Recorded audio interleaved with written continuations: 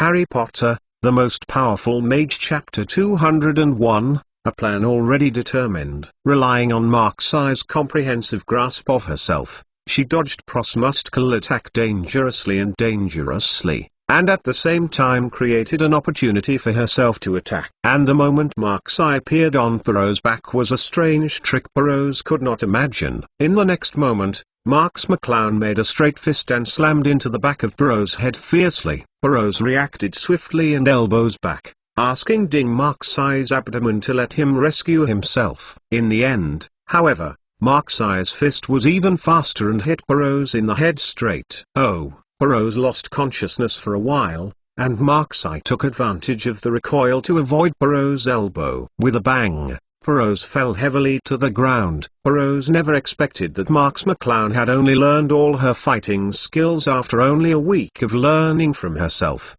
and she had even been better than the Blue in the sparring. Under the condition of slightly weaker power, with the help of a petite figure and precise manipulation of the details of the trick, coupled with the perfect control of the body, he finally defeated Perrault with a slight victory. Perrault sat down on the ring, looking at the smiling Mark-Sai, and suddenly felt that the whole person was not good. Even as a former member of the British Special Forces, Perrault, who has won singles championships in the SAS, SBS, SRR, and SFSG joint fighting competitions, does not think that he is invincible, and even the idea of himself being defeated often appears in him mind. He imagined being attacked by someone, defeated by a more skilled senior, and so on. But Perrault looked at Mark-Sai, just such a little boy who was only over 12 years old defeated himself. What is this? Perrault couldn't help but wonder if life is a mess in this world. I am very satisfied with my teaching this week. Thank you very much, Mr. Huck Perrault. Marx McClown smiled and stepped forward to shake hands with Perrault. Perrault held Mark-Sai's hand with both eyes without a godly eye. He has not walked out of the shadow of his loss so far, still muttering, "This is impossible." Marx McClown ignored him. "I will call someone into your bank account for the commission, goodbye." Perrault seemed to have not heard what Marx McClown said. His eyes were blank, and he continued to doubt the world. Marx McClown never expected that although Perrault had a master level in fighting, his heart was so fragile. However, it was only because he couldn't accept reality for a while. Marx McClown shrugged and ignored it. Marx McClown walked out of London University humming a little song. Since he has strong fighting skills, he should also think about what he should do. Marx McClown is still some time before school starts. The Grangers do it with their own dentist work, and Hermione is left alone. Apart from coming over to ask herself about magic from time to time, she is basically focusing on her own study. Originally, during Mark-Sai's stay in London, he wanted to come over to learn the fighting skills, enrich himself and pass the time. However, his level 1 perfect control skills were too abnormal. Perrault had worked hard for decades. Marx McClown learned it all of a sudden. It was not challenging at all. I wonder if Perrault knew what Marx McClown was thinking. Would he vomit blood and die? Marx McClown wandered back to Hermione's house. As expected, the Grangers went to work, leaving Hermione alone in her room and didn't know what to do. It seems it's time to get into the main topic of this holiday. Marx McClown sat bored for a while and sighed. I wanted to continue leisurely for a while. That's right. Marx McClown had a very clear plan for what to do this summer vacation. So Mark-Sai needs to use the remaining time to make some money for her own business of opening a store. This sounds very incredible. In fact, it is really incredible. You must know that Mark-Sai not only has Gringotts big savings, but was also authorized to open the family vault last year. He is also the true heir of the veteran nobleman in the British wizarding world. He has countless auras! And with the financial resources of the Marx family, let alone one store, even 10 of them opened without blinking their eyes. Not to mention that in the Muggle world, Marx McClown is still a member of the Royal Club, and it seems that she is not short of money at all. It's a pity that the only thing that restricts Mark's eye is the location of the store. Regarding this store that I had long thought of, I had already clarified the special nature of the store, so I naturally chose the most suitable location for opening the store. He wants to open this shop in Turnover Alley. At this time, the question came, could Marks Fan and Marks Sixuan allow Marks McClown, who is only 12 years old, to contaminate Knockdown Alley? Of course this is impossible. However, most of Mark's Eye's own money has been converted into British pounds, and all the companies that rely on foresight to invest 537 have not yet made any effort to rise. So the money can only be temporarily locked up in those companies. So now the problem is coming again. If this store were opened in Knockdown Alley, it would be impossible to use Cannon, who could take out the family treasury by Mark's Eye, because Marks Fan and Marks Sixuan, who are the heads of the household, can also easily find out the whereabouts of capital flows through Gringotts. After thinking about it, Marks McClown suddenly discovered that he was still caught in the most unlikely but encountered problem, which was also the most primitive problem. That's no money. Marks McClown didn't expect that he was just looking like the rich side, who knew that when he really wanted to take money, he couldn't get it out because of multiple constraints. It seems that you must have funds that you can freely control, and you can use it as you want, and you don't need to be as constrained as it is now. Marks McClown shook his head, clearing away the distracting thoughts in his mind.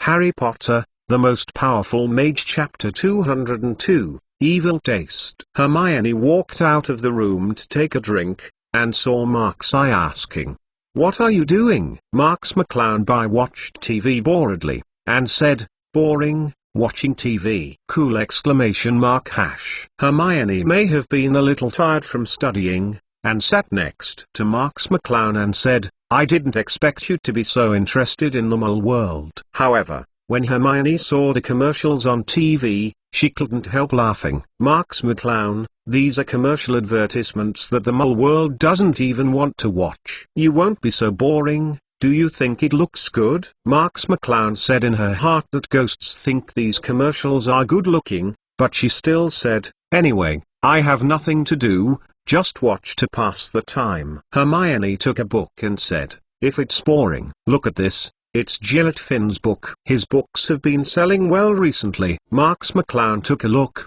and it was a book called Living with a Python book. Marks McClown suddenly remembered, yes, I can write a book. To pool the money to open a shop in Fumbling Alley, and to raise funds in a short time, writing a book is undoubtedly the best way. What happened to you? Hermione looked at Mark's Eye in surprise at the suddenly smiling Mark's Eye. Plus cool, tiger. Marks McClown smiled and said, "It's okay, thank you so much, Hermione." What? Marks McClown went back to her room in a hurry, leaving Hermione to sit on the sofa blankly. "Didn't you say that you are bored just now? Why suddenly it seems like finding the goal and direction of life." Marks McClown returned to the room and took out a pen and paper without saying anything. "What should I write?" Marks McClown thought for a while. As a celestial person who had traveled here, there were countless excellent masterpieces in his mind to write.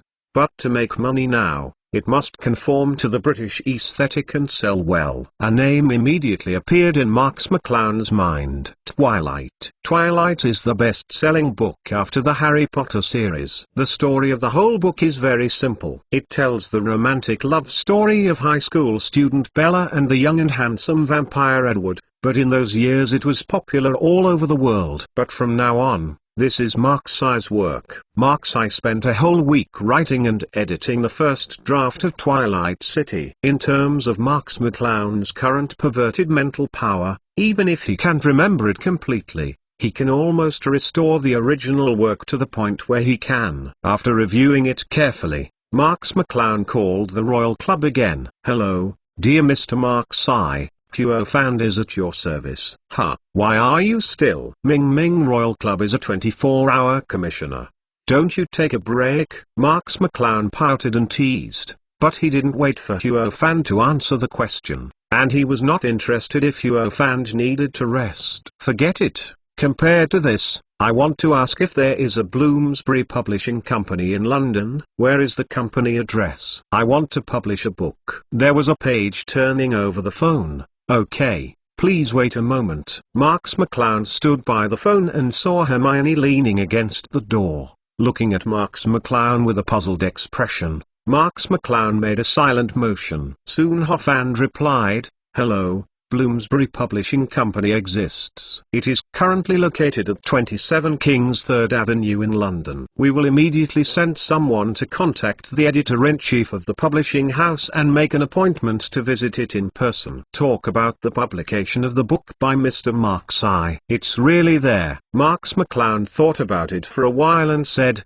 "No, you can just inform over there. I'll go and look for him directly." "Okay. Follow your wishes." After Marks McClown silently read the address of Bloomsbury Publishing Company, she hung up the phone. In fact, Bloomsbury Publishing Company is the publishing house of the Harry Potter series. Marks I wanted to publish her new book at Bloomsbury Publishing Company only because of his kind of evil taste. But now it seems that, except for the addition of wizards and the absence of the book Harry Potter, the rest are roughly the same as the Earth in the previous life of Marks I. Hermione also heard the name of Bloomsbury Publishing Company and asked, "Marks McClown, are you going to publish a book?" Marks McClown raised the first draft in his hand and said, "Try it without money. Will you still be short of money as you?" Hermione murmured inwardly, but she still admired. "I decided to publish a book when I first saw it at such a young age. It's Marks I. Really amazing." At the end, Hermione asked with some expectation, "Can I see it first?" regarding whether Marks I's writing is good or not. In fact, Hermione doesn't think it matters. In fact, Hermione has never expected it to be good. They are all 12-year-olds of the same age. Generally, Muggle children don't even remember all the words. What bestseller-level works can they write? So it doesn't matter. The most important thing is Marks McClown's debut work. This is a good memory between himself and Marks McClown. I will be the first reader. Just as Hermione was thinking full of thoughts, Marks McClown waved his hand. "After the publication, you will be able to see it. I will send you this list-signed version at that time." There are a lot of words in Twilight, and Hermione doesn't know how long it will take to finish reading. And Marks I doesn't have that idle time. Hermione blinked innocently, a little dazed by the unexpected rejection. Marks I smiled faintly when she saw this, and walked out of Hermione's house. Even the answer is so confident. Hermione looked at the figure of Marks McClown walking away, and subconsciously put aside the confusion in her heart, and couldn't help feeling that Marks McClown was really both talented and pursued. No, I can't be so widened by Marks I. Harry Potter, The Most Powerful Mage Chapter 203 Bloomsbury Publishing Company. I must catch up with Marks I. While thinking about this, Hermione went back to her room and studied harder. According to the address given by the phone, Marks McClown found the Bloomsbury Publishing Company. Although it looks quite a bright company on the outside, it is not as beautiful as Marks I imagined. And it is even a bit tattered. "Hello, anyone?" Marks McClown walked into Bloomsbury Publishing Company. More than a dozen staff members were busy doing things, but no one paid attention to Marks McClown. "Sorry, I want to find your editor-in-chief. I think I should make an appointment with him." Seeing Marks McClown's age, the little employee who was stopped immediately looked suspicious. "Kid, why did you make an appointment for the editor-in-chief? Which one came here?" Marks McClown still smiles gracefully. "I did make an appointment with your editor-in-chief, and you can find it in the record, otherwise I won't be able to pass the security downstairs, right?" The little clerk seemed to think about it, and pointed to a room deep in the office for 530 words. "The editor is in that room." Before Marks McClown had time to thank him, the little clerk walked away impatiently. Cool tiger. Marks McClown had to walk to the editor's office alone and knocked on the office door. The editor-in-chief of Bloomsbury Publishing Company is an old man named Buck Cunningham with fluffy hair and a lack of energy. The recent decline in company performance has also made his job shaky. "Not long after I went to work today, I received a call from the Royal Club saying that a distinguished guest was coming to their publishing house to publish his new book. Although Buck is only the editor-in-chief, he still has a concept of the Royal Club. People who belong to this group are either rich or noble, and they are all prominent figures. The famous big man in Buck's imagination is either a middle-aged bald man with a big belly, a succinct and strong young man, or an extravagant lady wearing a bead and silver. When I first thought of this, there was a knock on the door. Buck quickly grabbed two of his hair and called out, "Please Beffin." I pushed the door and entered, and saw Buck in raunchy clothes. Boy, damn, I have another very important guest later. Who put it in? Buck glanced at Marks McClown and found that it was a child, somewhat disdainful. Marks McClown smiled and said, "The VIPs you will receive soon, aren't they from the Royal Club?" Buck looked at Marks McClown in surprise and asked, "How do you know?" Marks McClown waved his hand and said, "If there is no other member of the Royal Club to book your time, then I would like to make an appointment with you." Cool tiger. Buck thought about the image of the coming guest countless times, but he didn't expect to be a child. But Buck reached out to Marks McClown and said, "It's an honor to meet you. My name is Buck Cunningham and I am the editor-in-chief of Bloomsbury Publishing Company. My name is Marks I." Marks McClown politely shook hands with Buck and sat down directly. "I think the Royal Club has already explained to you why?" Buck nodded and said, "I heard you want to publish a book." Buck actually didn't have any expectations in his heart. He felt that Marks McClown was a child of a rich family. He wanted to be a writer on a whim, so he took over what he wrote. Marks McClown handed the manuscript that she had spent a week to write to Buck, and said, "Look at it first." Buck looked at the thick stack of manuscripts in front of him, thinking that he had written a lot.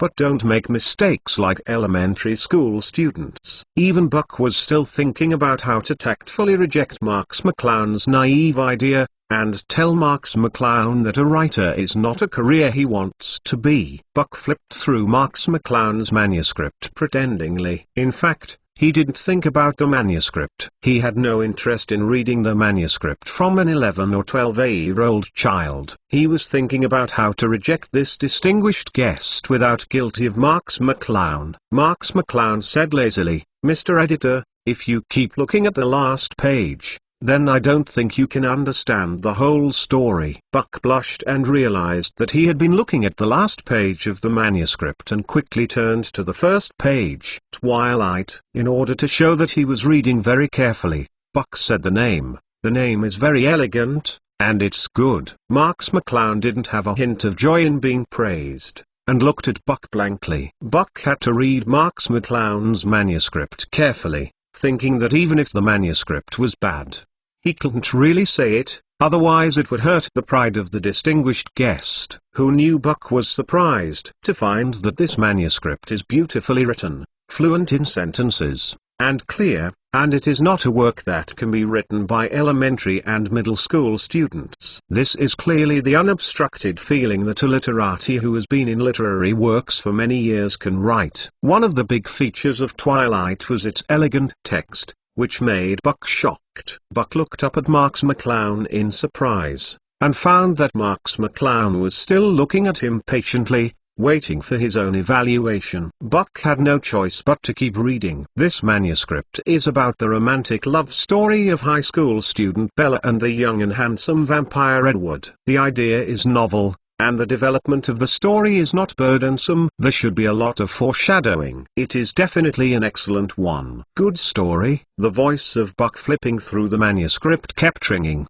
and Buck was completely immersed in Marks I's manuscript. Marks McClown's description is very natural and not rigid at all, making the whole story seem extremely smooth, and the suspense points are also very delicate, and the points are even more exciting. Buck flipped through the manuscript unknowingly, until the last one was flipped, and Buck unconsciously touched the next one, and then he realized that the manuscript had been read. Harry Potter, The Most Powerful Mage Chapter 204, Journey to Knockdown Alley. What's next? What happened to Edward? As soon as he finished speaking, Buck realized that he had said something wrong, and he said, Ahem. Mr. Marks, I feel pretty good about your first draft. Cool exclamation mark hash. Buck thought that it was not only quite good. I have been the editor-in-chief for many years, and I have read more books than people who have read it. It is the first time that such a book can make Buck feel excited. Buck is sure that if this book is released, it must be a big hit. Buck had no contempt in Marks McClown's eyes, and Marks McClown's manuscript had completely conquered Buck. Marks McClown said, "Then what if I want to publish?" Buck smiled and nodded. "Of course there is no problem, but Mr. Marks, how much have you prepared for your manuscript?" Marks McClown faintly pointed to the manuscript in Buck's hand, and said, "That's all." Buck said, "Mr. Marks, if you publish a book, you must have a certain amount of manuscript before it can be published." Marks McClown frowned and said, "About how much?" Buck made a gesture and said, "At least so much." Marks McClown lowered her head, pondered her writing speed, nodded and said, "Well, I should be able to write before school starts." Buck said suddenly, "That, Mr. Marks, can you close their manuscript once a week, that is, hand it in after you finish writing the manuscript for a week?" "Cool, Tiger." Marks McClown looked at Buck with a smile, and instantly understood Buck's meaning. Unexpectedly, Buck has become the first fan of this Twilight before being written. "Don't worry, Edward is fine," Buck said in surprise. "Really? What about Bella, when there is no Edward?" Marks McClown looked at Buck with a smile on his face. Buck hurriedly shut up, and said in embarrassment, "I'm sorry,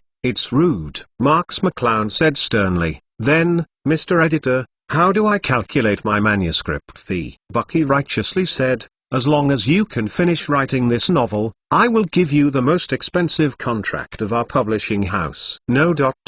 When the sales reach the selling line, it will double again. And if there is something else after the publication, what about the harvest?" Marks McClown nodded with satisfaction and said, "Happy cooperation." Buck immediately smiled and held Marks's hand. During the next period of time, Marks McClown immersed himself in writing at Hermione's house, and Hermione often asked Marks McClown to teach her magic lessons. This little life was moist, and the two of them also enjoyed this unclear life. Plus Cool, Tiger. Time passed day by day, and in a blink of an eye it was about to start Hogwarts. Marks McClown's Twilight is almost finished, the second part, and also earned a lot of contribution fees. "Lunch this day?" Mr. Granger asked. "Hogwarts will start soon." Hermione nodded and said, "McClowns, we are going to buy something for the beginning of school." Mrs. Granger asked, "Mr. Marks, when are you going to go to Diagon Alley to buy some magic items you need?" "We can go together." Marks McClown said, "My parents are going to arrange some people to directly help me order books from Lyhan Bookstore, and then deliver them to my door. If there is anything else I need, I will also buy them." Mr. Granger exclaimed, as expected of Marks's family, "I don't have to do anything by myself." Mrs. Granger also nodded and said, "Didn't the Marks family say that they are aristocrats? How can they do these trivial things?" "Someone will definitely do them." Marks McClown explained,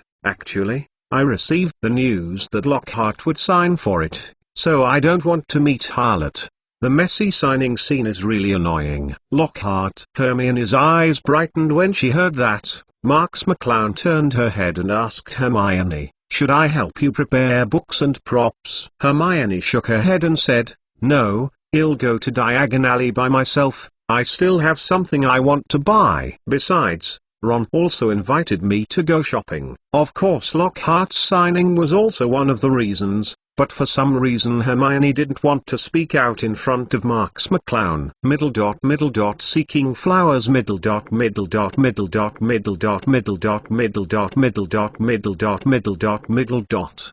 McClown nodded and thought about it for a while. "Then I will accompany you, too. My novel is almost done, and I want to go to Rolling Lane by the way to do something." Marks McClown actually wanted to use the free time before the start of school to find a location for a shop in Rolling Alley. When the Grangers heard that Marks McClown was willing to accompany Hermione to Diagon Alley, they all said that they had something to do, and they were extremely relieved with Marks McClown's company. Hermione and Mark's Eye were helpless when they heard the words, so they could only leave for Diagon Alley by themselves. Diagon Alley, which is near the beginning of school, is even more popular. Many Hogwarts students buy teaching materials and magic props in Diagon Alley. The small streets are very crowded.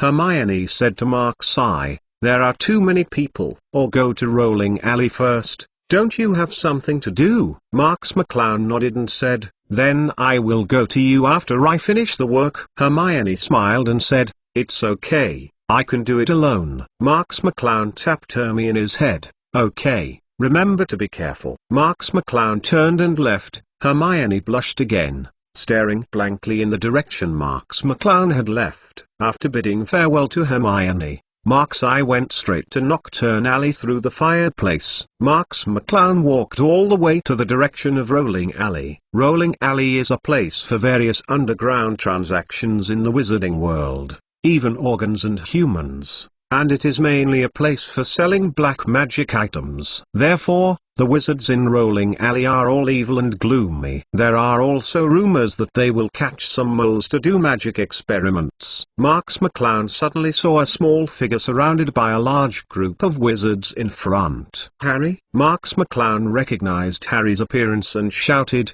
"What are you doing here?" Harry Potter, The Most Powerful Mage Chapter 205, Shameful Deeds. Harry saw dust all over his body, one of his glasses was broken, and he looked unconscious. As soon as he saw Mark's Eye, he immediately shouted as if he had found a pillar, "Mr. Marks, I'm lost." "Come." Marks McClown looked at the wizards that surrounded Harry, one by one grinning, full of dark aura. Harry hurriedly passed through the surrounding strangers and came to Mark's Eye. Marks McClown grabbed Harry's arm and quickly left the area. "Thank you so much, Mr. Marks." Harry still had some lingering heart palpitations, feeling that his little heart was still beating. "Why did you appear in such a place?" Marks McClown frowned. "Those people know you. You are very dangerous here." Harry also just slowed down, explaining why he appeared in Knockoff Alley. It turned out that Harry received unfair treatment at his uncle's house. Ron drove the family car to rescue Harry, and then Harry stayed directly at Ron's house in the days to come. And now that school is about to start, they will also come to Diagon Alley to buy the things they need to start school. But when using Floo fans, Harry accidentally called the wrong name because it was the first time when he came here. In the closet. This is not where you should be. Marks McClown looked serious after listening. Harry nodded in agreement, and asked puzzledly, "Mr. Marks, then why are you here?" Marks McClown said indifferently, "I want to open a shop in Fanroll Alley, so I came to find a location." Harry nodded, his face suddenly tense, his eyes staring in one direction. "It's Malfoy." Mark's Eye saw a golden retriever Draco and his father walking around Rolling Street. Harry said nervously, "They are coming here. I will hide first." "Why are you hiding? Are you good friends who love and kill each other?" Before Marks McClown could finish complaining in his heart, Harry ran to a side alley and hid, while Marks McClown stood still. Unlike Harry, who saw Draco hiding subconsciously, it was mainly because Draco saw Mark's Eye that he could not wait to hide immediately. Lucius also saw Marks McClown and walked over and said, "I didn't expect we would run into it here, Mr. Marks." Draco hid behind Lucius, looking at Mark's Eye with fear. Lucius kicked Draco hard, and Draco said with a pale face, "You." "Hello, Marks Xian." No, Marks McClown. Plus cool, tiger. Lucius looked at the ineffective son and kicked it again. Marks McClown said lightly, "Mr. Malfoy, does Draco seem to be afraid of me?" Lucius laughed and said, "Draco made you laugh because of his incompetence." "So what are you doing, Mr. Marks? Isn't it a shameful business?" "You know, this is not a place where kids can come." Although not explicitly pointed out, it is obvious that Lucius' little kid is talking about Mark's Eye. Indeed, Marks McClown glanced at Draco intentionally or unintentionally. This is not a place where little kids can come. As for the shameful deeds, Marks McClown nodded. Of course, compared to children, Shouldn't it be an adult who claims to be more suitable to come to Nook Alley? Lucius frowned, not knowing what Marks McClown meant, and suddenly changed his mind, knowing that Marks McClown was taunting himself for coming over to do shameful deeds. Mr. Marks, I haven't seen it for a long time, and the sharpness of his teeth and mouth has increased. It really feels more and more like Fan. Marks McClown smiled and said, how can this compare to our Mr. Malfoy? Lucius snorted coldly, realizing that he could not have the upper hand in the verbal confrontation with Marks McClown. Lucius didn't want to talk nonsense with Marks, and said coldly, then I won't hinder Mr. Marks's business. Draco, let's go. Lucius waved the wizard's robe hard and strode away. Draco immediately followed Lucius' pace and left. Wayan said in a strange way, walk slowly and don't send it. It wasn't until Lucius and his son had gone far that Harry stared his head in the alley. Marks McClown said with a laugh, don't worry, they have already left. Harry then walked out in relief, patted his chest and said, finally left. Marks McClown shrugged and said, actually you don't need to hide. Harry shook his head and said, it's better to do more than less. I don't want to face them. Marks McClown led Harry out of Knockdown Alley. Harry said, Mr. Marks, would you like to go back to school with us? Marks McClown shook his head and refused, no, I have something else. Harry nodded helplessly, well then. Marks McClown turned around again and walked into Rolling Alley, and Harry had no choice but to wander around the streets of Diagon Alley. Harry. Hermione's voice suddenly came. Harry turned his head and it turned out to be Hermione. Hermione pointed to Harry's glasses suspiciously and asked, Harry, what did you do? With that said, Hermione drew out her wand, pointed it at Harry's torn eyes, and chanted aloud, return to the same old age. The light flashed, and Harry's glasses had returned to their original form. Harry said in amazement, I should learn this spell. Harry. Ron on one side also stepped forward. I'm so worried about you. Where did you go? Harry had just been transported by Flufans to Rolling Alley, and also met Marks, Lucius and Draco. Ron said with a look of disdain, I'll just say Marks McClown has a problem. How can a normal wizard go to Rolling Alley? The wizards going to Rolling Alley are all evil wizards. Hermione refused to accept. Ron, what are you talking about? Marks is just going to Rolling Alley. How can he be directly defined as an evil wizard? McClowns, I went to Knockoff Alley too. Harry also said, Ron, you should apologize to Mr. Marks for that sentence. It is impolite for you to say that to Mr. Marks. Chapter 206, Simple, Crude and Direct. Ron said with disdain, I won't, otherwise, why do you say Marks I went to Rolling Alley? Hermione said, Marks McClown is looking for a shop location. He wants to open a shop in Fan Roll Alley! Ron sneered, look, he not only buys black magic items, but also sells black magic items. Why is he not an evil wizard? Harry righteously said, Ron, Mr. Marks is not an evil wizard. He has saved me and is my lifesaver. You can't say that about Mr. Marks. Hermione also said, Marks McClown is my good friend, and also my savior. If you say that about Marks McClown, we don't even have a friend to do. Ron gritted his teeth in dissatisfaction. But seeing that Harry and Hermione were both so serious, finally he was discouraged and said, okay, let me leave it alone.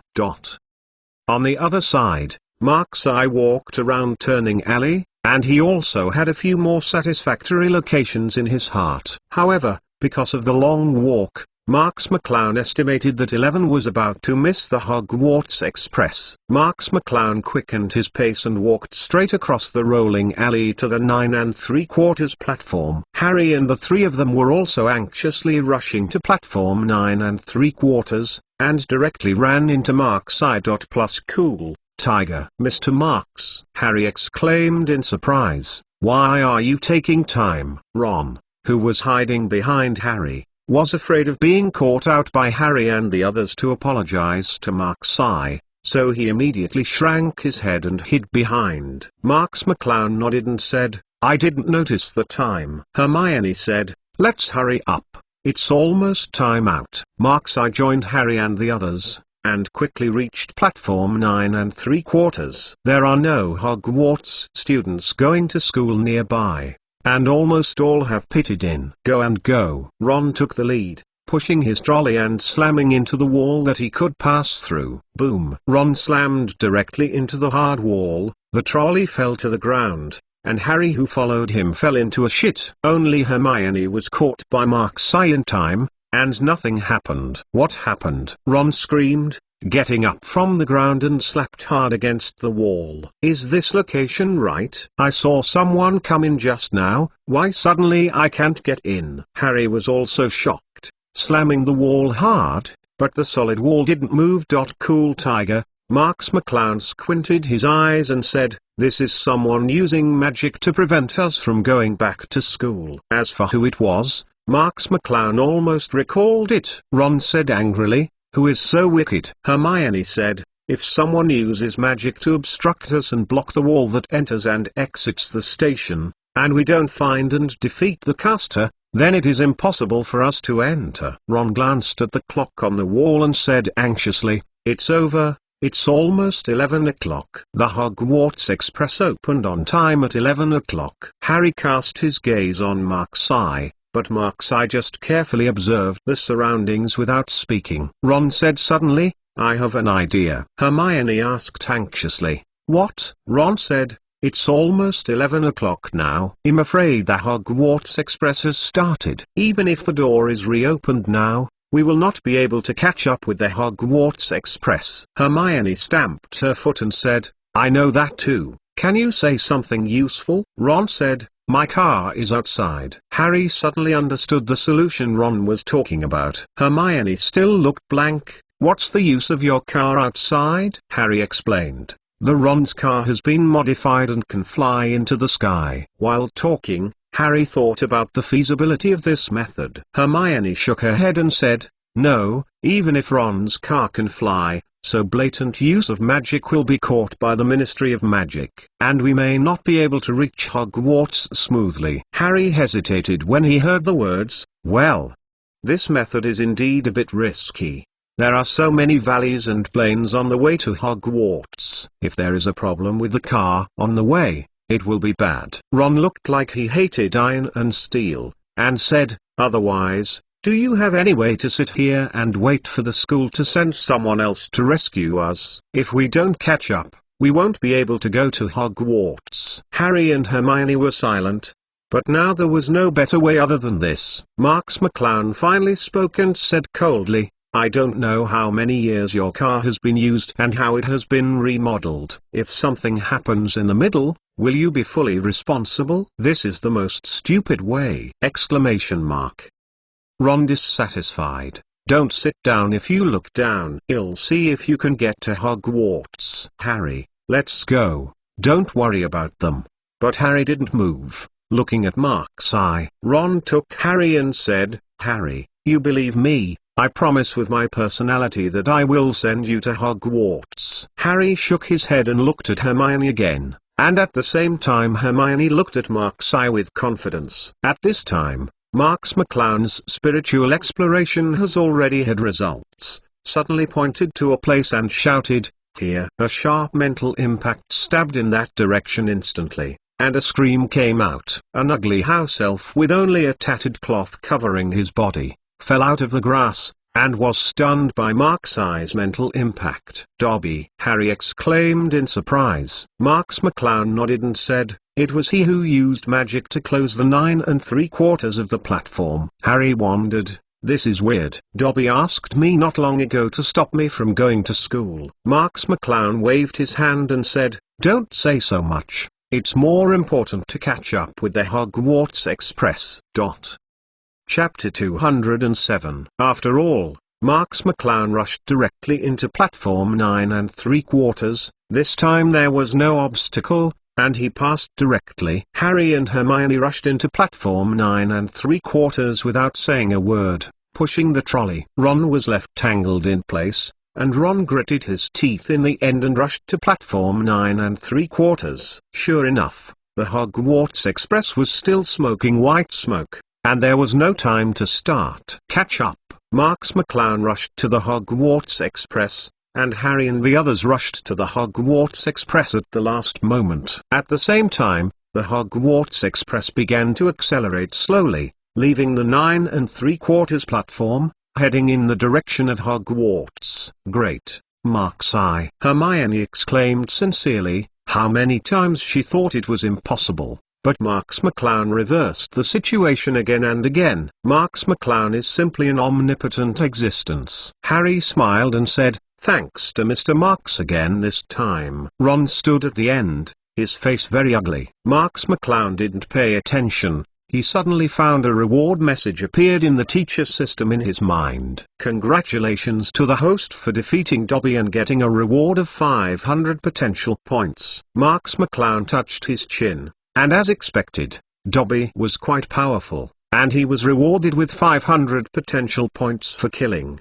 Harry. "Why doesn't Dobby let us go to school?" Hermione asked suspiciously. Harry also shook his head and said, "I don't know. Dobby had approached me before I went to Ron's house. He said that it would be dangerous for me to go to school, so he kept dissuading me. But he didn't expect it. He also used magic to prevent us from getting in the car." Hermione was puzzled. This is very strange. Whose house elf is Dobby?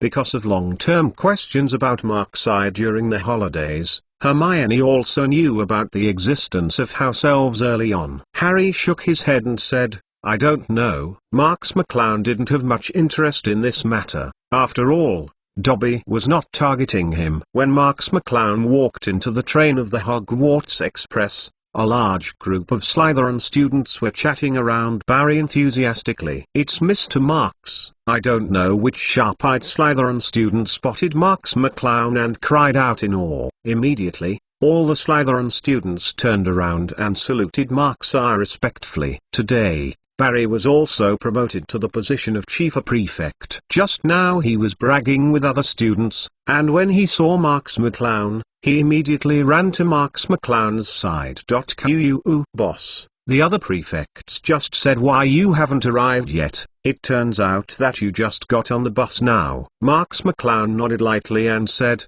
"Well, something was delayed just now." Barry immediately said, "Then the boss, do you want to go to our Slytherin chief's special car? They are waiting for you." "Premier's dedicated carriage?" Barry nodded quickly and said, "McClown's, it's a carriage specially set up by Hogwarts for the prefect, and it also has fruit snacks." Marks McClown is an aristocrat, and he is accustomed to these kinds of life, and said cheerfully, "Okay." Harry asked, "Mr. Marks, won't you sit with us?" Marks McClown shook his head and said, "Maybe I'm going to be separated. There is a more comfortable place not to enjoy, and Marks I certainly wouldn't do such a stupid thing." As soon as he finished speaking, Marks McClown directly followed Barry to the next carriage. Hermione had to take out the book to preview, slightly disappointed, while Ron kept muttering something, but didn't say anything. After all, there were more Slytherin classmates in this carriage. Marks McClown followed Barry to the Slytherin's first-class carriage, which was quite different from the ordinary carriage. Not only was it equipped with a large sofa, but the dining table was full of delicious food and juice. The other Slytherin prefects all sat and chatted together, and when they saw Mark's eye, they immediately stood up and respectfully shouted, "Boss!" If these Slytherin prefects were still unconvinced with Marks McClown before, then Marks McClown won the Quidditch Championship and the Academy Cup champion, plus Marks McClown defeated the Troll and defeated the Three-Head Dog, challenged Voldemort. All kinds of deeds have conquered their hearts. In their hearts, Marks McClown is the well-deserved king of Slytherin. Marks McClown glanced around, then suddenly said, "Kelly and Xisa have graduated, right?" The prefects of Slytherin calmed down immediately, listening to Marks McClown talking. After a few seconds, Buna replied: "McClown's, my sister said when she graduated, she finally saw our Slytherin win the Quidditch Championship, and asked me to thank you again, boss." Winning the Quidditch competition last year was Cisa's final wish after graduation. But why doesn't Kelly, who is also a 7th grade graduate, think so. They all hope to see that Slytherin can win the Quidditch championship again. But who knows, it will be jointly targeted by the other 3 colleges. If there is no Mark's Eye to turn the tide, it is estimated that Slytherin will once again lose the chance to win. It is very likely that Caesar and Kelly will regret this for their entire lives. Marks McClown nodded faintly and said, since Kelly and Caesar have graduated, the position of the prefect should also be adjusted. Lee how the prefects of all grades of Slytherin, except for the Shadow Prefect, basically jumped 1 level up. Although the Shadow Prefect has to go through the customary defense ceremony, the strength as the Dual King is unshakable. It has almost never happened that the Shadow Prefect is defeated and replaced by others, so it can also be considered as a direct promotion. Of course, this kind of history also ends with Mark's Eye, but Mark's Eye is undoubtedly special. Even if his identity does not need to be defended, no one will question him. Of course, he is the Shadow Prefect of the 2nd grade of Slytherin, and he is still the well-deserved King of Slytherin. Harry Potter, The Most Powerful Mage, Chapter 208. The Legend of Mark's Eye. So what is vacant now is that after the freshman branch, the position of the Shadow Prefect of the 1st grade is now, who will replace Mark's Eye's former position. Hogwarts ushered in the festive scene of freshman enrollment. Hundreds of Hogwarts freshmen walked into the Hogwarts auditorium and witnessed the roof like a starry sky, countless suspended candles, and the legendary sorting hat. Astoria is one of them. Although all these things were amazing, Astoria felt that Mark's Eye's appearance in front of her was what made her most excited. Although she had always been in Hogwarts to see Mark's Eye, since Mark's Eye's birthday party, Astoria never saw Mark's Eye again. Even if Astoria took the Hogwarts Express and even came to the Hogwarts auditorium, she did not see the person she wanted to see. After being identified by the sorting hat, Astoria was successfully assigned to Slytherin College, which is, of course, after all, Astoria's 577 parents both graduated from Slytherin College, and they kept talking about Slytherin when they were wearing the sorting hat. Why didn't the sorting hat dislike her and assigned her to Slytherin? Astoria. A girl's voice sounded. Quu. Astoria looked back. It was Pansy. Pansy and Astoria knew each other. Although there was some disharmony at Mark's Eye's birthday party before, after all, neither of them was favored by Mark's Eye. On the contrary, they felt a sense of sympathy. Sister Pansy, Astoria called. Pansy looked at Astoria with a faint, unspoken look, and laughed. Are you not familiar with Slytherin? Do you want me to help? Astoria looked flattered and said, is it really possible, Senior Sister Pansy? Pansy touched Astoria's smooth hair lightly, and said, of course, we are all Slytherins. Astoria asked gently, then what are we going to do now? Pansy replied, after the freshmen are sorted by the sorting cap, they will be taken away by their respective prefects. Our Slytherin Academy is a bit different, and there has always been a custom at this time. We select first-year freshmen. Shadow Prefect. I heard my parents say about this. Astoria looked nervously at the strange faces around her, somewhat restrained.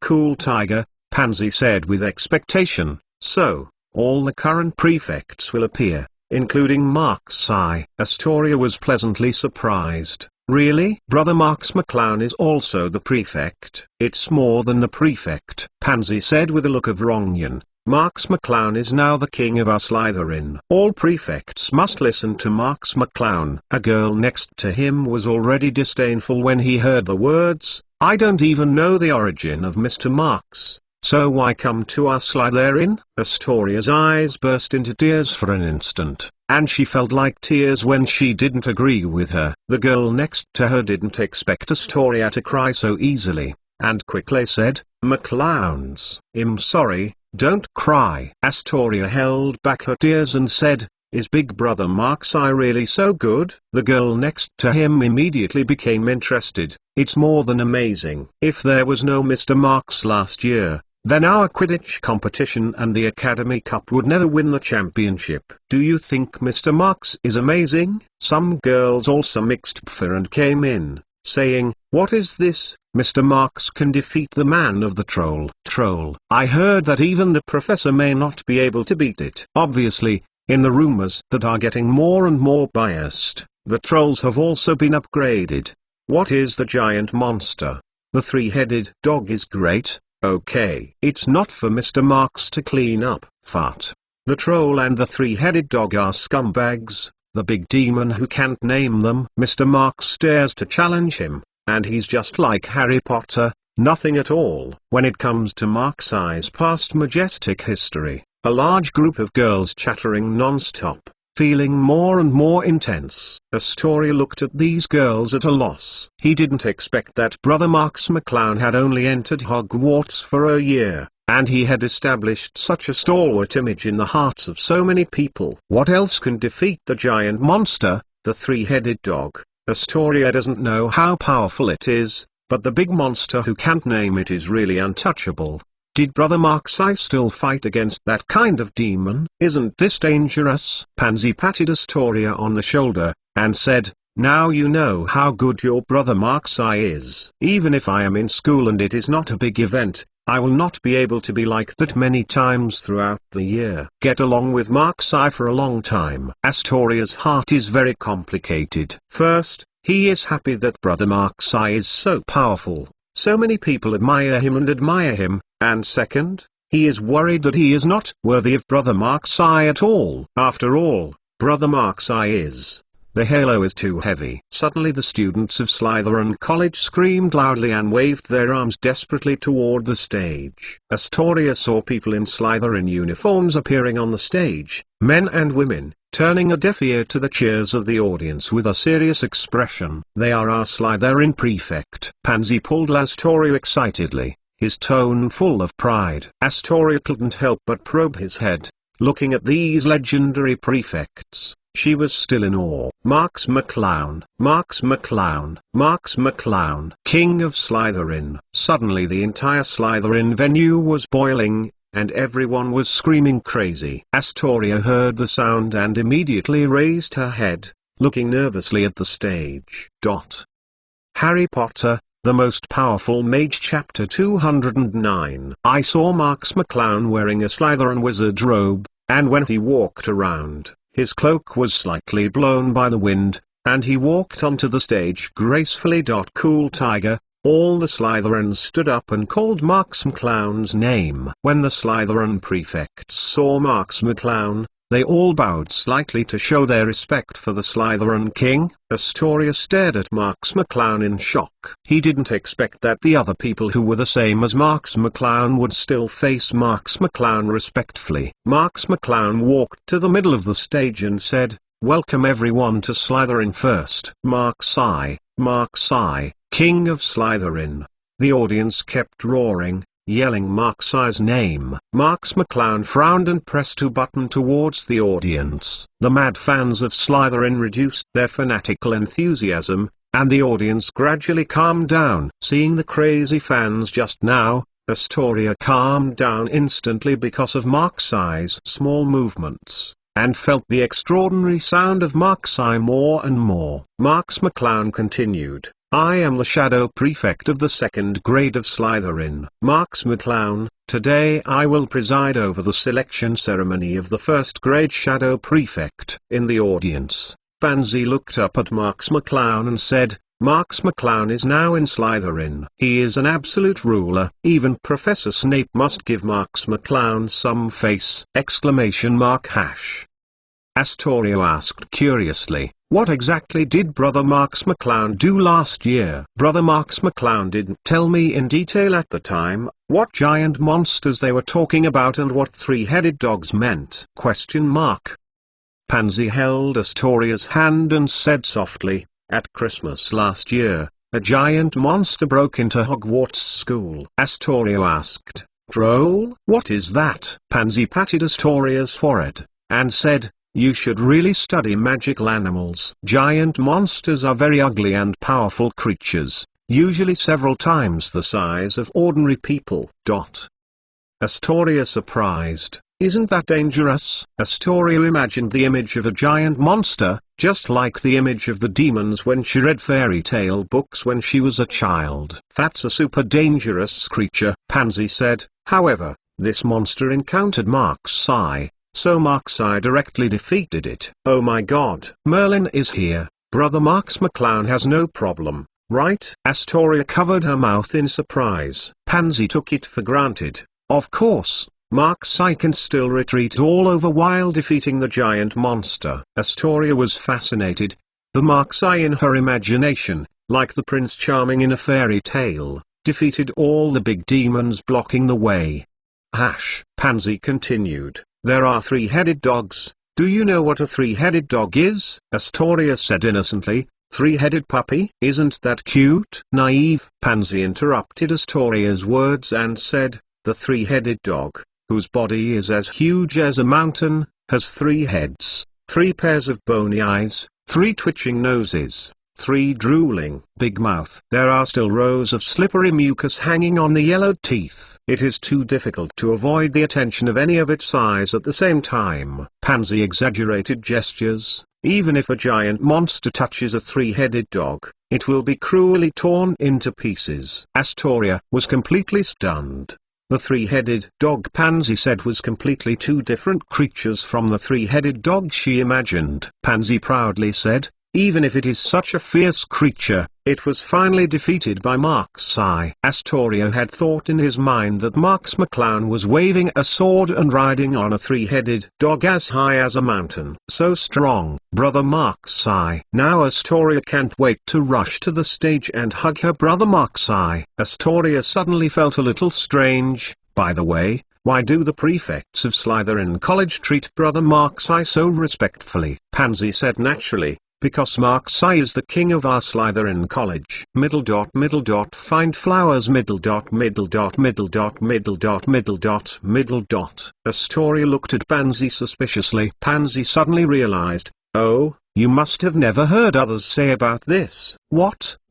Astoria felt that she smelled gossip. Pansy grinned and said, because Marks McClown once defeated all the other senior leaders of Slytherin with 1 to 6. Astoria was shocked. Why haven't anyone heard these things before? You stupid, little stupid. Pansy tapped Astoria's head lightly. You should take care of the faces of the other prefects. Besides, Marks McClown is a person who dares to challenge even the demon who can't even name his name. What is the prefect? What? Astoria's shock was overwhelming. I just thought that girl was joking. It turned out to be true. When the girls were chatting just now, Astoria also heard a little bit, but he didn't expect this to be true. After all, that demon who can't even name his name, but almost overturned the entire wizarding world, is someone who can't even deal with Professor Dumbledore. Pansy nodded and said, although I can't believe it, this is indeed true. The school also prohibits us from discussing this matter, but I still received some gossips. Would you like to listen? Hogwarts is known as the safest place in the UK, and it is still a school. Of course, the Hogwarts official will not admit that Voldemort sneaked into it. Moreover, even if Dumbledore wanted to admit, the Ministry of Magic, in order to maintain stability, would try to deny the truth of this matter. Astoria heard the words and nodded like a woodpecker. The Most Powerful Mage of Harry Potter Chapter 210 Trouble Again. Pansy looked around mysteriously, and after making sure that no one had heard it, he said, the school hides the treasure of the wizarding world, the Philosopher's Stone. I haven't figured out what's the specific use. Astoria nodded quickly. It didn't matter what it was, as long as it was precious and powerful. Then the big demon who can't even mention his name wants to sneak into the school to steal this magic stone. Astoria covered his mouth. That Dark Lord actually sneaked into Hogwarts. Marks McClown knew about this, and then she approached Harry. After all, Harry is the legendary savior and the only one who was hit by the death curse and survived. Astoria nodded repeatedly, imagining the danger. Fifth reason, in order to thwart the big demon's plan, Mark-Sai and Harry went through all kinds of dangers and sufferings.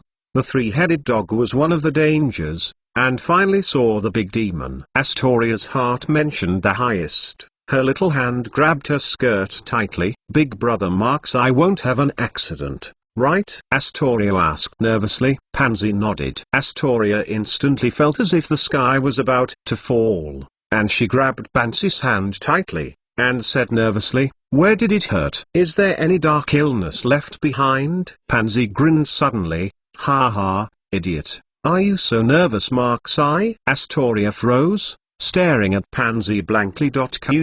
Pansy said, Marks McClown did suffer some injuries, but they were all minor injuries. He slept in the school hospital all night and came out. Scared me to death. Astoria patted her chest. It's fine if it's all right. It's fine if it's all right. Slytherin's first grade shadow prefect ceremony soon ended. Because of Mark's eye's topic, Astoria and Pansy were unexpectedly very close, and they went back to their dormitory twittering. And Marks McClown waited for the prefects of Slytherin, but left the prefect meeting. Marks McClown Cheshire sat down. Generally speaking, the prefect meeting at the beginning of school will not have any important things, usually just a formality.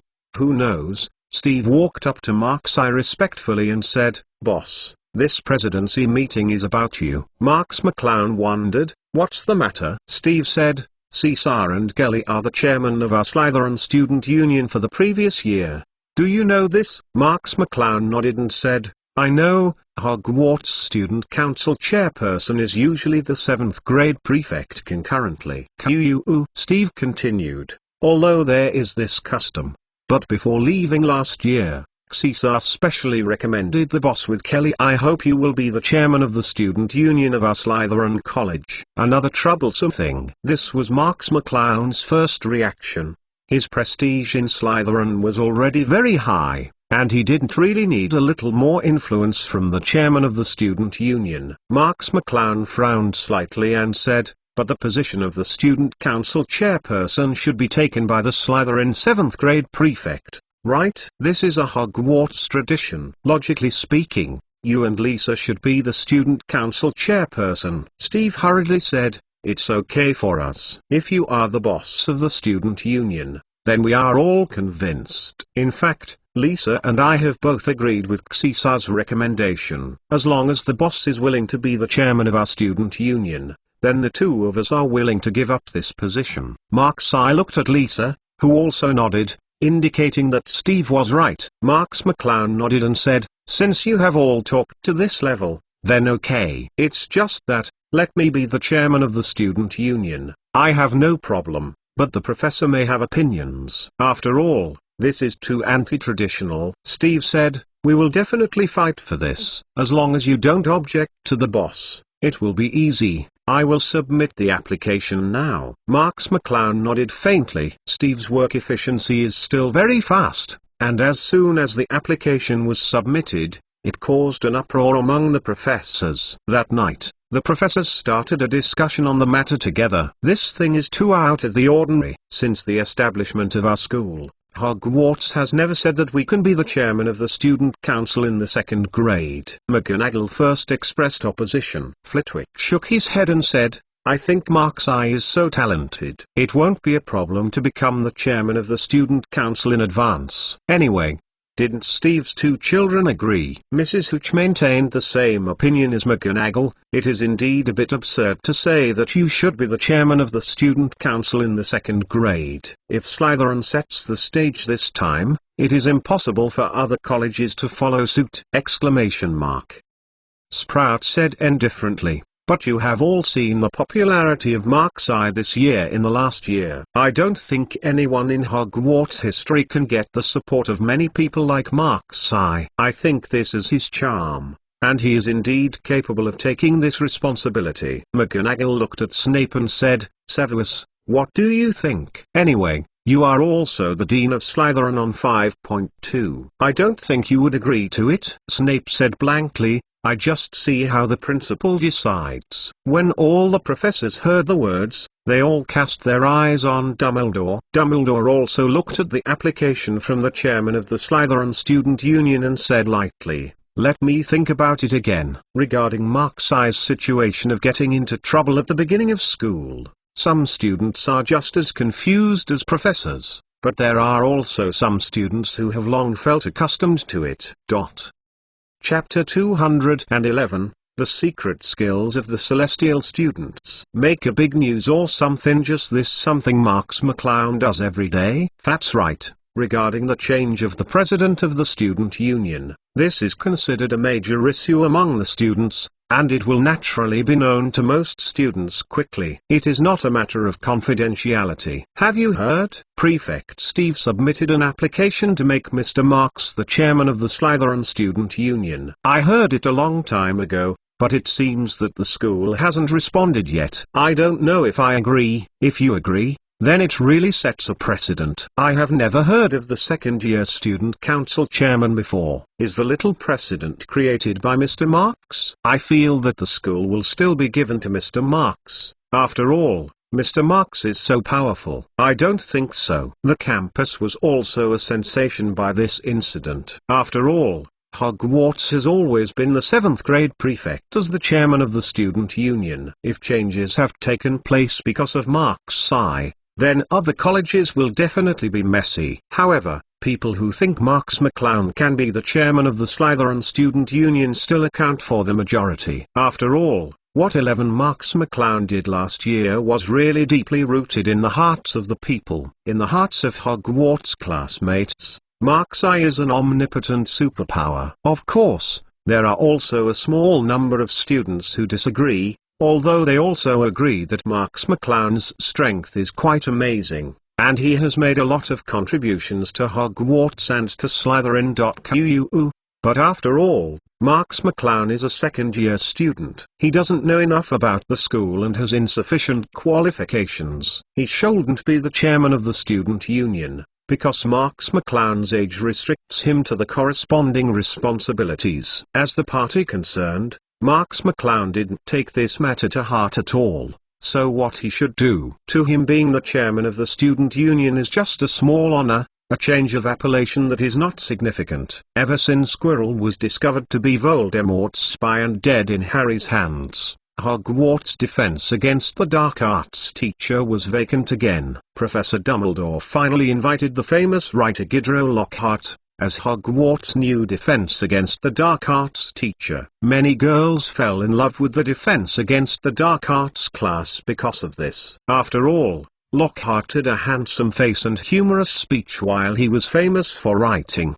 But Marks McClown was not interested in it. Marks McClown knew Lockhart's true face better than everyone else, and didn't like Lockhart very much. Plus cool, tiger. Moreover, Marks McClown's understanding of black magic has also been very deep. I have to say that Voldemort, as a teacher of black magic, doesn't know where it is higher than others. What Lockhart taught was just the most basic defense against dark magic, which was really not attractive to Marks McClown. However, the classes that should be taken are still required, but as to how to kill the boring classes, Marks a former senior student of the Celestial Kingdom, has so many ways. As soon as the class started, Marks McClown secretly took out a book. That was the novel written by Lower Break with the female ghost, and Marks McClown still read it with relish. I have to say that Lockhart's ability to become a famous writer and sell his books so well is not an accident. Lockhart's writing level is indeed extraordinary.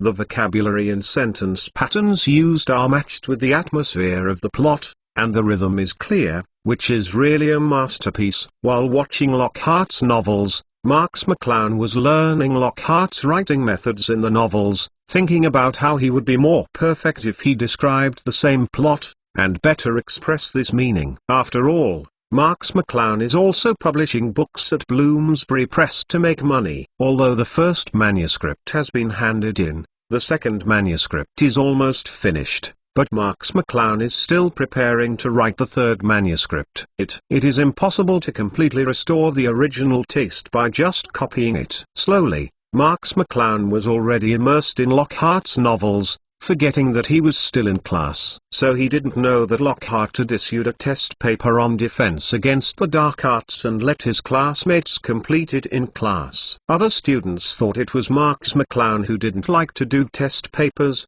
so they didn't do it. However, Marks McClown just read novels and was fascinated by it, so he didn't notice this at all. Okay, time is almost up. Let's collect the test papers and let me see how everyone is doing. Lockhart clapped his hands and put away the test papers distributed to the students one by one. Marks McClown raised her head with a dazed expression. What? Just taking the exam? At this time Lockhart had walked up to Mark's eye and saw the empty test paper on Mark's eye's desk. Lockhart picked up the test paper and said, Mr. Marks, if I read it right, your test paper is now blank, right? As he spoke, 537 Lockhart's face was already upset. Immediately afterwards, Lockhart grabbed the test paper on Mark's eye's table. Don't Mr. Marks know that if he doesn't write anything on the test paper, he will only get 0 points in the end? Some Gryffindor students who were in class together had already laughed. It is rare for Marks McClown to make such a mistake. So they all looked at Lockhart and Marks McClown, and felt that there was a good show to watch. The students on the Slytherin side were all holding hands and looking at Mark's eye with interest. In their opinion, it must be Mark's eye that was unhappy with Lockhart, so he deliberately turned in a blank paper to make Lockhart attack him. You know, Marks McClown is a man in the school. Even Professor Snape can only suffer a loss in Marks McClown's hands. This imaginary Lockhart will definitely suffer a big loss in Marks McClown's hands. P.S. Ask for rewards and automatic subscription _:3_. Chapter 212. The students in Gryffindor on the other side also looked at Lockhart and Mark's eye enthusiastically. Cool Tiger, in their view, Lockhart is a celebrity figure in society, and the identity of a famous writer is also very respected. Mark's eye may not be able to get benefits from Lockhart when he meets Lockhart. After all, no matter how famous Mark's eye is, it is limited to Hogwarts. To put it more bluntly, how can some students' petty chuckles be compared with successful people who have truly entered the society? Some students even thought that such a famous character as Lockhart would definitely crush Mark's eye to a great deal. After all, the two are not people on the same level. Marks McClown will definitely deflate in Lockhart's hands and make a joke. Lockhart felt quite upset when he saw Mark's eye hand in a blank paper. No teacher does not want to see his students treat the course he teaches so casually, or even hand in blank papers. This is a great disrespect for the teacher. What's more, it is a person like Lockhart with extreme vanity. Just when Lockhart was about to get angry with Mark's eye, Lockhart saw that Mark's eye had a book that he knew very well. Lockhart picked up the book Marks McClown was holding and found that the title of the book was Break with the Female Ghost, which was his own work. Cool Tiger, Lockhart's face instantly smiled. Mr. Marks, you shouldn't do this anymore. How can you observe my work in class? Marks McClown rolled his eyes, and was too lazy to explain. So Marks McClown didn't explain it at all. He sat on the chair and looked at Lockhart, who knew Lockhart would be wrong again, slapped Marks McClown's shoulder vigorously. Although Mr. Marks did something unrelated to the class when you were in class, this is your fault. But from the way you look at such in-depth works and you can see with relish, I feel your talent and your potential is immeasurable. All the classmates were dumbfounded. Wasn't she still asking Mark's eye about handing in a blank paper when he didn't listen in class? Why suddenly Marks McClown became a good student with great talent and potential? Lockhart laughed and said, you can learn a lot by reading my book, and it is of great help to your studies. You will spend class time reading my book. Indeed, this is well done. You chose a way to learn more. Marks McClown looked at Lockhart speechlessly, without knowing how to refute it,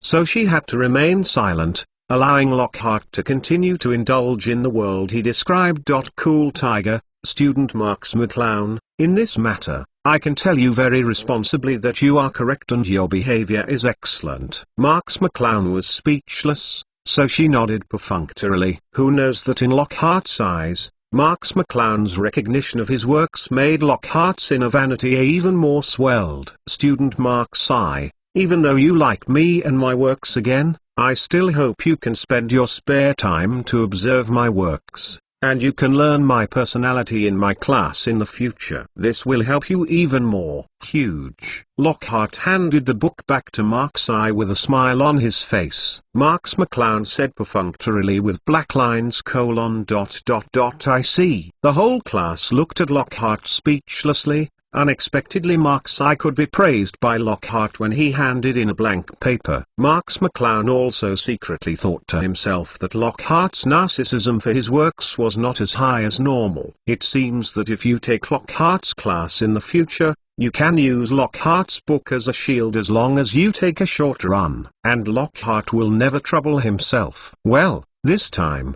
let's not take an example, you know, Mr. Marks. Lockhart pointed to the blank test paper in his hand. Marks McClown smoked her face, and blamed herself for being too fascinated by seeing, and giving Lockhart this chance to disgust herself. Okay, classmates, let us return to class. Lockhart waved his hand and walked to the podium, saying, "Today we are going to talk about a creature, the most terrifying thing in the world." Lockhart's hand rested on a cage covered with cloth, and the cage made a restless sound from time to time. The students in the entire classroom looked at Lockhart's hand nervously, listening to the strange noises from time to time in the cage. Remember, my task is to teach you to resist the most evil magical creatures. But you must know that there will be nothing wrong with you. Lockhart patted his chest heavily, proving that he was very reliable. Next, you take care of your mouth and remember not to scream. Lockhart tapped the cage lightly with his magic wand, and the cage hissed violently, making all the students in the class stare at the cage. Lockhart suddenly lifted the cloth on the cage, and saw that the cage was densely filled with dozens of short blue elves. Cornwall Fairy. Immediately some students recognized the origin of this kind of wizard. Suddenly, the whole class laughed loudly, because the elf's short stature didn't match the terrifying creature Lockhart just mentioned. Lockhart was very dissatisfied with the reaction of his classmates Lilezao, and said, "Laugh, laugh. Just laugh." The little elves are sometimes a cunning trickster. Seeing the classmates still look disdainful,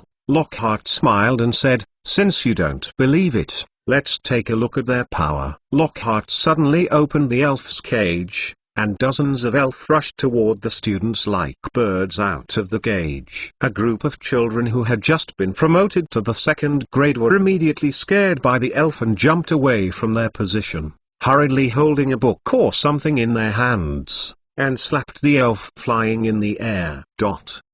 Harry Potter, the Most Powerful Mage, Chapter 213. These little elves, known as Cornwall, were not cost-efficient lamps, tearing students' books and wizard robes. Even Neville was hooked to the headlight by two more mischievous elves. The whole classroom was misty by the elves, and it was chaotic for a while. Lockhart saw the students being tossed by the elves, and seemed to feel that they could also know how powerful these elves were, and was about to take action to take the elves back into their cages. However, as soon as Lockhart drew out his wand and was about to cast a spell, the two elves rushed forward, snatching the wand from Lockhart's hand and tore off Lockhart's hair by the way. "That's it!" Lockhart cried out in his heart, and was madly attacked by a few elves. "Is it possible that I have just come to Hogwarts to teach, and there is a scandal that I can't control the elf hurting the students? Stop me!" A cold voice suddenly sounded 533, and the magic of a curse instantly filled the entire classroom. Lockhart discovered that the little elf who was tearing his hair seemed to have lost his ability to move. His eyes widened and locked in front of Lockhart. Luoa took a specific look, and it turned out that Mark's eye cast a spell in time to freeze the elves and control the scene. Lockhart swiftly combed his hair, pulled away the elf in front of him, and stood up seriously. "Look at you. When you were attacked by some elves, you panicked like this. Then look at Mr. Marks. How clever and brave you are. You should all learn like Mr. Marks." At the same time, Lockhart silently took off a wand from an elf's hand and put it back in his pocket. Slytherin College adds 10 points. This is to commend Mr. Marks for his bravery, and the other students have taken the elf back. Lockhart breathed a sigh of relief as he watched the Hogwarts students who had been reprimanded, and frustrated the elves who had been stuck in their cages. Almost BBFF caused a catastrophe, but fortunately, Mark's eye helped him control the scene in time. Lockhart's eyes swept across Mark's eye, and Mark's eye faintly nodded to Lua. In fact, Mark's eye was only attacked by a few elves, and she cast a spell to subdue the elves with annoyance, and had no intention of helping Lockhart out of the siege. But in Lockhart's eyes, Marks McClown's approach was undoubtedly an initiative to show her kindness. Because this has preserved his own face, and Mark's eye secretly watched his work before, Lockhart undoubtedly felt that Mark's eye did this because he had a good impression of him. For Lockhart's brain replenishment, Marks McClown didn't care what he had done, and just let it go. During the professors' meeting, Dumbledore sat in the chief and said, "The first topic of this meeting, I want everyone to discuss the question about the Slytherin Student Union chairman. I want to listen to your professor's thoughts again." McGonagall raised his hand immediately and said, "I still oppose it. Since the establishment of Hogwarts, it has been stipulated that the student who serves as the 7th grader shall serve as the chairman of the student union. If there is a change, I do not agree." Mrs. Hooch also raised her hand and said, "I agree with Professor McGonagall. If the school's rules for so many years are to be changed, I would not agree." Flitwick shook his head and said, "The two thoughts are too conservative. You must know that even the two students, Steve and Lisa, who should succeed the chairman of the Slytherin Student Union, recognize Mark's eye's abilities. Moreover, the level of worship of Marks McClown by the entire Slytherin students is unprecedented in history, which proves that Marks McClown is capable of serving as the chairman of the student union." McGonagall shook his head and said, "Marks McClown's strength and personal charm are indeed among his peers. Even in the eyes of our adults, they are outstanding. But this does not mean that he has the qualifications and the ability to take over as the chairman of the student union." Dumbledore frowned, and Lockhart stood up suddenly while he was thinking about the pros and cons. "Mr. Marks is the best student I have ever met over the years." McGonagall and Madame Hooch looked at Lockhart in surprise.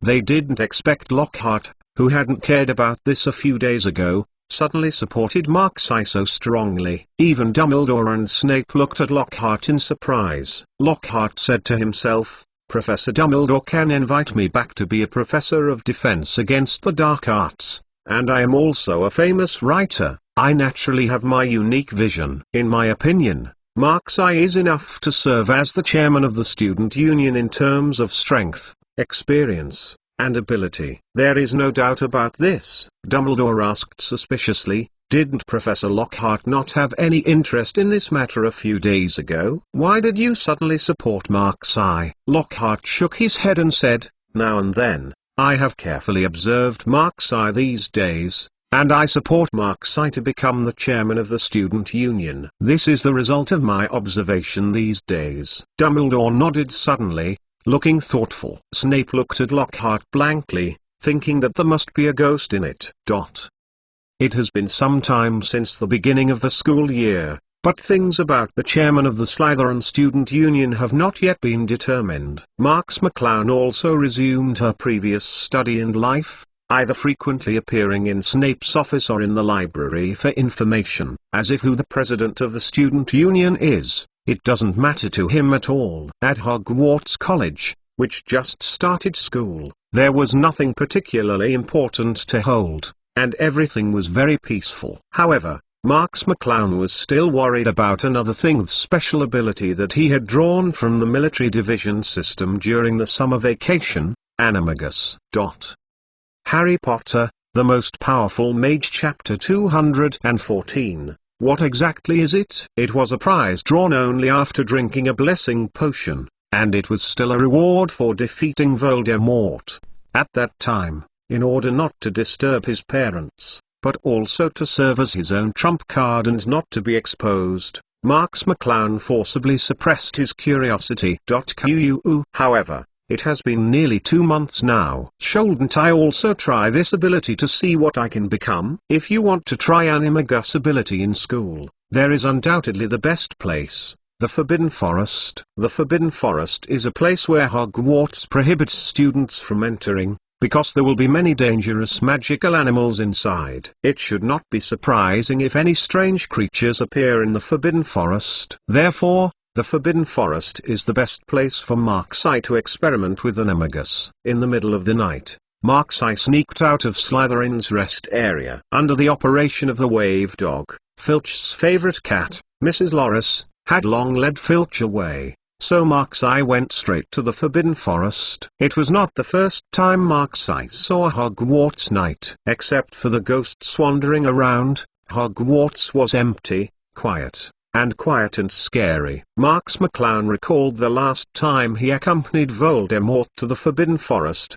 and almost killed him. Had it not been for the clever Swing Dog to report the news, he would have been killed. Plus cool Tiger. In the final analysis, it is still a matter of strength. If you have the strength comparable to Voldemort, how can you be so embarrassed? Marks McClown muttered silently. This Animagus hoped to be something awesome, able to slightly increase his strength, otherwise the bottle of blessing would be wasted. Before she knew it, Mark-Sai had already stepped into the Forbidden Forest. The Forbidden Forest was filled with smoke in the middle of the night, making strange noises from time to time. If ordinary people come, I'm afraid they will run away long ago. However, Marks McClown had already been surprised. He had even seen the unicorns and horse races of the Forbidden Forest, and the Forbidden Forest seemed to have nothing to scare him. Mark-Sai found a remote place and determined that there were no people or other creatures around, and then he was about to start experimenting with his Animagus. Mark-Sai checked the information, and Animagus was also very rare in the wizarding world. In the current era, at the end of the 20th century, only 7 people have registered their Animagus with the Ministry of Magic. Among these 7 people, Professor Minerva McGonagall, Dean of Gryffindor, is included. Her Animagus registered with the Ministry of Magic is a spotted cat. Of course, the wizarding world cannot have such a small number of Animagus, and quite a few people hide their Animagus without truthfully reporting to the Ministry of Magic, such as Mark-Sai. But this also shows that even in the wizarding world, Animagus is quite rare. Its rarity is not only because people who are born with this ability are very rare, but also because it is extremely difficult to practice. When practicing Animagus, people may get confused. This is why the Ministry of Magic must strictly control it, requiring all Animagus transformed animals and characteristics to be registered in the Ministry of Magic's Abuse of Magic office. Marks McClown took a deep breath.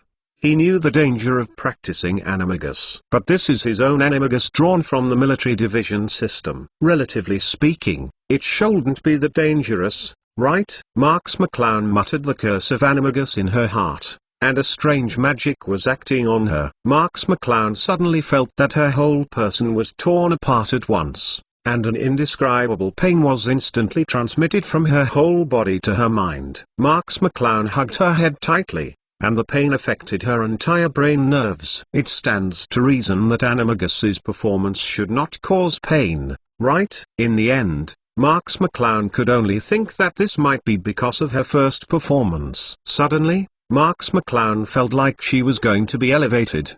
His limbs have become sturdy and powerful, and the body of a child who was only 12 years old has also become slender, and it is very slender.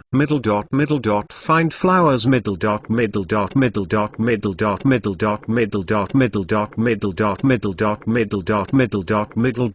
The original sharp pain has disappeared, replaced by a kind of pleasure of rebirth. Marks McClown looked at his arm. The originally normal arm became unexpectedly thicker and longer, slowly turning into a hideous claw. It was a strong and powerful claw, and 5 sharp claws glowed with cold light. Marks McClown lowered his head and looked at his body, which was a nearly perfect slender body. The golden scales spread all over his body neatly and orderly, and the place where the hips were originally turned into a graceful wagging golden scale tail. Marks McClown screamed comfortably, but realized that it was actually a low-pitched roar from her throat, and her entire vocal cord had been changed. 5-Claw Golden Dragon. Marx McClown finally realized what his animagus could become in the end. It turns into a 5-clawed golden dragon. This is still a creature that only exists in the mystery, and I didn't expect it to be its own animagus form. It is indeed what you won from the lucky draw lottery.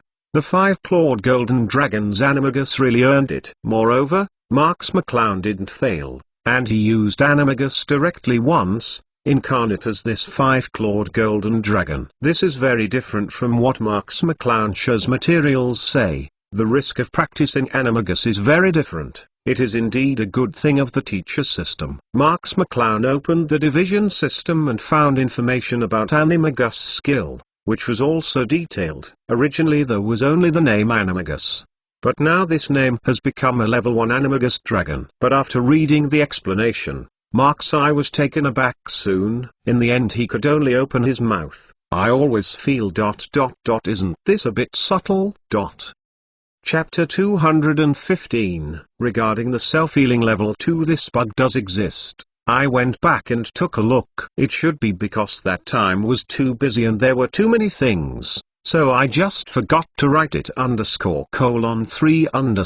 Now that the changes have been made, you can also go back to the 3-headed dog. There is also the issue of the Philosopher's Stone. In fact, when I wrote it, I assumed that it had been taken out after the event, but it's not good if I think about it carefully. Now I have also made supplementary changes in the previous article. As for the 5-clawed golden dragon, Harry Potter officials have said that there are wizards in China. According to the history of North American magic, it can be considered that there are similar wizards, but the West is collectively called wizards, as well as those who have broken into the World Cup. For the Diddish team, there are famous legendary creatures like the West, and there is no such thing as 523. This level 1 animagus dragonization can only perform simple physical changes and possess the most basic corresponding physical abilities. Marx McClown used the dragon body for a while, and found that apart from the fact that she was transformed into a dragon queen,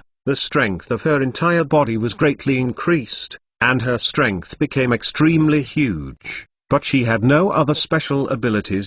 Cool Tiger. Marx McClown also heard some information about the 5-clawed golden dragon. Dragon is a legendary creature. In addition to its strong body, it also uses attack methods such as breath. Some dragons can even fly directly into the air. And the 5-clawed golden dragon that he incarnates obviously has no ability to fly, let alone breathe. However, Marx I was still quite satisfied with his animagus. After all, the animagus of ordinary people was just some ordinary creatures. Just like Professor McGonagall, he can only be transformed into a cat, and he is quite lucky to be able to transform into an extremely rare 5-clawed golden dragon. What's more, the division system has never disappointed Marx McClown. You can also see from the skill introduction that this is only a level 1 animagus dragonization. Judging from the abilities Marx I obtained before, this animagus dragonization still has room for evolution. At that time, you may not only be able to fly and breathe, but also have other abilities. So his own animagus dragonization is still an ability worth looking forward to.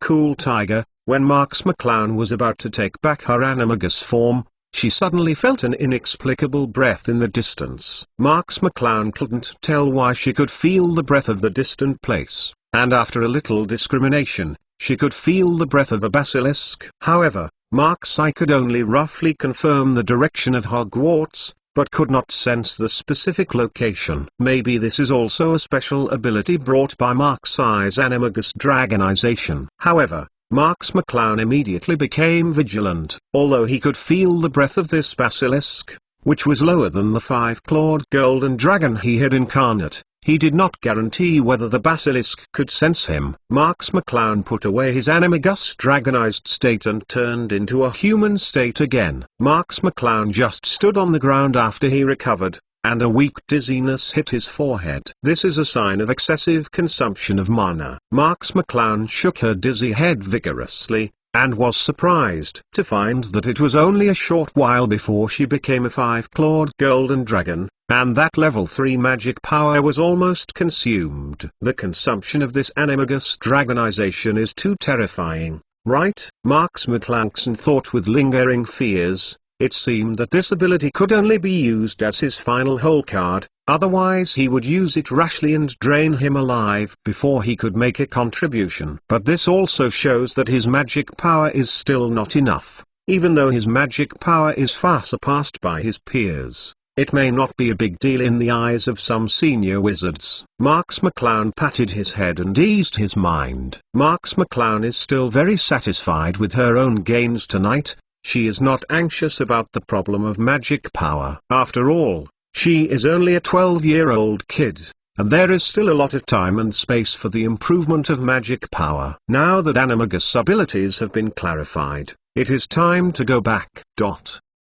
Ever since Marx McClown learned of animagus abilities, she didn't continue to go to the Forbidden Forest to test her animagus. One is because the consumption of animagus is too serious, which will quickly exhaust Marx's magic power. And in this dangerous place of the Forbidden Forest, losing magic power is equivalent to losing combat ability, and Marx McClown will not let herself lose combat power and stay in a dangerous place. The second is the basilisk aura that Marx McClown felt at Hogwarts. Marx McClown is still not sure whether the basilisk felt his aura, and this basilisk at this time, according to Marx's memory, she has reconnected with the youth Voldemort, that is, Tom Riddle. Marxi, who had fallen out with Voldemort, didn't know if Tom Riddle in the diary knew about it through any means, and of course he would not expose himself to his sight. So in the following period of time, Marxi did not change anything, and still led a happy school life. He should go to class 5.7.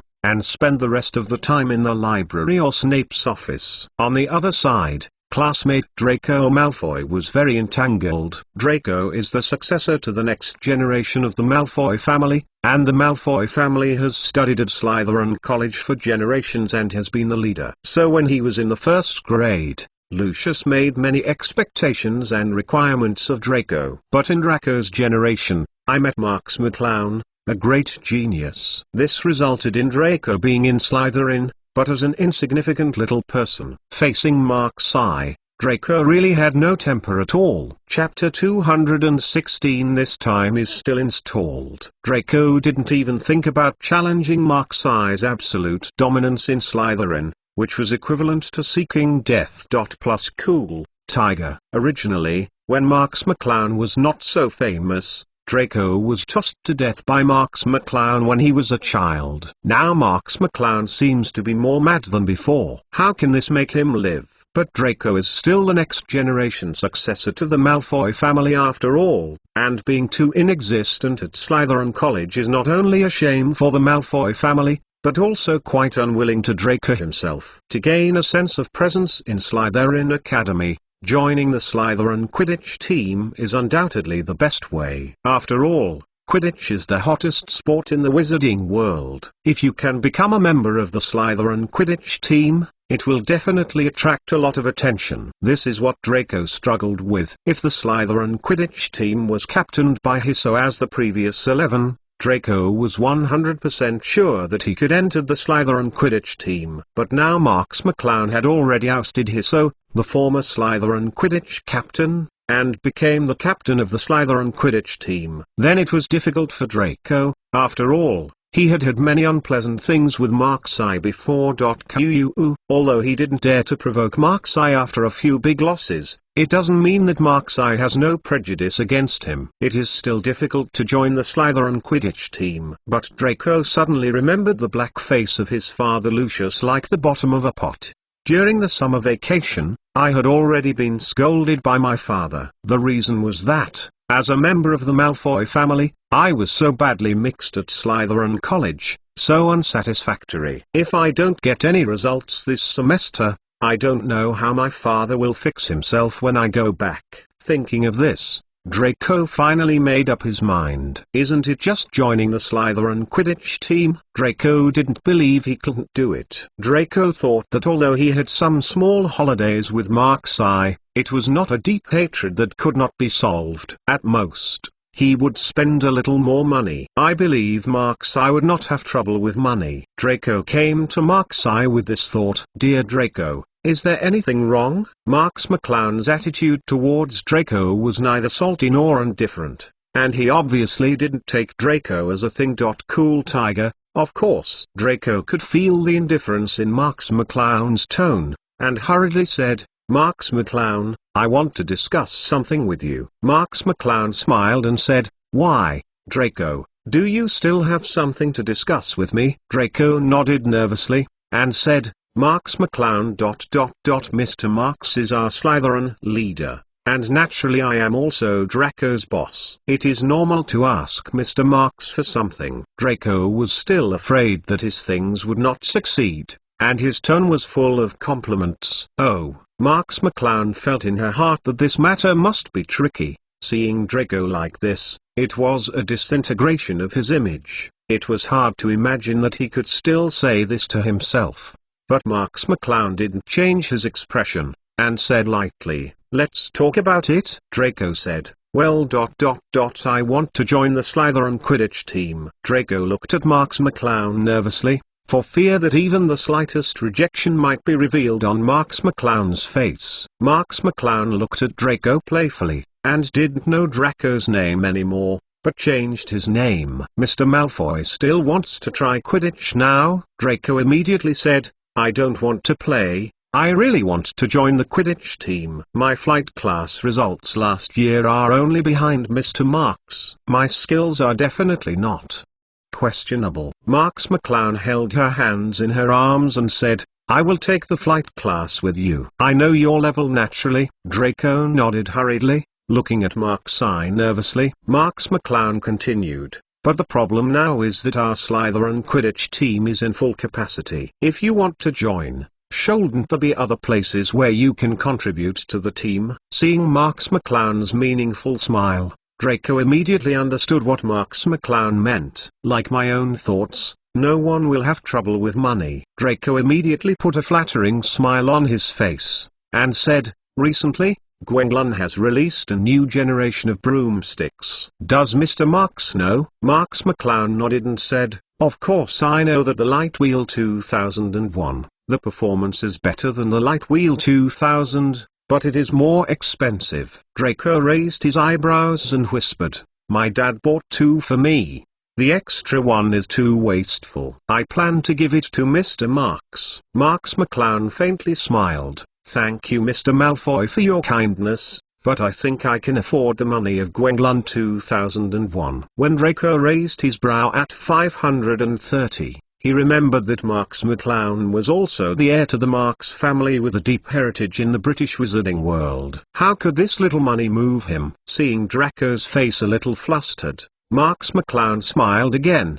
But I think there are so many people in our team. After all, not everyone has spare money to buy Light Wheel 2001. Like seeing hope, Draco nodded quickly and said, Of course money is not a problem. I can equip everyone in the Quidditch team in Slytherin with a Light Wheel 2001. Marks McClown hurriedly shook his head with a sorry look. How embarrassed that Mr. Malfoy will spend money like this. That's a considerable expense. It's still installed at this time. You will really feel embarrassed. That's the hell. Draco gritted his teeth in his heart, but he said eagerly on the surface, Mr. Marks, it's okay, but just a little money, it doesn't matter at all. P.S. I haven't asked for it for a long time. I ask for a reward and automatic subscription. Harry Potter, The Most Powerful Mage Chapter 217. Marks McClown looked at Draco amusedly, and said,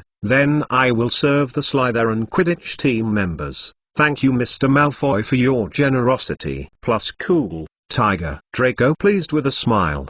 Then I joined the Slytherin Quidditch team. The smile on Marks McClown's face is even greater. It is rare that he is short of money now. And when will the bullies who have been sent to the door be killed at this time? Could it be that Marks McClown's misconduct, Mr. Malfoy has made such a big contribution to our Slytherin Quidditch team? Of course we would welcome you to join. but you don't know anything. When Draco heard that Marks McClown wanted to join the team, he immediately became excited and immediately regarded himself as a member of the team. "Captain, what are your difficulties? Tell us, we can solve them together." Marks McClown frowned and said, "Don't you know, the funds in the team have been very tight recently. Think about it. The New Year's team clothing needs to be updated. There are a lot of team fees and activity fees for the new year. The amount of money that the academy can allocate each year is very small. I told Professor Snape several times, no results." Draco also frowned and said,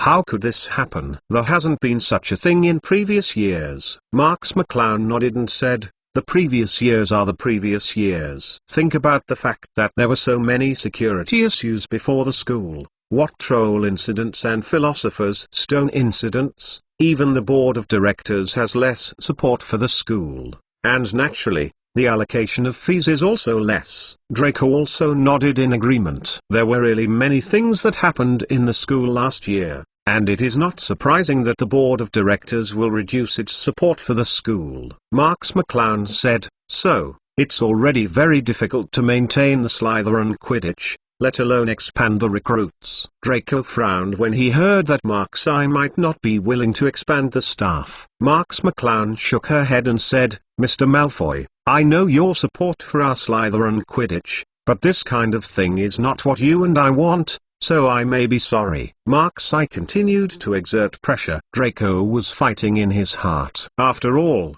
it was a lot of expense to support the operation of the team. His savings might have been exhausted, but when he thought of Lucius' stern face, Draco gritted his teeth and said, "Mr. Marks, isn't it just money? Any problem that can be solved with money is not a problem. I, Draco Malfoy, are willing to support all the expenses of the Slytherin Quidditch team." Marks McClown shook his head quickly, with a sorry expression on his face and said, "This can't work. How can it be? This is a school matter, it is a college matter, we should find a way." "Draco, I already understand your support." Draco grabbed Marks McClown's hand and said cruelly, "I have already decided, as long as Mr. Marks agrees to join me in the Slytherin Quidditch team, a little money is nothing." Marks McClown moved back and shook Draco's hand and said, "Since you are so persistent, Mr. Malfoy, I don't have much to say. I will take care of the entire Slytherin Quidditch team." "Thank you, Mr. Malfoy." When Draco heard that Marks I finally agreed to join him, he finally let go of a boulder in his heart, but thought of supporting a large amount of expenses for the Slytherin Quidditch team. Draco felt painful. Soon, Draco fulfilled his promise and provided all members of the Slytherin Quidditch team with the latest Lightwheel 2001. He also joined the Slytherin Quidditch team as he wished. Quidditch Training Ground, Gryffindor's Quidditch team, is preparing his broomstick for Quidditch training, and Harry is also eager to try with his own Lightwheel 2000. Ron and Hermione wanted to watch Harry train. Suddenly, Joseph came over with the Slytherin Quidditch team. Gryffindor's Captain Wood stopped Joseph and asked, "Joseph, what are you doing?" Joseph looked at Wood contemptuously, and said, "Of course I came to Quidditch for training." "Is it possible to walk the dog?" Wood said coldly. "Today our Quidditch training ground is covered by Gryffindor." "Where is Marks I?" "You let him come out and talk to me," Joseph said in a huff. "The boss will come in a while. We are here to let the professor open the note." With that, he directly took out a note. Wood took the note from Joseph. It was indeed the approval note signed by Professor Snape for the Slytherin team to train. The reason for the training was to train their new players. Ron and Hermione saw the two Quidditch teams of Slytherin College and Gryffindor College getting together. They felt something was wrong, and they immediately surrounded them. New players? Wood frowned and looked at Joseph. Joseph gently pointed behind his back, and Draco walked out with a triumphant smile. "I'm the new Slytherin player, what's wrong?" "Malfoy." Harry looked at Malfoy in surprise, as if he couldn't believe it. Ron and Hermione also stood behind Harry, frowning. Draco said proudly, McClowns, we have a new change this year. Draco deliberately shook the Light Wheel 2001 in his hand twice. The Slytherin Quidditch players behind Draco were also satisfied with the 2001 round of Light Lee's Zao. Light Wheel 2001. Ron stared at the most advanced Light Wheel 2001 in the hands of the Slytherin players, with indescribable envy in his eyes. The Gryffindor players also look envious. After all, the best broomstick in the Gryffindor team is Harry alone, and it is just a smooth 2000. Ron envied. How did you get it? Joseph said proudly. That was led by the boss, and let Mr. Lucius Malfoy's father give us a gift from the team. The most powerful mage of Harry Potter Chapter 218. Is this really all right? Draco walked up to Ron and sneered. Weasley, our family is not like some people, we can afford the best things. Ron's expression changed immediately. He wanted to lift his chest and put on a disdainful expression, but when he thought of his home, his expression collapsed. Cool tiger. Hermione stood in front of Ron in dissatisfaction, blocking Draco, and said coldly, Malfoy, no one in Gryffindor needs to spend money to enter the team, they are all based on strength. Draco arrogantly walked up to Hermione and gave Hermione a stern look. No one asked you to comment, you smelly mudblood. The onlookers wow, and they all looked at Hermione, their eyes a little pity, some contempt. Hermione's face turned pale in an instant, because as early as before Hogwarts started, she had been asking Markseye about the knowledge of various wizarding circles for a long time, so she knew the meaning of mudblood earlier. The so-called mudblood refers to a wizard of Mull origin, a filthy and lowly bloodline, which is a very vicious curse. However, among the crowd, only Harry looked at Dra 560 with weird eyes. Harry, who knew Hermione and Markseye before the start of school, naturally knew the relationship between Markseye and Hermione best. Although Harry at this age didn't necessarily understand those feelings, it didn't prevent him from feeling the extraordinary relationship. Although Harry didn't quite understand what mudblood meant, it must be a very abusive remark from everyone's reaction. And Draco dared to scold Hermione, who had a lot to do with Markseye. Is it really okay? Or is it that most people don't know the connection between Markseye and Hermione? What happened? While Harry was thinking, Markseye's voice came over. Wood, we have Professor Snape's note. We should be able to train at the Quidditch training ground. Marks McClown thinks Wood is blocking the training of the Slytherin Quidditch team. However, when Marks McClown approached, he found Ron's face pale, and Hermione's eyes were full of tears, staring at Draco. What's wrong? Marks McClown asked suspiciously. Harry said at a loss. Draco just said that Hermione is a mudblood.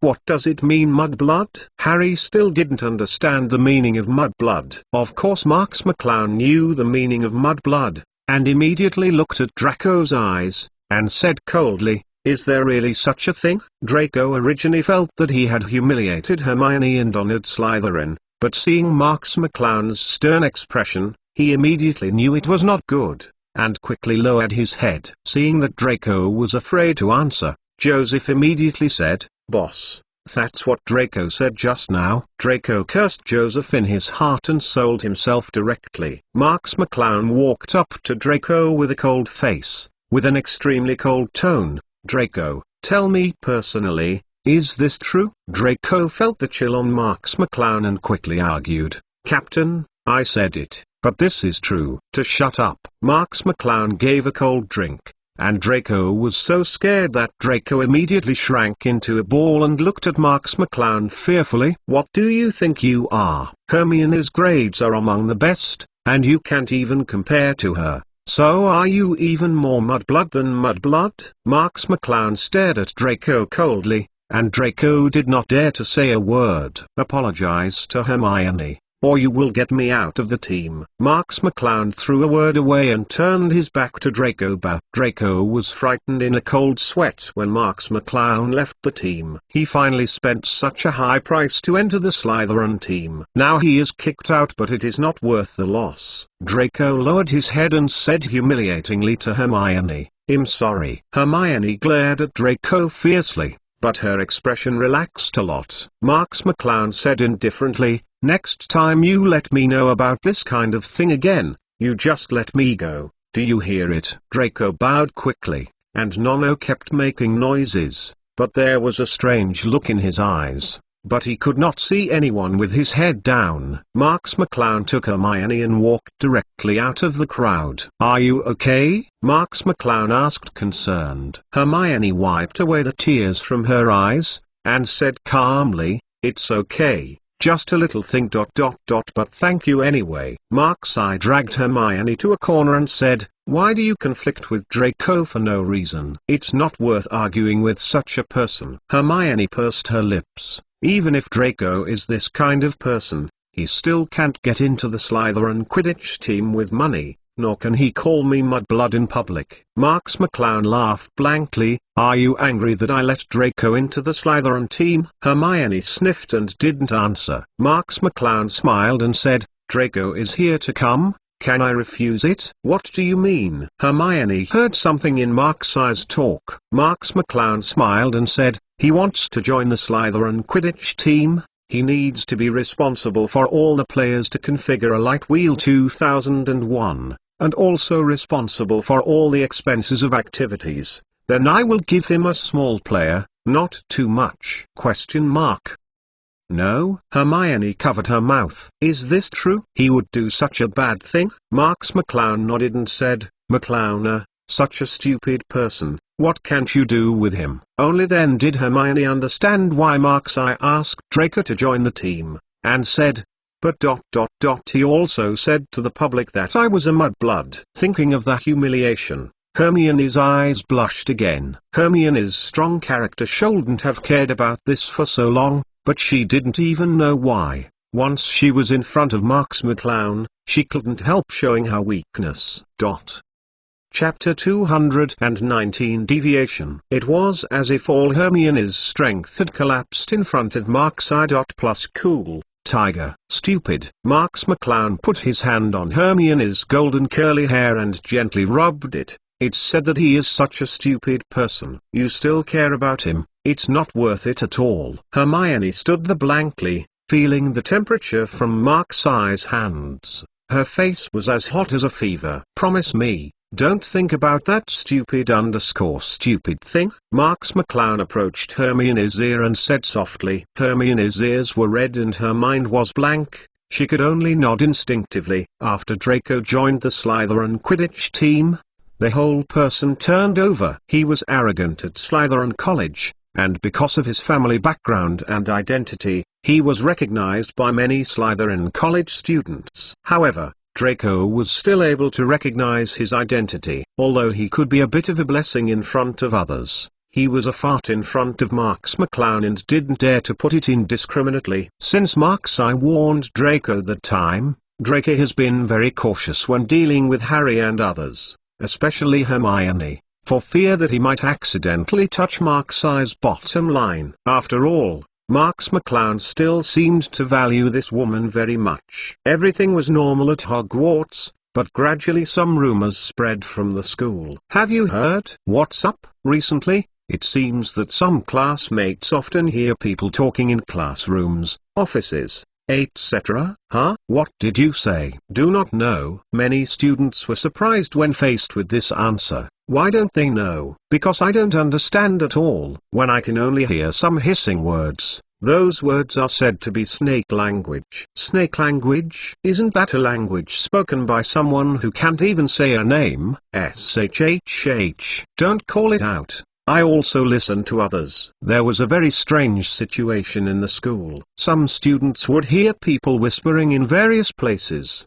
and this incomprehensible language was very similar to the legendary snake language. All this has to be reminiscent of that the big demon who can't even name it. Is it the Dark Lord coming back? Just when the school was panicking, a more terrifying rumor didn't know where it came from. According to legend, Salazar Slytherin, one of the founders of the school, once built a hidden secret room in the school. Only he or the heir of Slytherin knows where the location is and can enter. This secret room was built to clear students of impure blood in the school. And this secret room will be opened by the heirs of Slytherin, and revenge against the impure students in the school.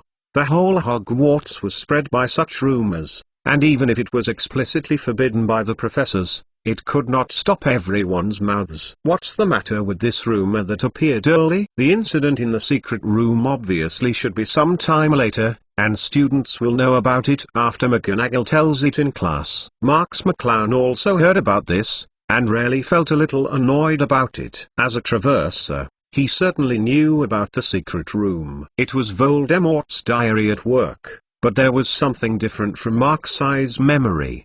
But before Marks McClown could react, a terrible thing happened. That night, Marks previewed tomorrow's lessons in her dormitory as usual, but the dog didn't know where she went for a stroll. Ever since Filch's cat, Mrs. Loris, became the subordinate of the Superdog, the Superdog has become a tyrant at Hogwarts, and the animals around the school have regarded it as the boss. So the dog ran out and wandered out if there was nothing to do, but it was actually messing around with his men. Of course, Marks McClown would not worry about the safety of the fluctuating dog. After all, Mrs. Loris was a snake-like existence here, and coupled with the slick character of the fluctuating dog, it would be good for others not to suffer from it.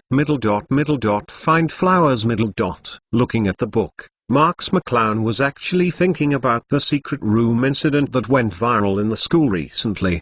The most important prop in this incident was Voldemort's diary, and Marks McClown was thinking about how to get that diary. What? A scream suddenly cut across the sky, appearing extremely abrupt in the otherwise silent Hogwarts campus. Boss, something happened. Buno ran over panting and informed Marks. Marks McClown stood up, put the wizard's robe on her body, and asked, "What's the matter?" Bunyel said anxiously, "I don't know how it is, but it seems that something has been attacked." Assault. Marks McClown frowned deeply and hurried to the door. At this time, many Hogwarts classmates were also alarmed and rushed to the place where the accident happened. It was a relatively remote corridor in Hogwarts, and Harry, Ron, and Hermione stood there with shocked faces. Hermione made the horrible scream. There were already a lot of classmates here, pointing at Harry, Ron and Hermione. I saw the wall in front of the three of Harry, writing in blood. "The Chamber of Secrets has been opened, the enemy of the air, watch out." The blood-red font is very wild, full of blood. On one side of the candlestick, a cat and a dog were stiffly hung on it. It was Filch's cat, Mrs. Loris, and Marks's wave dog. Draco no longer suppressed himself, and sneered in a low voice, "Enemy of the air? Watch out." "It's you, Mudblood." Ron heard Draco taunting them, and was dissatisfied with it, and was about to stand up and argue with Draco. But Hermione held Ron with a look of anger. "What's the matter? What's going on? Let me get out of here. Let me see." Harry Potter, the Most Powerful Mage, Chapter 220, Owner of the Diary. An old voice came from outside the pile of students, and Filch pushed hard to push the students away from the outside, trying to squeeze in. Cool Tiger, but everything in front of him immediately shocked Filch, and soon vented his anger on Harry. "Harry Potter, you killed my cat." Filch trembled all over, twisted Harry's sleeves, and said angrily, "I'm going to kill you." Harry had his head crashed at this time, and would only say stiffly, "No. It's not me." Dumbledore also brought Hogwarts professors to the scene at this time. His face was pale, and he drank Filch directly. Marks McClown was also among the students of Slytherin College, frowning at all this. Unexpectedly, Voldemort's actions of 61-0 would be so swift. The passage on the wall was clearly aimed at himself. The enemy of the successor, the true successor of Slytherin, is Voldemort, and Voldemort's most hated enemy in the school, apart from Dumbledore, is undoubtedly the most prominent self in Slytherin College now. Marks McClown looked at the stiff swing dog and Mrs. Loris on the candlestick, and could see that they were not a major problem, only petrified. However, Mrs. Loris was so familiar with Hogwarts, coupled with the slick character of the wave dog, she said without a word, which had to arouse Marks McClown's vigilance. Dumbledore said with a cold face, "Now, all of you, return me to the bedroom immediately. The students of Hogwarts, it seemed that it was the first time that Professor Dumbledore was so angry, and they went back in an orderly manner. Professor Dumbledore's position in the hearts of the students is quite important. The three of you stay. Dumbledore pointed to the three Harry, his tone not warm. Marks McClown frowned, and when he was about to return to the bedroom, Dumbledore spoke again. Marks McClown, you stay too. Dumbledore looked very ugly. He was the principal of Hogwarts, and he was also a man with a strong desire for control. At present, this badly influential matter was obviously beyond Dumbledore's control, and Dumbledore did not have a good face. Looking coldly at Harry and Mark's eye, Lockhart stepped forward and patted Filch's shoulder lightly to show his comfort. Mr. Filch, don't be nervous. They are just petrified, but I was not there at the time, otherwise I can stop this tragedy. Dumbledore stepped forward slowly and nodded slightly to Filch. McClowns, they are indeed only petrified, but unfortunately I can't see how they were petrified. Filch's body, which was trembling from shock, calmed down, but still angrily said, ask him. He did it, and he wrote it. Filch pointed his hand straight at Harry. Harry shook his head vigorously and vowed, it's not me. I swear I didn't do it. I haven't touched them. Dumbledore stared at the three Harry with eagle-like eyes, and did not speak. Can I say something? Marks McClown suddenly spoke. Dumbledore gave an irresistible benevolence. Marks McClown said, I believe it wasn't Harry and the others who did it. Maybe they happened to encounter this unlucky thing. Dumbledore glanced at Mark's eye slowly and said, you are the owner of that dog, right? Marks McClown nodded, and said, I am the owner of the fluctuating dog. I believe Harry and the others will not attack my dog. Harry glanced at Marks McClown gratefully and said, McClowns, I was in Professor Lockhart's office just now, helping Professor Lockhart to do things. Lockhart said, I can testify to this. Harry just helped me right back to my admirer. Hermione also looked at Mark's eye gratefully and said, that's why Ron and I ran out to find Harry. This matter has nothing to do with us. Dumbledore nodded and said, you four go back first. Don't talk nonsense about this. Understood. Both Mark's eye and Harry nodded and turned back to their bedroom. Filch wanted to say something, but Dumbledore waved his hand to stop it. Dumbledore said calmly, Mark's eye, don't worry about your dog. Marks McClown said politely, thank you for your concern, Professor Dumbledore. This incident caused panic throughout the school at Hogwarts. It's horrible. I didn't expect even Hogwarts to become unsafe now. The big demon is coming back. He wants to open the school's secret room and avenge all the people of impure blood. What to do? Let's go home. I dare not stay at school anymore. Me too. The big demon who can't mention the name might be looking at us somewhere. Stop talking, it's horrible. Similar languages can be heard everywhere in Hogwarts, and all Hogwarts students are panicked by this incident. After all, there is an insecure factor on campus that may attack students at any time, which is extremely worrying. The school has never responded to the students, making the unsuspecting students even more frightened, and word of mouth made the whole thing even more confusing and mysterious. 0.2 Marks I stayed alone in the common room, originally writing homework for potions, but at the moment his heart was not on homework. Marks McClown kept thinking that when she was experimenting with Animagus in the Forbidden Forest, she felt a suppressed basilisk aura on campus. It's just a general feeling after all, and I can't even detect the exact location. The basilisk must be lurking in that secret room, but to find the manipulator behind the scenes, one must find out who got the diary of Voldemort. It was the diary that came out to confuse the students of Hogwarts, and then asked the students to open the door of the secret room. So the diary was also the key. Originally in Mark's eye's memory, the current owner of the diary should be Ginny Weasley. Harry Potter, the Most Powerful Mage Chapter 221, The Development of Headache. Ginny is Ron's sister, because Ginny was confused by the diary and finally opened the door to the secret room. This Voldemort's diary is most likely in Ginny's hands, but Marks McClown is not too sure about it now, because before that, There had been some deviations that did not match Mark's memory. This time it is also difficult to say. Marks McClown stood up, put down the feather pen in his hand, and walked directly out of the Slytherin common room. Marks McClown is going to find Ginny to ask about this. Soon, Marks found Ginny in the library, who was boring to browse through books. Ginny also inherited the fiery red hair of their Weasley family, which is very conspicuous and easy to find. "Are you Ginny Weasley?" Marks McClown squinted at the fiery red-haired girl. Ginny had obviously heard of Marks McClown, and she was very surprised at Marks McClown's sudden visit. "I am Ginny at 11, Are you Mr. Marks?" Marks McClown nodded and said, "I have something to do with you. Can I find a place to have a good chat?" Marks McClown is a character in the school. For this kind of character to find herself, Ginny immediately presented various youthful love ideas in her mind, and of course she immediately agreed.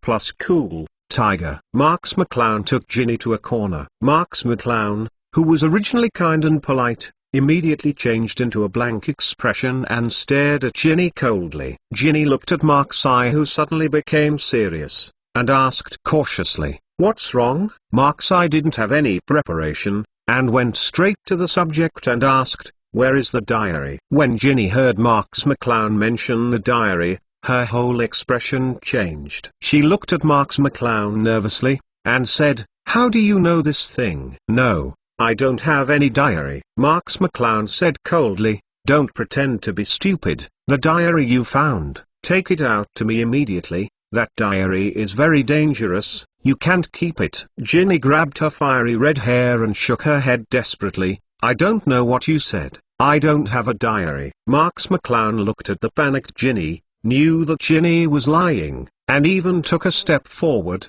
coldly said, "Listen to me. That diary is something left by Voldemort. It is very dangerous. You continue to keep it, it will bring you misfortune." Ginny took a step back in fright, and ran directly into the wall behind her, tears streaming out, her mouth desperately muttering, "I don't know. Don't ask me." Marks McClown grabbed Ginny's shoulder, took a deep breath, and forced herself to calm down. "Ginny, look at me and listen to me." Ginny looked at Marks with fear, and Marks looked at Ginny peacefully, saying in the most plain tone, "Did you find a diary?" Ginny's eyes reddened anxiously, her tears still dripping drop by drop, hesitated for a moment, and nodded. "I don't know how that diary got into my hands. It seems to have suddenly appeared." Marks McClown nodded, and said persuasively, "What is the diary like?" Ginny cried and said, "That diary is wrapped in a layer of craft paper,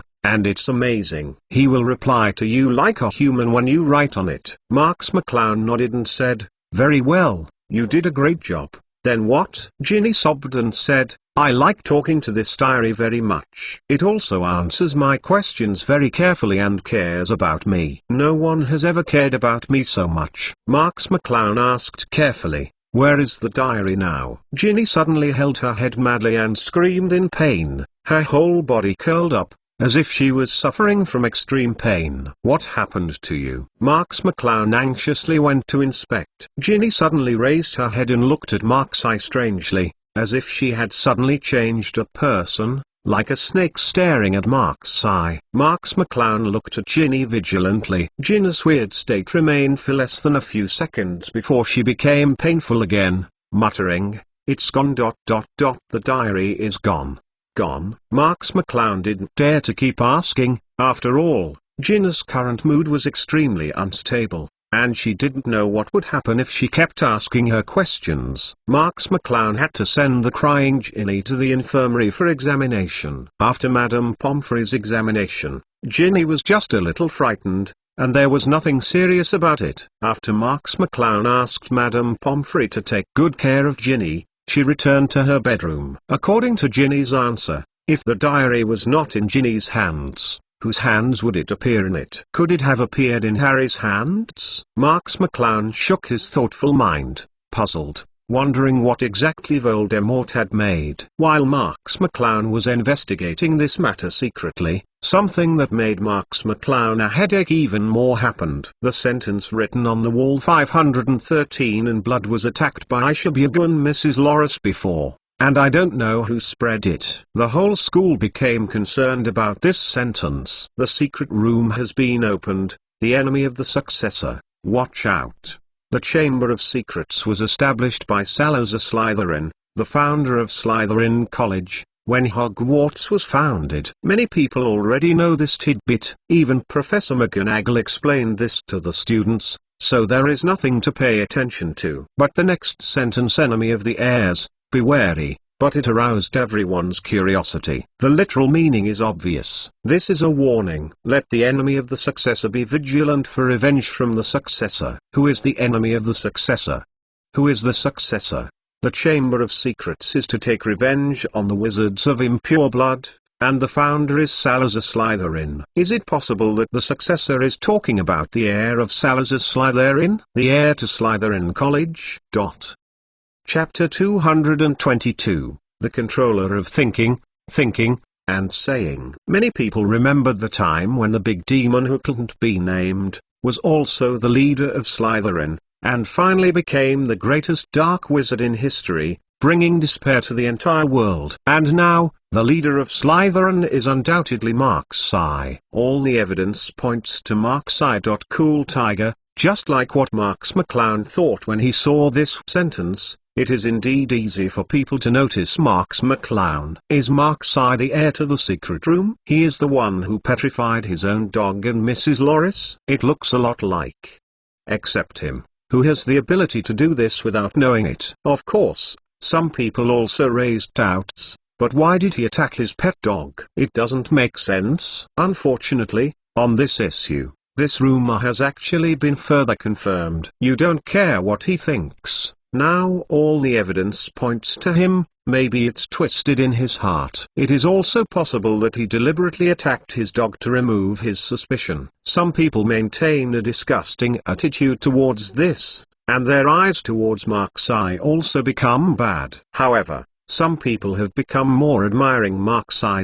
Plus Cool Tiger. I said Mr. Marks is the strongest black wizard of the next generation. It's definitely right to follow the boss. The glory of black magic will be carried forward from Mr. Marks. That's right, I will definitely follow Mr. Marks to the death. I can actually witness the beginning of a new world of black magic. Who can I follow without following Mr. Marks? All kinds of rumors spread in all areas of the school, and even Marks-Eye couldn't listen to it.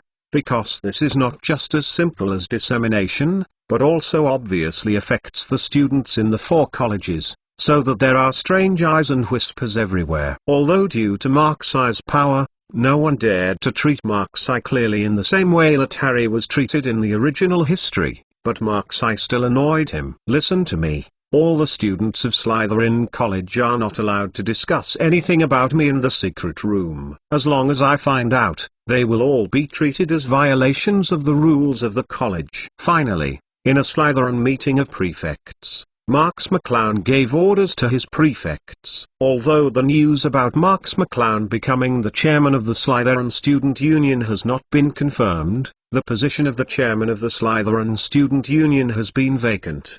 But with the absolute prestige that Marks McClown has established in Slytherin, no prefect will raise objections, as long as Marks McClown asks them to do anything. They will execute it without any doubt. As for the other colleges, whenever you hear this kind of news, you will do it yourself. Well, I mean to have a good chat with them. I don't want to hear similar gossips outside. Do you hear it? The prefect underneath neatly said, I hear. This was the first time Marks McClown used her own power, and indeed suppressed public opinion within Hogwarts to a certain extent. At least no one dared to blatantly express dissatisfaction, disgust with Marks-Eye. And even the discussion would avoid the place where Marks-Eye was, which really made Marks-Eye a lot cleaner. Most of the Slytherin students have already become Marks McClown's stubborn fans, and they don't speak ill of their idols, and they worship and admire Marks McClown more. The other small group also didn't want to be in Slytherin. the base camp of the Cloud Knight, and even at the Leopard to talk nonsense. In addition, the students of other colleges, on the one hand, because they have heard of Mark Psy's terrifying record, they are not willing to offend Mark Psy too much. On the other hand, they are a little afraid of those Mark Psy fans in Slytherin, who are you willing to offend the entire Slytherin college for no reason. So in the next period of time, the rumors about Mark Psy and the successor of the Chamber of Secrets have decreased a lot. Marks McClown also knew that he had used power to reach this point, but this kind of power to contain people's mouths was not a lasting method after all. We must think of a way to stop this trend of public opinion. By now, Marks McClown finally realized the power to control the flow of public opinion. Marks McClown forcefully used his power to make the school students' dissatisfaction with Marks McClown slightly less serious. However, Marks McClown still understands the truth that the mouth of the people is better than Fang Chuan. It is not a good way to go on like this. Marks McClown must think of a way to eradicate this problem in a true sense. Control public opinion. To put it simply, public opinion is all kinds of gossip. But when it comes to difficulties, it is a profound knowledge, how to control what others think and say, so that people can say what they want to say. So how to control the public opinion of the school? The most basic source of public opinion is everyone's mouth, and the source of what people think is what they see and hear. Then the most effective way is to influence what people see and hear. The establishment of an authoritative campus media is undoubtedly the best way. Campus publications. Thinking of this, Marks McClown squinted his eyes. Thinking of establishing a school magazine. The appearance of the two immediately came to Mark Psy's mind. Lee Hossow, Fred Weasley and George Weasley, the twins, are Ron's older brothers. There are countless horrible ideas in their minds. The good sounding point is that there are so many ideas. The bad sounding point is that they can't stop for a moment, like they have ADHD, and they like to tease people. The twins had an intersection with Marks McClown. At that time, Marks McClown took the initiative to help them block Filch in order to cover their actions at Hogwarts at night. The twins also owed Mark Psy a favor. At this time, it just happened to be able to make the best use of everything, and Marks McClown made up his mind to ask the twin brothers for help. Harry Potter, the Most Powerful Mage, Chapter 223, Two Things. In Gryffindor's common room, Marks McClown came to the door and directly stopped the Weasley brothers, who were sneaking in and didn't know where they wanted to run to tease people. Fred and George saw Marks McClown with an unhappy look. Fred sighed. "Mr. Marks, we still have important things to do." George continued, "If there is nothing important, we want to get our business done first." Marks McClown looked at the two coldly and said, "Don't talk about anything else. Do you remember our deal a year ago?" Fred and George looked at each other, a panic flashed in their eyes. But when they turned their heads to look at Marks Psy, they looked stupid. Fred laughed. "Mr. Marks, what are you talking about?" George was also stunned. "I don't understand." "Who can understand?" Fred shrugged and said, "Let's find someone who can understand Mr. Marks to translate." George said quite rightly, "This is affirmative. Let's get our affairs done first, and then we will find someone to translate immediately." Marks McClown watched indifferently as the two people directed and acted the double read, and said, "Since you are not willing to cooperate with 533, it seems that I have to talk to Mr. Filch plus Cool Tiger." The faces of Fred and George changed immediately, but they did not immediately admit. Fred said, "Mr. Filch is very busy and hard to find." George hurriedly said, "McClowns, and who would remember what was so boring a year ago?" Marks McClown smiled faintly. "It seems that you two don't want to admit it." Seeing Marks McClown's confident appearance,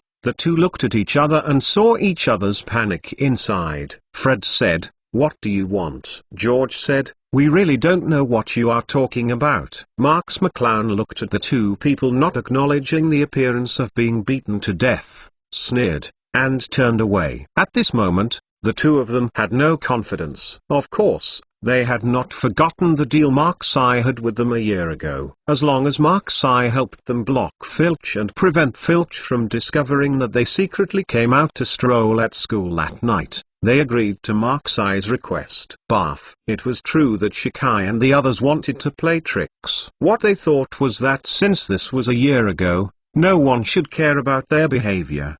But Marx McClown was mysterious and unpredictable, and there were many ways to correct their expressions, which made them completely uneasy. Marx McClown is now the proud son of Slytherin College and even Hogwarts as a whole. Thinking of that night, even Filch almost bowed in front of Marx McClown. Brother Weasley ran hurriedly, catching up with Mark-Sai's pace. If you have something to say, you can't be impulsive. The impulse is the devil, the gunpowder in the bomb. The Weasley brothers followed Marx McClown nicely, completely losing their temper. Are you still playing stupid now? Marx McClown asked coldly. Fred and George glanced at each other, knowing that this matter could not be ignored. Otherwise Mark-Sai, who could be described as covering the sky with one hand at school, didn't know what to do with them. Fred had to droop his head and said dejectedly, Mr. Marx, you can do whatever you say.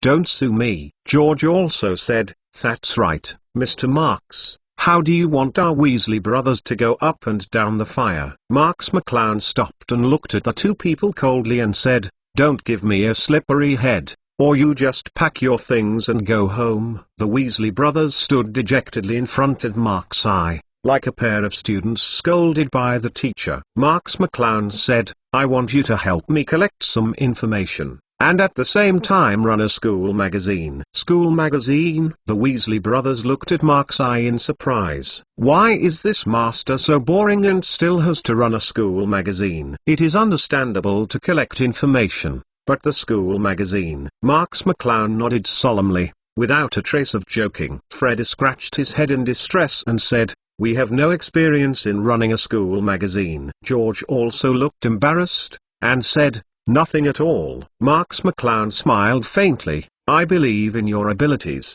This little thing is nothing to you, is it? The Weasley brothers nodded dejectedly. Marx McClown continued, the school journal is only one aspect. Collecting information is more important. I want you to go to each college to secretly investigate a diary for me on the grounds of collecting materials while running the school journal. What diary? Brother Weasley looked at Mark-Sai with curiosity. Marx McClown said, you don't need to know too much. It's just a diary of unknown origin. It will suddenly appear in the hands of a certain student, and it will automatically reply to the words you wrote on it. Fred hammered his palm and said, what a magical diary. Which predecessor made it? George also looked excited and said, I have thought of a new good idea to make magic props. Marx McClown made a click gesture to stop the madness that the Weasley brothers were preparing. This diary is very dangerous. Once you find it, report it to me immediately. Others are not allowed to interfere. Brother Weasley said with a frustrated look. Well, Marx McClown waved his hand. Help me do this well, I won't treat you badly. The Weasley brothers had no choice but to admit that they were unlucky and agreed to Marx McClown's request. After the Weasley brothers agreed to Marx McClown's request, they were busy organizing the school magazine. Of course, Marx McClown couldn't be a hand-handling shopkeeper. Although the Weasley brothers agreed to Marx McClown's request, they were still a little reluctant after all, and Marx McClown had to do many things himself. For example, find a special photographer for the school magazine. Chapter 224. Speaking of photographers, Marx McClown immediately thought of a person, Colin Creevey. Plus cool Tiger. This man is just a first-year Hogwarts student. He loves photography and is also a huge fan of Harry in Mark-Sai's memory. However, when this person entered the school, he was assigned to Gryffindor College by the Sorting Hat, so there was no intersection with Mark-Sai. Marx McClown quickly found Colin, who was shooting around the college with a camera, but at this time Colin was hiding not far away, taking pictures of Mark-Sai. I saw you, come out now. Marx McClown looked faintly in the direction of Colin, who was hiding in the grass. However, There was no response. Marks McClown estimated that Colin thought he was screaming. "I said I saw you." Marks McClown slowly walked to the bush where Colin was hiding, and Colin looked at Mark's eye with a look of surprise. Colin has beautiful short blonde hair and a little baby fat on his face, which makes him look cute. Colin said in a panic, "I'm sorry, Mr. Marks, I didn't intend to sneak a photo of you. I'm just curious and admiring."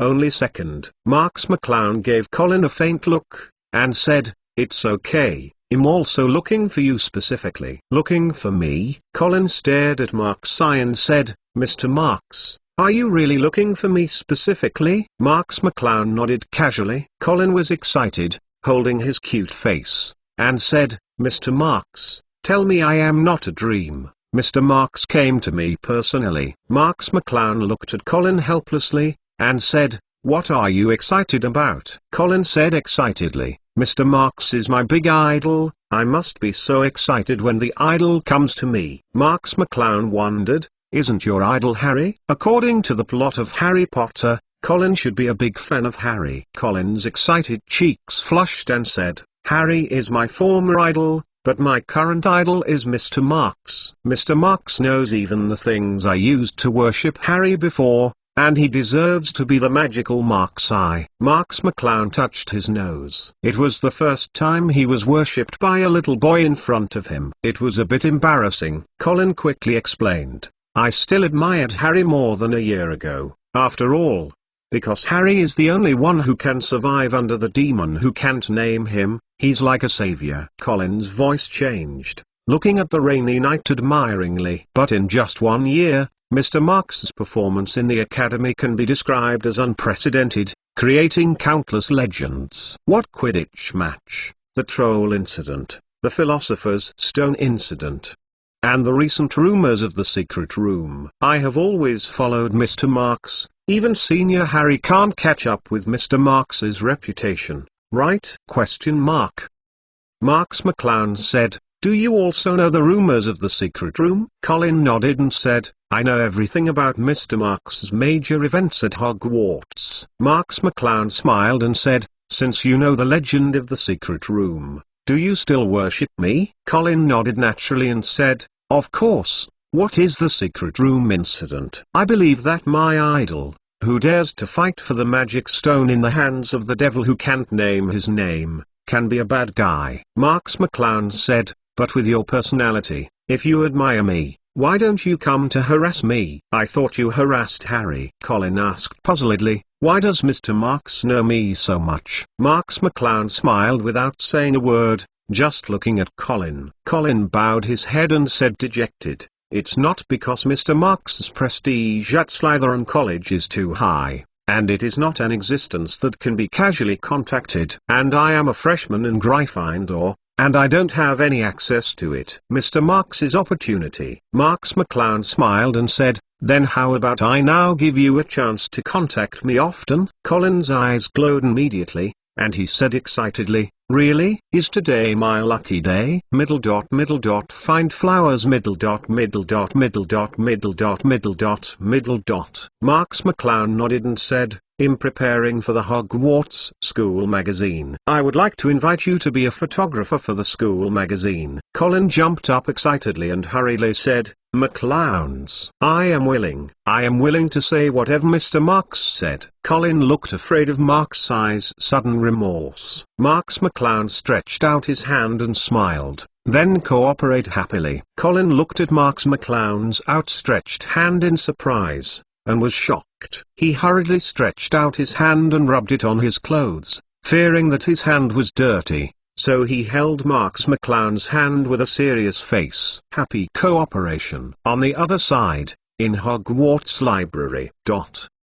Harry grabbed his hair with an annoyed look, his face was depressed. Ron also looked uncomfortable. The thick book in front of him was bigger than his head. Hermione was looking through a book that was half head tall with a serious face. "Ron, you show me your Hogwarts secret history seriously. The secret of the secret room and the basilisk is very likely to be there in your book. Ron murmured dissatisfiedly, we have been soaking here for 3 days and haven't seen any relevant information at all. Harry nodded and said, I feel this kind of secret incident, they won't record it in the book, right? Hermione hates Iron for failing to make steel. Then what can we do now? We can't find relevant information anymore. The secret room and the basilisk matter do not know how wide the scope will be. Harry said, Hermione, I understand your feelings. Now Mr. Marks is considered by many people to be the heir of Slytherin, but we can't rush about this. Ron nodded and said, McClowns, if there is an answer in the book, it would have been discovered a long time ago, so why would it wait for us to discover it?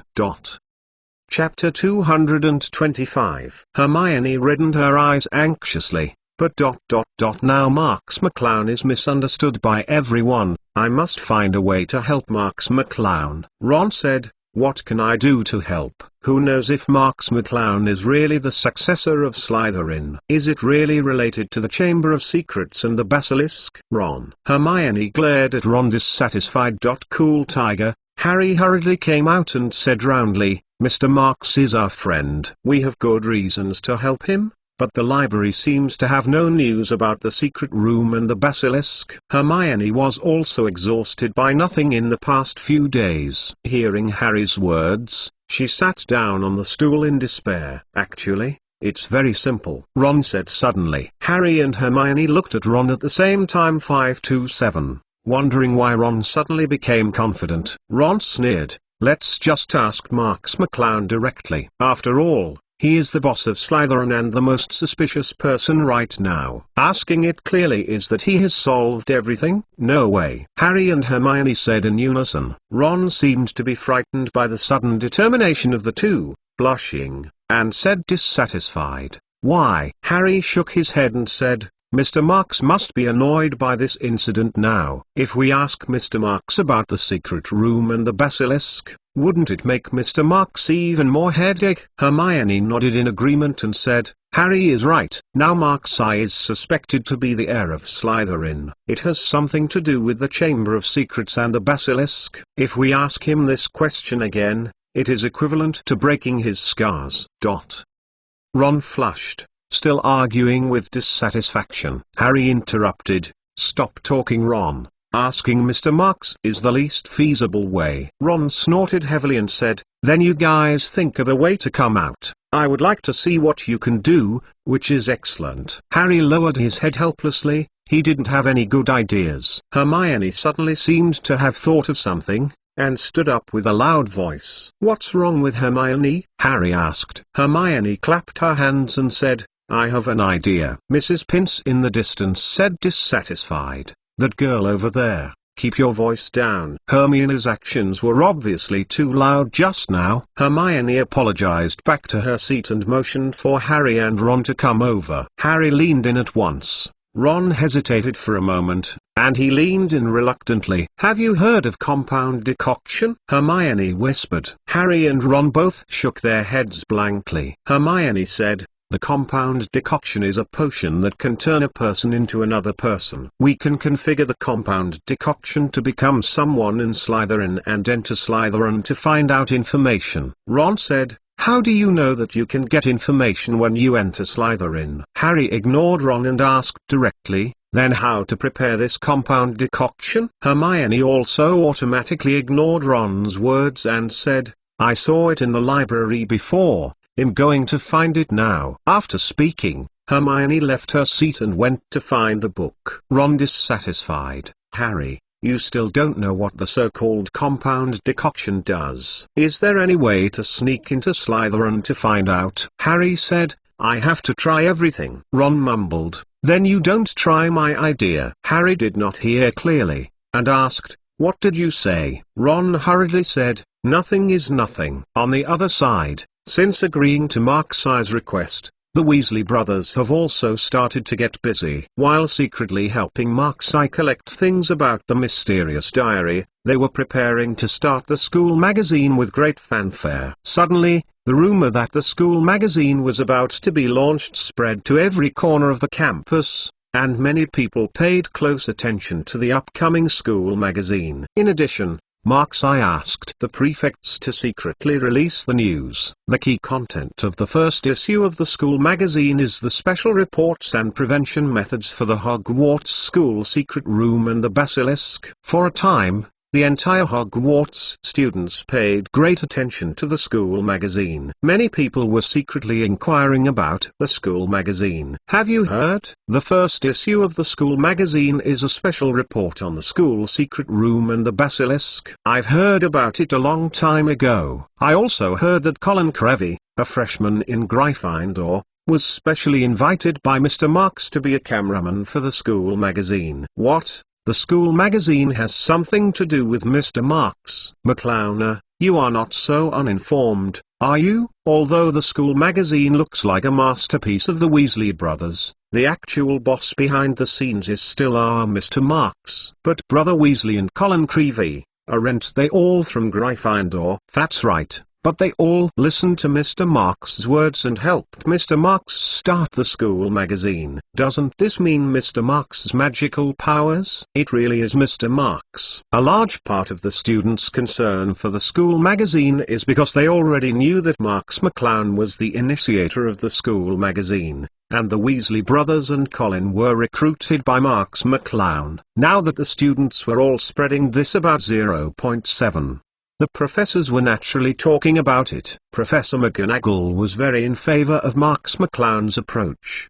and he talked about it in public. As Hogwarts is the most famous school in the wizarding world in the UK, it is not a normal thing to have a school publication. Finally, Mark-Sci has discovered this big loophole in the school. Lockhart also agreed very much and praised it publicly. P.S. Recently, I have been in various hospitals with a lot of psychological pressure. I want to automatically subscribe and give me a reward for comfort. Chapter 226, Snape's Expectation. Literature is the most wonderful thing in the world. Mark-Sci founded the school magazine to publish my current serialized novels in the school magazine, so that students can see what real literature is, and infect more people. Lockhart's words drew more attention from his fans. Undoubtedly Marks McClown's handwriting behind it. Plus cool, Tiger. Most professors still support the creation of the school magazine. But there are also professors who are dismissive, such as Professor Snape, the Dean of Slytherin. If someone else started the school magazine, Snape probably wouldn't have any opinions. After all, this matter had little to do with him. But if Mark-Sci had founded the school magazine, Snape would think it was inappropriate. Who is Mark-Sci? He is a little fox. He wanted to start the school magazine. He must have no good intentions. He must want to make trouble again. So far, Snape had never seen a student at this age who seemed so scheming to make him suffer 11 more times. He only felt that facing Mark-Sci was not like facing an 11 or 12-year-old child! And the relationship between Snape and Mark-Sci was good or bad, and it was really bad. Snape had suffered a lot from Mark-Sci. It's a rare opportunity to stumble Mark-Sci. Snape, how could I miss this opportunity? Snape immediately ordered at Slytherin College that all Slytherin College students should not allow official books and periodicals that seemed to be unclear. He also famously said that this is to allow students to focus on their studies, to read some authoritatively certified books, and not to be misled by some messy things. Snape's rule made many Slytherin students dumbfounded. Many people know that the school magazine, which has been very popular on campus recently, is Mark-Sci's masterpiece. The Weasley brothers and Colin on the bright side, in other words, work for Mark-Sci. Who is Marks McClown, the well-deserved boss of Slytherin College, the legendary king of Slytherin? And Snape was the head of Slytherin College. The two are in such a relationship. Shouldn't Snape support Mark-Sci's move?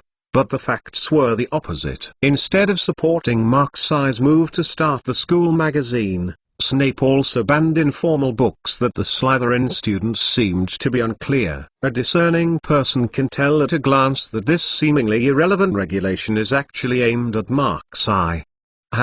Is it true that one mountain cannot accommodate two tigers? Many people also noticed this, and countless pairs of eyes were watching Mark-Sci and Snape, to see if they would spark any sparks. Snape also felt that his trick was really good. On the one hand, he secretly breathed out; on the other hand, outsiders couldn't say anything. After all, he was not blatantly playing against it. Snape also wondered happily what Mark-Sci would look like when she came to open the potion cooker next time. Thinking of this, Snape became excited, and finally could see Mark-Sci deflated.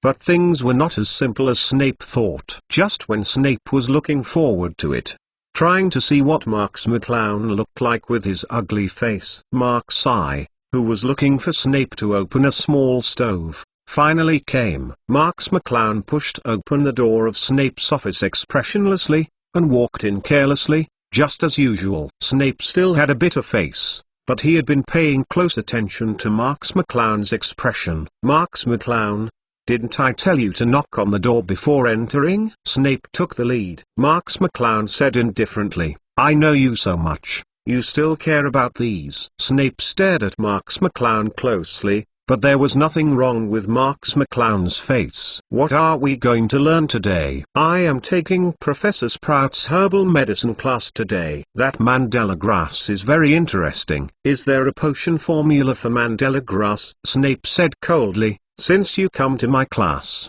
you have to listen to my arrangements and don't say anything you want to learn." Marks McClown shrugged, and said indifferently, "Well, what are we learning today?" Snape stared at Mark-Sci closely, but he didn't see anything from Mark-Sci's expression. Snape was a little discouraged and asked seriously, "Mark-Sci, don't you have anything to say to me?" Marks McClown looked at Snape suspiciously, and said, "Professor Snape, what happened to you today? Why are you weird?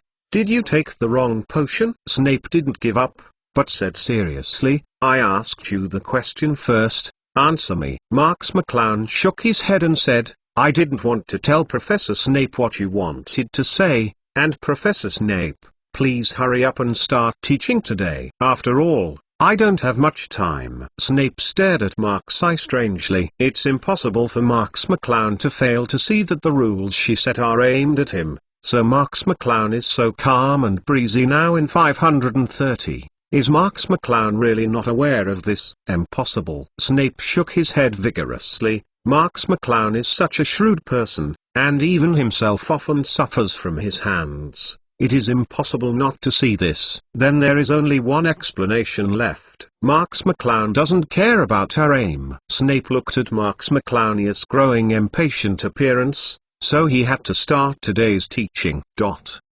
Hogwarts had a relatively peaceful time. The so-called Vault Basilisk did not run out to attack anyone for the time being. The rumors about Mark-Sci and Slytherin's successor were slowly forgotten by the suppression of Mark-Sci's power and the passage of time. The Weasley brothers and Colin are still working hard for the first issue of the school magazine. But before the publication of the school magazine began, it was stolen by another major event at Hogwarts. Harry Potter, The Most Powerful Mage Chapter 227, The Most Embarrassing Game in History. That is the annual Quidditch competition. The Quidditch match last year was really ups and downs, one after another. In the end, Slytherin won the Quidditch championship under the rivalry of the other three academies. Marks McClown's outstanding performance was even featured in the headlines by the Daily Prophet, and more professional Quidditch teams came to dig Marks McClown. Now in Hogwarts, recognized as the strongest Quidditch player, without any doubt, it must be Slytherin's Mark-Sci. The Slytherin Quidditch team with Mark-Sci's existence cannot be defeated. Many Hogwarts students think so deep down. So this led to this year's Quidditch Stadium, an embarrassing scene in history. Although the students paid a lot of attention to the Quidditch game before the game, the number of people actually present was much smaller than in previous years. The Slytherin Academy is basically all there, and the Slytherin rest area on the side of the field is densely packed with Slytherin students cheering for the Slytherin Quidditch team. In contrast to Slytherin College are the other three colleges: Gryffindor, Hufflepuff, Ravenclaw. The rest areas of the three major academies are just sparsely seated with 200 to 300 people supporting the field. As the Gryffindor Academy against Slytherin today, it is even more unbearable. 100 people sit in the rest area. After all, in terms of Quidditch, the shock that Marks McClown gave to the three academies was too terrifying, and Marks McClown had become an invincible existence in their minds. No one wants to see that their college will lose, so many old students choose to avoid this game. Only freshmen who have just arrived at school and are curious about everything will watch this game. The Gryffindor players who are preparing for the next game also have an expression of indescribability. From the moment Mark's Eye was their opponent, basically the ending is doomed. They don't even need to lose a good point.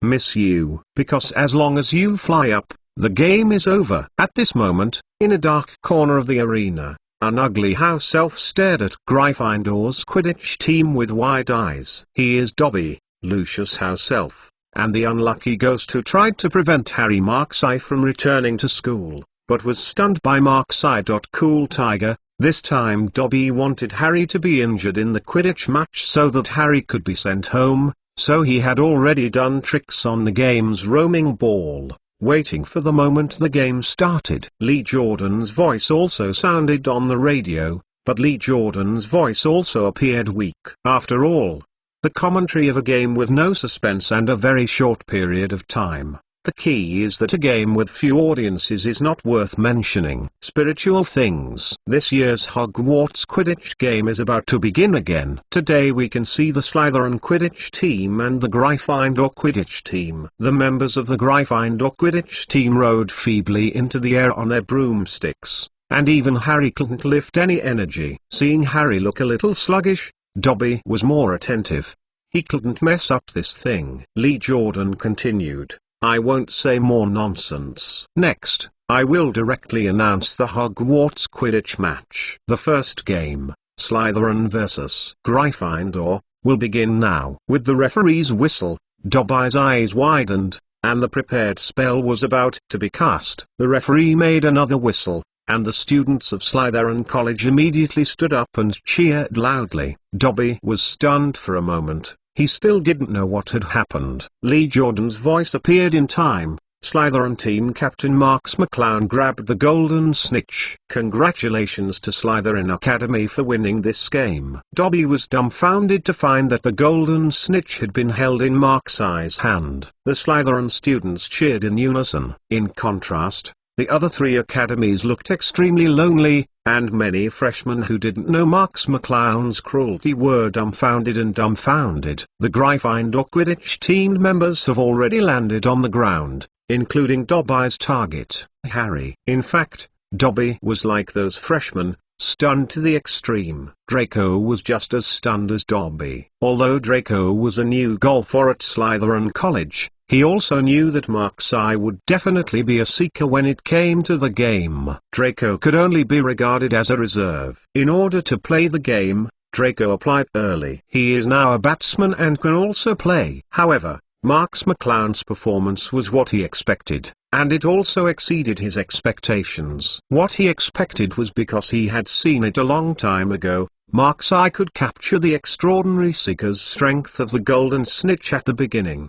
What he didn't expect was that Marks McClown really caught the golden snitch at the beginning, and he didn't even leave a little room for his players. The main purpose of Draco joining the Slytherin Quidditch team Lily is to highlight his sense of existence. If Marks McClown doesn't even leave him any room to play, what is the point of joining the Slytherin Quidditch team? Draco suddenly remembered that at that time, Mark's Eye asked himself to equip everyone on the Slytherin Quidditch team with a Light Wheel 2001, and also made himself responsible for all the funds for the team's activities. Is it possible that Mark's Eye has always been "Do you play with the palm of your hand?" Marks McClown didn't want to guess the thoughts of other people at this time, and after returning the golden snitch in his hand to the referee, he left the field straightforwardly.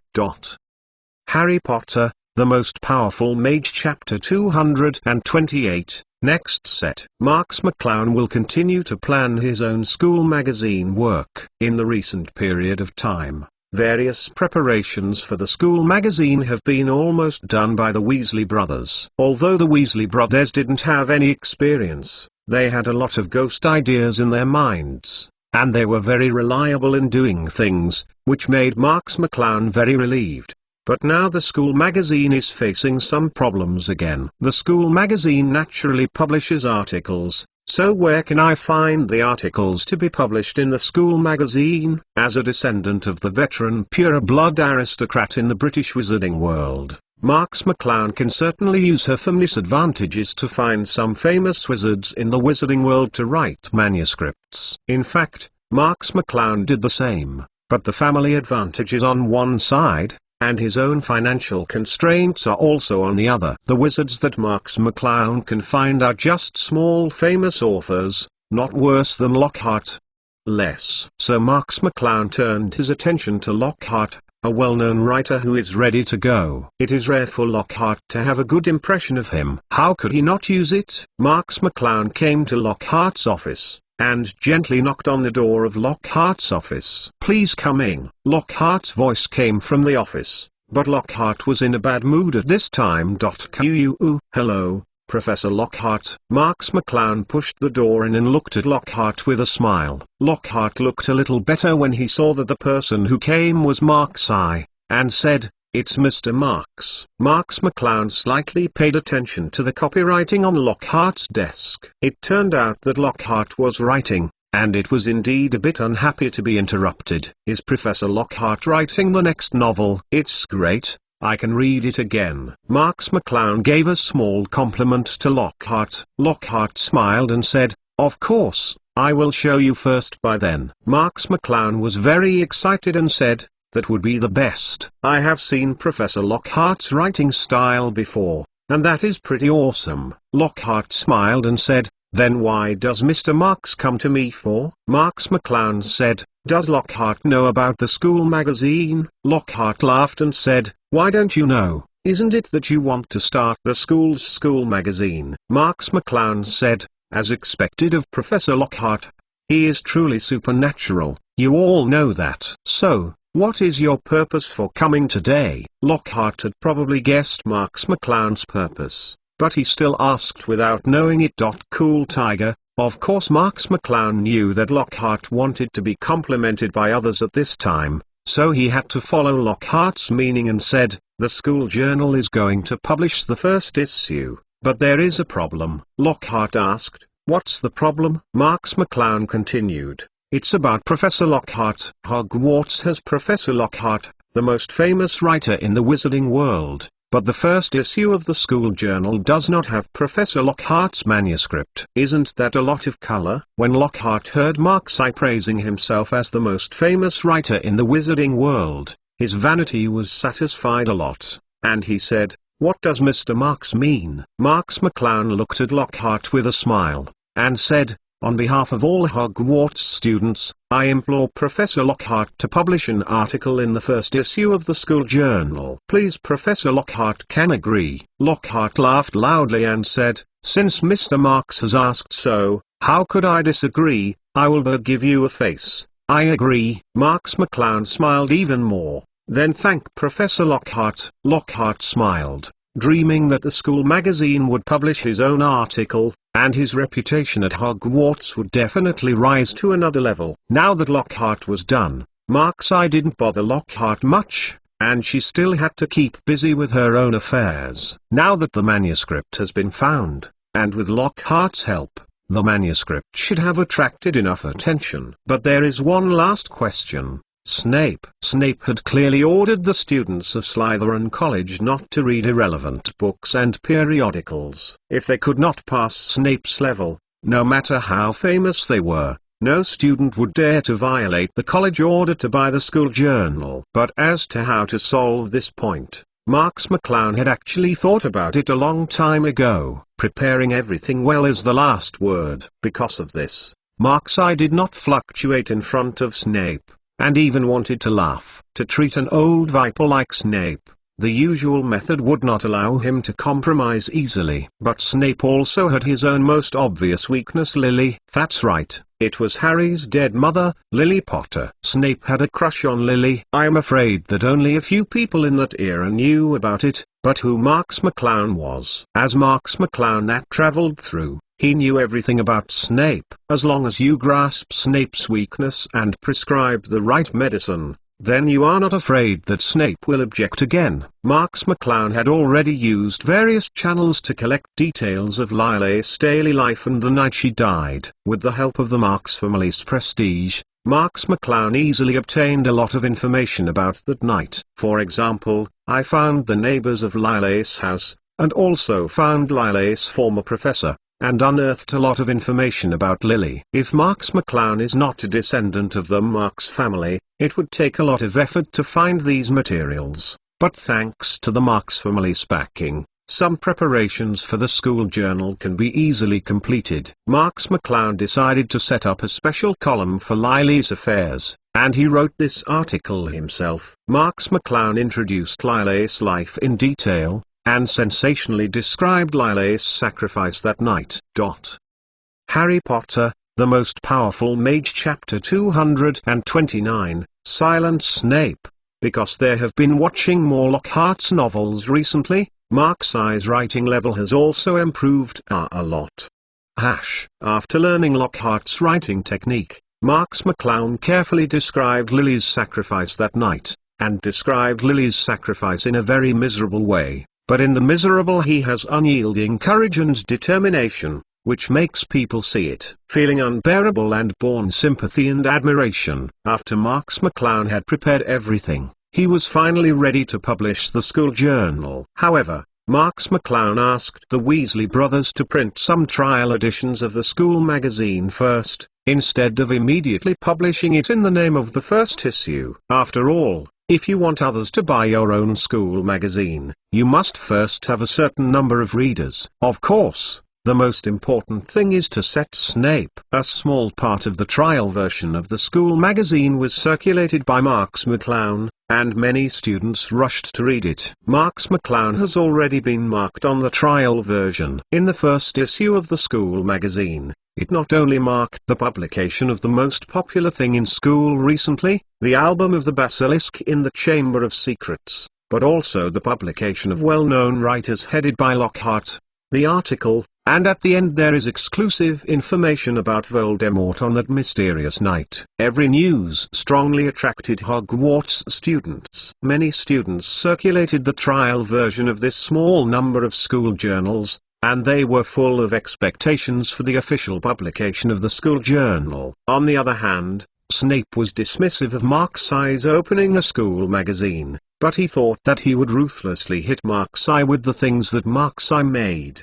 But for no reason, a trial version of the school magazine was put on Snape's desk at some point. Of course Marks McClown did it. Snape was thinking of throwing it away, but everyone is curious, so it's better to see what Marks has come up with. Snape picked up the trial version of the school magazine, ready to criticize what Marks had made. But as soon as Snape saw the cover, he was silent. On the cover of the trial version of the school magazine, something about Lily's column was written, and Snape silently read the report about Lily. The trial version only introduced Lily's life, introduced bit by bit in her life and in the past, and then roughly talked about Lily's miserable experience that night, and vividly described Lily's situation before her death. But Snape was so surprised that he didn't criticize anything. Instead, he silently put the trial version of the school journal in his drawer. The next day, it was time for Snape's potions class.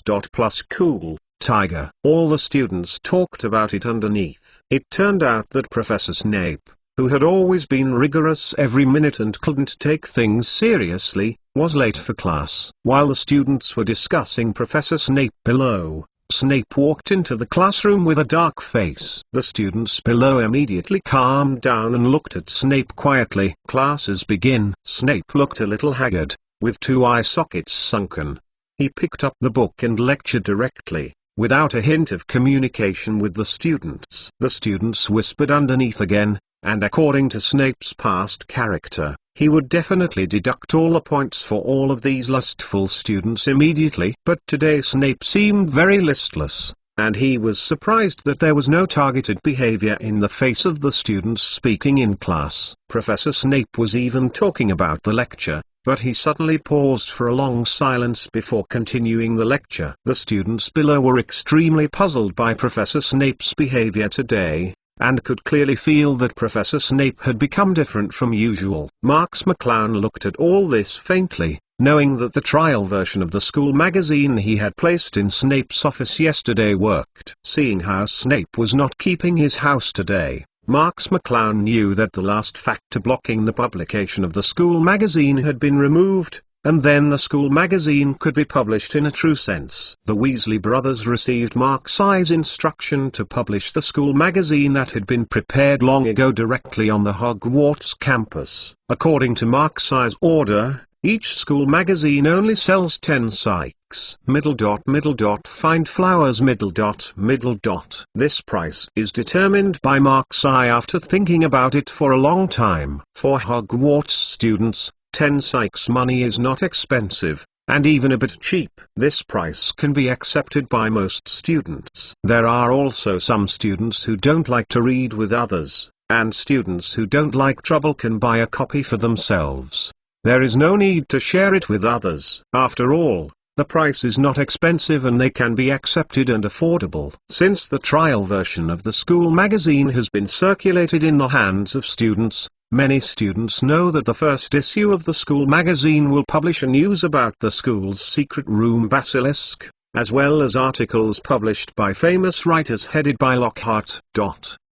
Many students have long looked forward to the first issue of the school magazine. So as soon as the first issue of the school magazine was released, it immediately attracted a large number of students to buy. Snape said that students at Slytherin College could not read books of unknown origin, which became empty talk. But Snape didn't stop the students' enthusiasm for buying. Someone even showed up in front of him reading the first issue of the school magazine, and Snape didn't take any action. In fact, Snape had secretly bought a school magazine in private. Someone could even find that Snape unexpectedly revealed a rare tenderness and nostalgia in the eyes of the first issue of the school magazine. As a result, the first issue of the school magazine was released unimpeded. The first issue of the school magazine, after careful planning by Marks McClown, reported on the secret room basilisk, which gave many people a more general understanding of the whole matter. At the same time,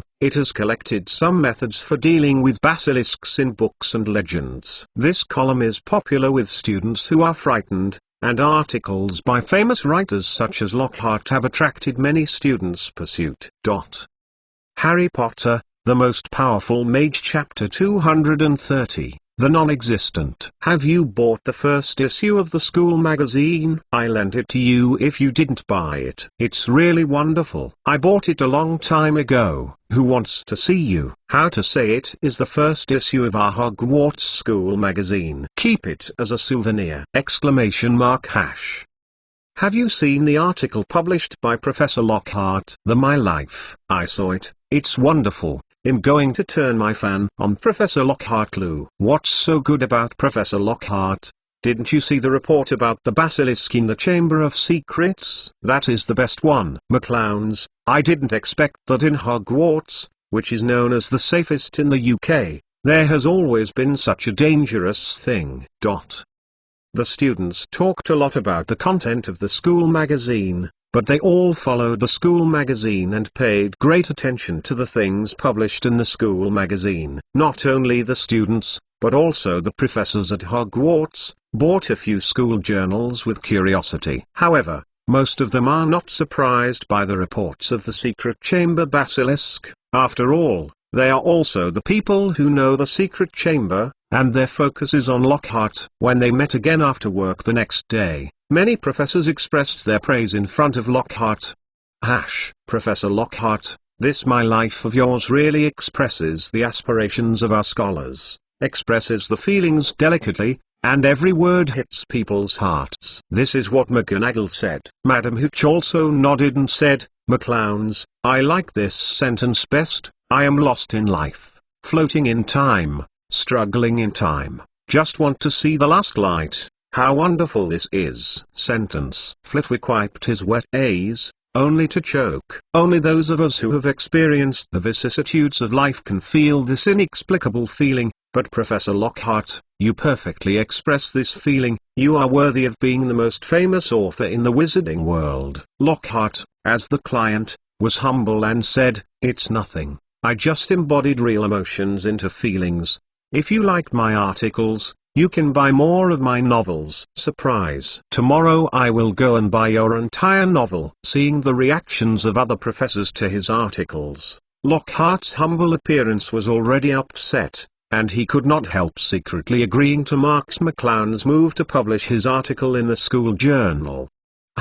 It seems that my prestige at Hogwarts will increase step by step, and more students will become their fans. When the first issue of the school magazine was on sale at the school, Markseye had not had time to be happy and could earn money at school through the school magazine. Another terrible incident happened at Hogwarts. This incident immediately covered the limelight of the school publication and became the most discussed topic of Hogwarts. Someone was attacked. This time it was Colin Creevey. If it is said that the last time the attacked was suddenly Dog and Mrs. Loris, it would be better to say the past in the eyes of everyone. After all, it was just a dog and a cat. But now, people are attacked. Colin Creevey is known to be a wizard born in a mole family. In other words, in the eyes of the successor of the Chamber of Secrets, he is a mudblood of the same nature as Hermione. The previous intelligence also shows that the basilisk in the secret room will attack all wizards of impure blood in the school, and the attack on Colin now verifies this intelligence. Like the previous wave Dog and Mrs. Loris, Colin was also petrified, and he was attacked when he helped Markseye shoot material at school. The school has arranged to send the petrified Colin to the infirmary, lying stiffly on the school bed. Just like the wave Dog and Mrs. Loris. To release the petrified state, one must drink the potion prepared by the Mandela grass, but the Mandela grass planted by Professor Sprouse is not mature, so they cannot be released from the petrified state for the time being. This incident caused a great storm at Hogwarts. Now not only a large number of students are beginning to doubt the safety of Hogwarts, but also a considerable number of students have applied to go home. Who knows if the next person to be attacked is himself? In Hogwarts, many students with impure descent are even more worried all day, for fear that the next person to encounter a black hand is themselves. On the contrary, a small part of the students gloated over misfortune. They were pure blood in the school and discriminated against other students with impure blood. This type of people is led by Draco. People of pure bloodliness like Draco are not afraid of being attacked by the basilisk in the secret room. Instead, they continue to advocate for driving all people of impure blood out of Hogwarts and letting Hogwarts clean up. When Hogwarts was shrouded in a strange and terrifying atmosphere, the Weasley brothers also came to Markseye to report the situation. How is it now? Marks McClown looked stern and stared at Brother Weasley closely. But the faces of the Weasley brothers were not pretty. Fred said, "We have carefully inquired about the students from the 4 colleges, but still can't find any clues about the mysterious diary." George also interrupted, "Not at all. Impossible." Marks McClown couldn't calm down a bit, and said coldly, "That diary was hidden in Hermione's body. Didn't you check it carefully?" It was also the first time for Brother Weasley 1.2 to see Marks McClown's uneasy appearance, and Fred explained in a hurry, "Every one of us has checked it carefully, and we can't find any clues." George nodded quickly and said, "McClowns, we didn't find any information about the diary, as if that diary never appeared." Marks McClown's mentality is a bit bad, because he knows that in the next period of time, students from mole families will be attacked one after another. Chapter 231, Butterfly Effect. And among the students who were attacked, Hermione was included. In the original history, The students who saw the basilisk did not die because they all saw the eyes of the basilisk indirectly because of various coincidences. But Markseye didn't know if his butterfly effect caused some students who would have been petrified to die on the spot because of seeing the eyes of the basilisk. Because there have been places that are different from Markseye's memory several times in the past. This risk is too great. If Markseye can't find the holder of the diary in time, then the chance of Hermione being harmed will increase, which is unacceptable to Markseye. Actually, there is a more insidious way. Marks McClown stood up, and wanted to rush to the entrance of the secret room, blow up the entrance directly, and directly kill the root cause of the basilisk. As a traverser, Markseye certainly knew that the 11th entrance of the secret room was just under the toilet on the 2nd floor of Hogwarts. As long as Marks McClown is willing, he can rush into the secret room at any time and fight the basilisk to the death.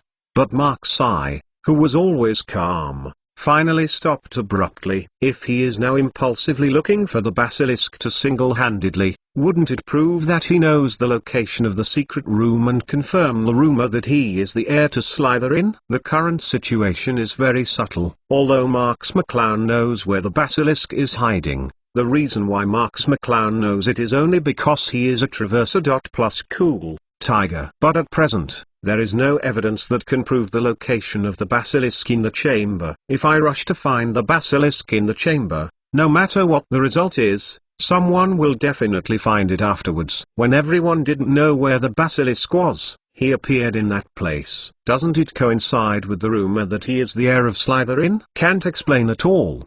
By the same token, I knew what was in the secret room, and I couldn't tell anyone, especially Dumbledore, without knowing the source of the information. Publishing the location of the secret room by yourself will only make people more suspicious of their identity. What's more, even if you really go to find a basilisk, what can you do? The strength of the basilisk is not comparable to that of a giant monster and a three-headed dog. It is the pet of the founder of Slytherin College, a veritable 1,000-year-old magical animal. Moreover, the ability to be petrified after being weakened is indeed very troublesome.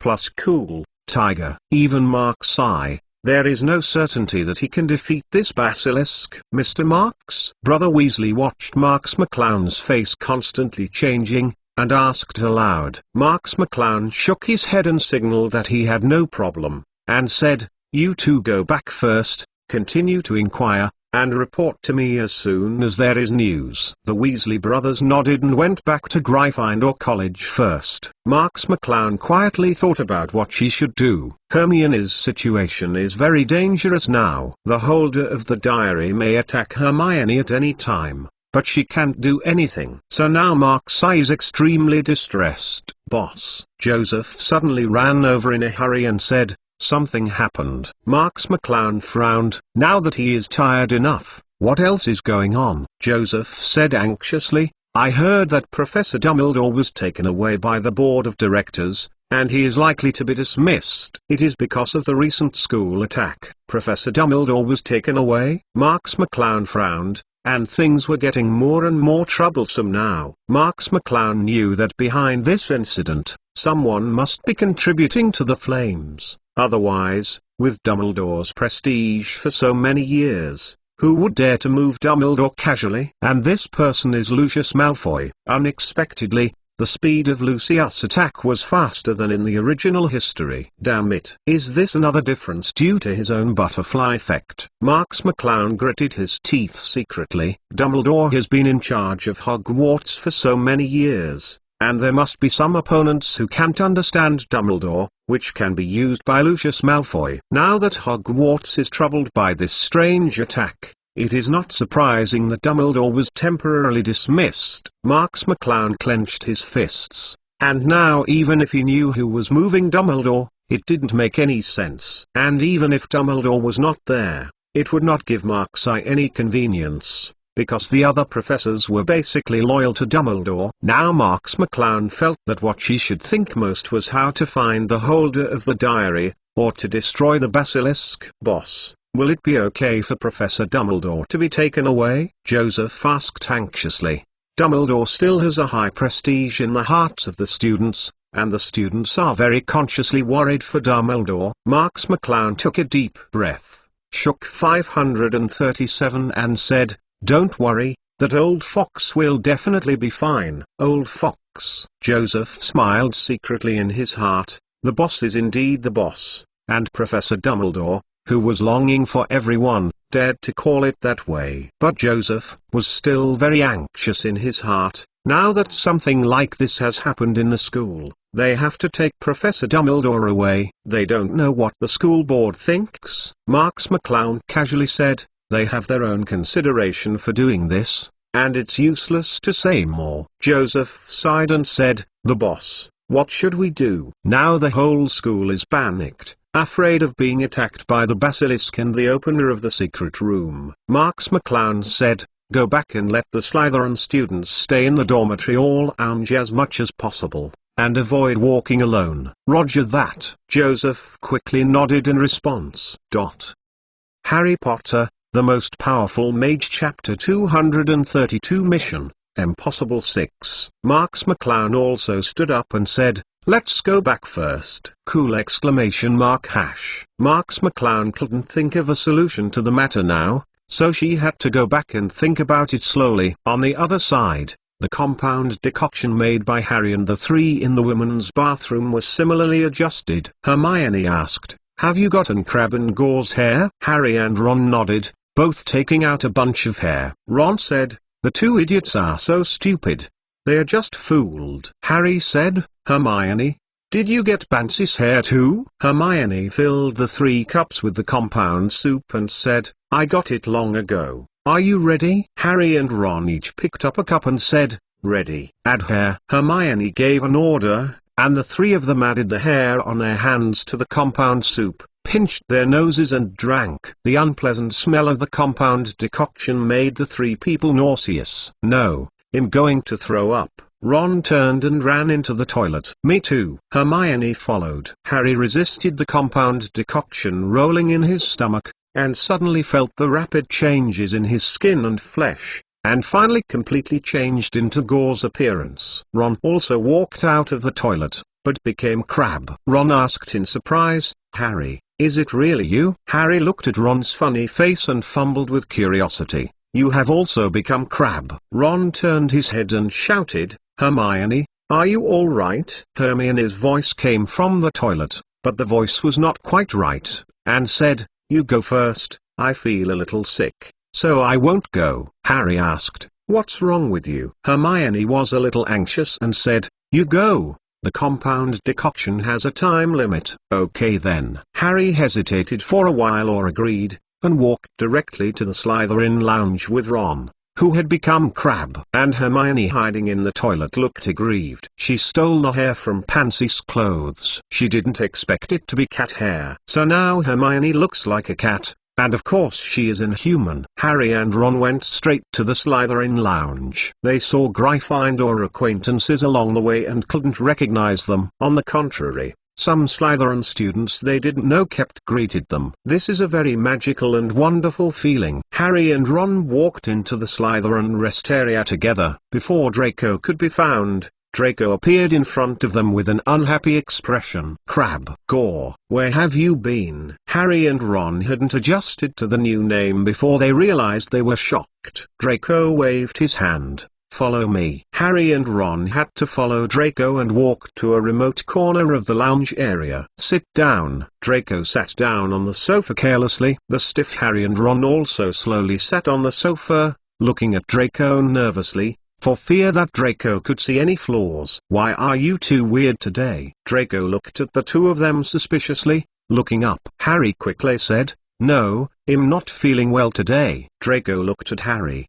wondering. "Gore, your voice," Harry hurriedly said in a hoarse voice, "I have a cold and I am unwell." Draco gave Harry and Ron an angry look, and said, "My dad always said, Hogwarts has failed the most in these years. Do you know what it is?" Harry and Ron shook their heads quickly. Draco said, "It's Dumbledore." "Dumbledore becoming the principal of Hogwarts is the most unfortunate thing about Hogwarts," Harry said anxiously. "No." "What?" Draco gave Harry a stern look and said coldly, You say it again? Harry was frightened by Draco and shook his head quickly. It's okay, Draco continued, but now that this incident has happened at the school, Dumbledore has been taken away by the board. I wish Dumbledore would never return. Harry and Ron Nono kept talking. Draco said, and Mark sighed. He used to be just a person of terribly talented talent. I don't know what kind of shit luck he has stepped on and became like this. Draco's eyes were full of regret,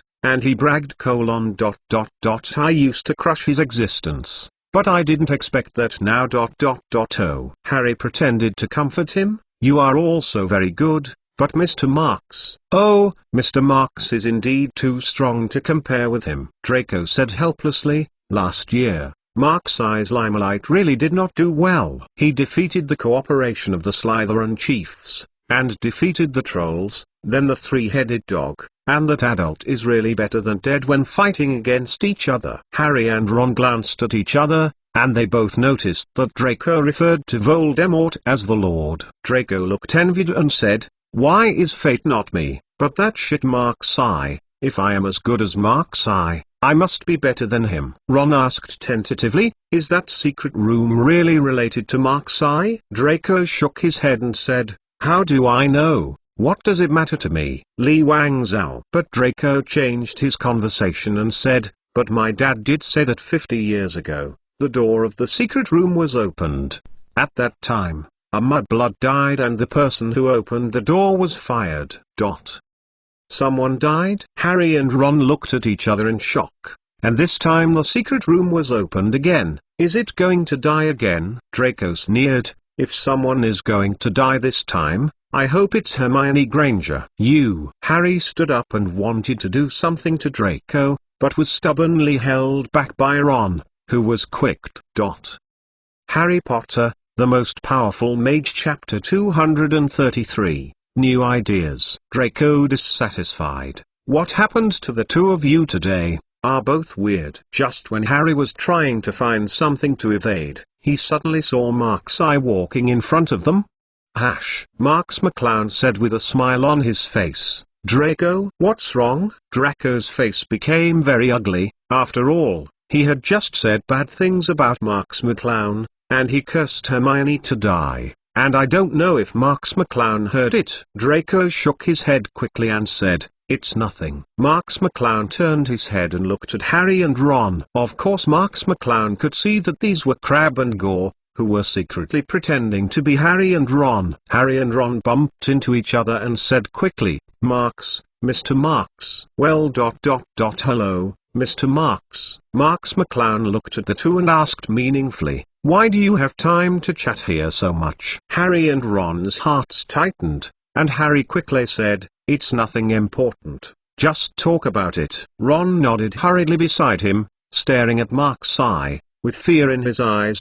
Draco also followed. Captain, what's the matter? Marks McClown shook his head and said, if the time is about the same, I think you should also go. Cool Tiger, go? Draco questioned. Where are you going? Harry and Ron were also shocked. Sure enough, counting the time, the efficacy of the compound decoction was almost over. Marks McClown turned his head and said to Draco, before the attack is over, don't go out if there is nothing to do. Draco wondered what he was pure blood, but he still said, I see. After turning around, Harry and Ron hurriedly ran out of the Slytherin rest area. Draco yelled, hey, where are you going? But no matter where Harry and Ron dared to turn their heads to answer, they could feel their faces appearing strange, which was a sign of going back to their original state. Marks McClown looked at the embarrassed appearance of Harry and Ron, who had fled, suddenly thought of something. If it continues to develop like the original history, then Harry BBBF and the others will be prompted by Hagrid to find that the school is full of descendants of the Spider King Aragog,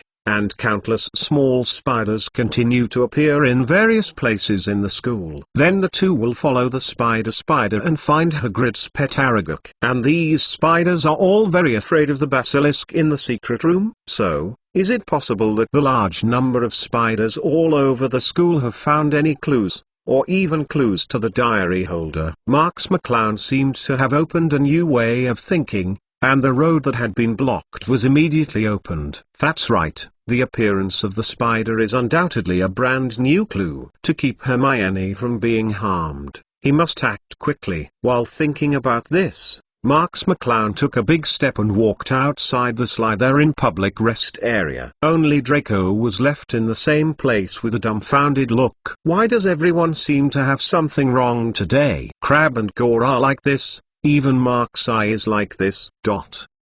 Marks McClown walked straight out of the Slytherin public rest area and wandered casually at Hogwarts. Under careful observation, he did find that Hogwarts had many spiders everywhere, and these spiders were very orderly and organized. Follow the spider, maybe there are amazing gains. Marks McClown followed a little spider, followed it out of Hogwarts Cathedral, through various small holes, and moved quickly toward the outside of Hogwarts campus with a goal. If Marks McClown had the spirit to explore this ability, in such a dim environment at night, I would have lost this spider long ago. Along the road, one after another spiders joined in, like a small team returning home, looking for a little friend to go home. Marks McClown squinted his eyes and looked at all of this. Originally, his spiritual exploration was only following a small spider, but now there are hundreds of small spiders in front of him,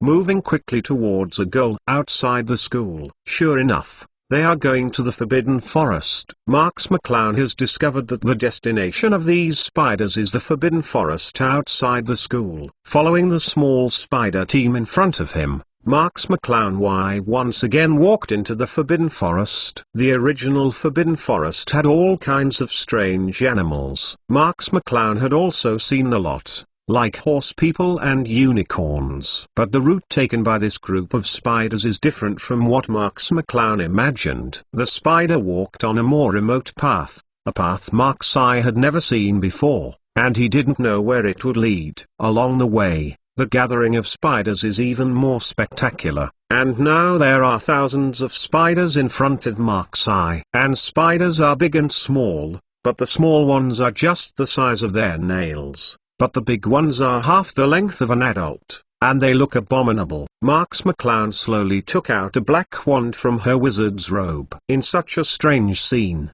Marks McClown felt that it would be better to take out the wand first. Marks McClown continued to step into the Forbidden Forest, looking at the surrounding environment. Although Hogwarts ordered the students not to enter and exit the Forbidden Forest at will, to Mark's eye, he was very familiar with the Forbidden Forest. After all, the number of entering and exiting was not too few. But this area in front of him is still a place Mark's eye has never been to. The original Forbidden Forest was full of smoke and towering trees were everywhere. Although it was a bit gloomy and terrifying, there was a kind of vitality everywhere. However, the Forbidden Forest in front of Mark's eye's eyes was lifeless. Except for the dense spiders on the ground, there seemed to be no living creatures around. The branches of the surrounding trees are covered with a thick spider web, and the rustling sounds of spiders crawling around are everywhere, making the scalp numb. Marks McClown bit his scalp and walked down,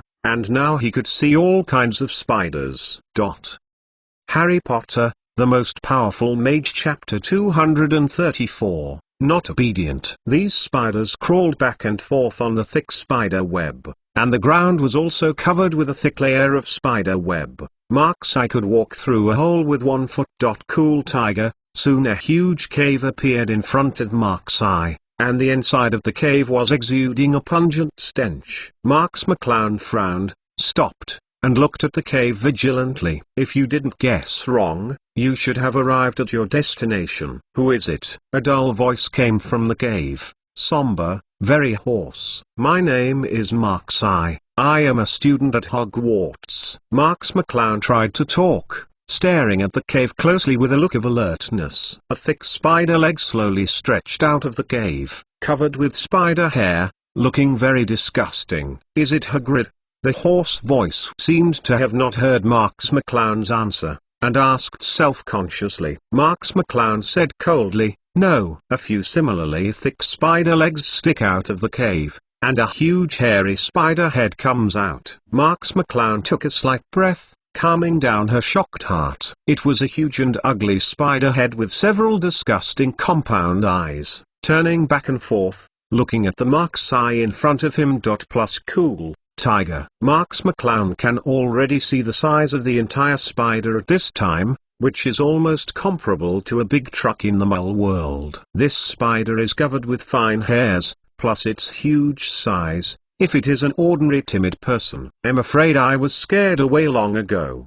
But Mark's eye calmly looked at the huge spider in front of him, and asked hesitantly, "Are you Aragog?" The spider's compound eyes kept turning, staring at Mark's eye, without denying what Mark's eye was called. Marks McClown continued, "I came to you specifically and want to ask you some questions." Aragog said slowly, "You have nothing to do with Hagrid." Aragog made it clear to ignore all Marks McClown's words. Marks McClown said coldly, "I have nothing to do with Hagrid, I am here to find you." Aragog leaned back lazily on the edge of the cave and slowly said, "Forget it, even if you have a relationship with Hagrid, you will die here today." Aragog's attitude clearly angered Marks McClown, and Marks McClown said, "Do you not understand human words? So you can only speak for yourself?" Aragog's compound eyes were directly closed, and he lay on the ground lazily. Just when Mark's eye was puzzled by Aragog's actions, the rustling voices from various small spiders around him suddenly doubled. Marks McClown looked around vigilantly. Before he knew it, he had been heavily surrounded by countless spiders. All kinds of spiders, large and small, stared at Marks McClown like prey. Even on the top of the head, there are countless spiders floating, ready to pounce and bite Mark's eye into pieces. There was even a giant spider with 8 A's, the size of which was about the size of an adult, with crystal clear saliva dripping from its mouth, staring at Mark's eye. "Damn it, I really don't understand human words." Marks McClown immediately pulled out the other white magic wand and watched the spiders around him vigilantly. "It seems that today's fierce battle cannot be escaped. But how should I deal with so many spiders?" Marks McClown suddenly remembered that the ability to transform into Animagus that she had acquired not long ago was able to incarnate into a 5-clawed golden dragon and use animals to deal with animals. Will there be miraculous effects? Judging from the sense of the breath of the basilisk, maybe he can also bring fear to the spider with the suppression of the species like the basilisk. However, Marks McClown remembered that his Animagus dragonization was only level 1. With only pure physical ability, it is estimated that it is impossible to deter spiders like a basilisk. Coupled with the exaggerated consumption of the magic power of Animagus dragonization, it may not take long for him to use it. If he fails, he will have no ability to fight back. This is no bet at all. Mark's eye had to dispel the idea of using Animagus. It seems that now, just use your own strength to fight it. Find flowers. Marks McClown clasped 2 magic wands, one black and one white, and stared at the spiders around him. The surrounding spiders rustled around Mark's eye. As soon as Mark's eye showed a flaw, they would swarm up and tear the body of Mark's eye, who was only 12 years old, to pieces. In the face of such a large number of spiders, even if it is as strong as a cloud, there is no way. After all, with this infinite number, the drowning can drown Mark's eye, let alone fighting against them. At that time, Marks McClown estimated that even though his magic power was exhausted, he had not desperately killed any 10th of their number. Marks McClown had no choice but to target Aragog. The so-called capture the thieves first capture the king. As long as Aragog is defeated, these spiders without a leader are not afraid. Marks McClown pretended not to notice Aragog, but faced the massive spider colony. In fact, Mark's eye was constantly secretly exploring the spirit, and locked the location of Aragog in a non-visual way. Aragog also despised Mark's eye very much. After all, a 12-year-old child who came to their spider's nest, what other storms could he uncover? Marks McClown caught the psychology of Aragog's underestimation of the enemy, and made a panic on the surface. but the black magic wand was condensed with huge magic power. A powerful curse slowly took shape in Marks McClown's silent cast!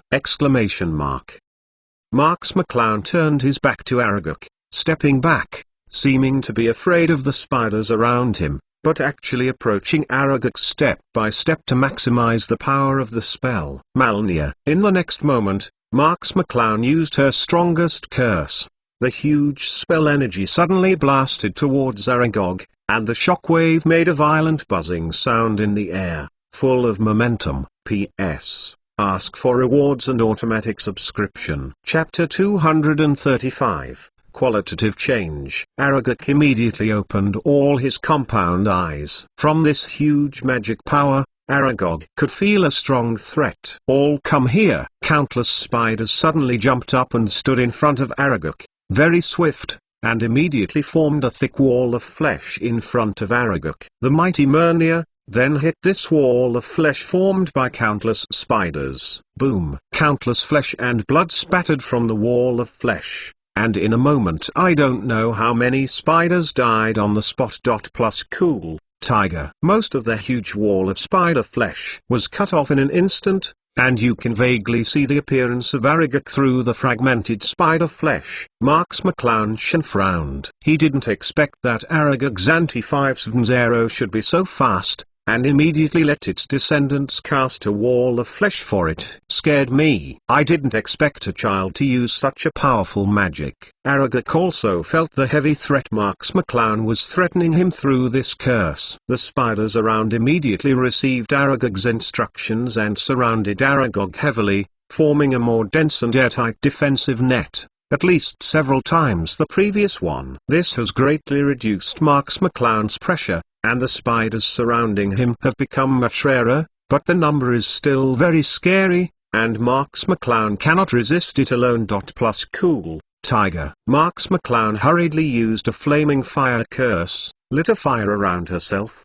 cutting off direct contact with the spider. Marks McClown's face was as sinking as water, and now he has completely become a turtle in the urn. As long as the flame around him is extinguished, endless spiders will submerge himself. Marks McClown stared at the thick spider meat wall in front of Aragog, thinking quickly. Unexpectedly, you are quite powerful. If I hadn't defended you, I'm afraid I would fall into your hands today. Aragog's gloomy voice sounded again. With such a strong magic, it seems that you didn't come directly without thinking about it, but it's a pity that it's useless if you miss it. Marks McClown said coldly, don't think you can be foolproof like this. Aragog sneered, do you think I can't see it? The attack just now is the strongest spell attack that your body can use. I want to see how you can break through me. Descendants. Marks McClown looked at the thick wall of spider meat. To hit Aragog, he must have a penetrating and destructive attack that could break through the thick wall of spider meat.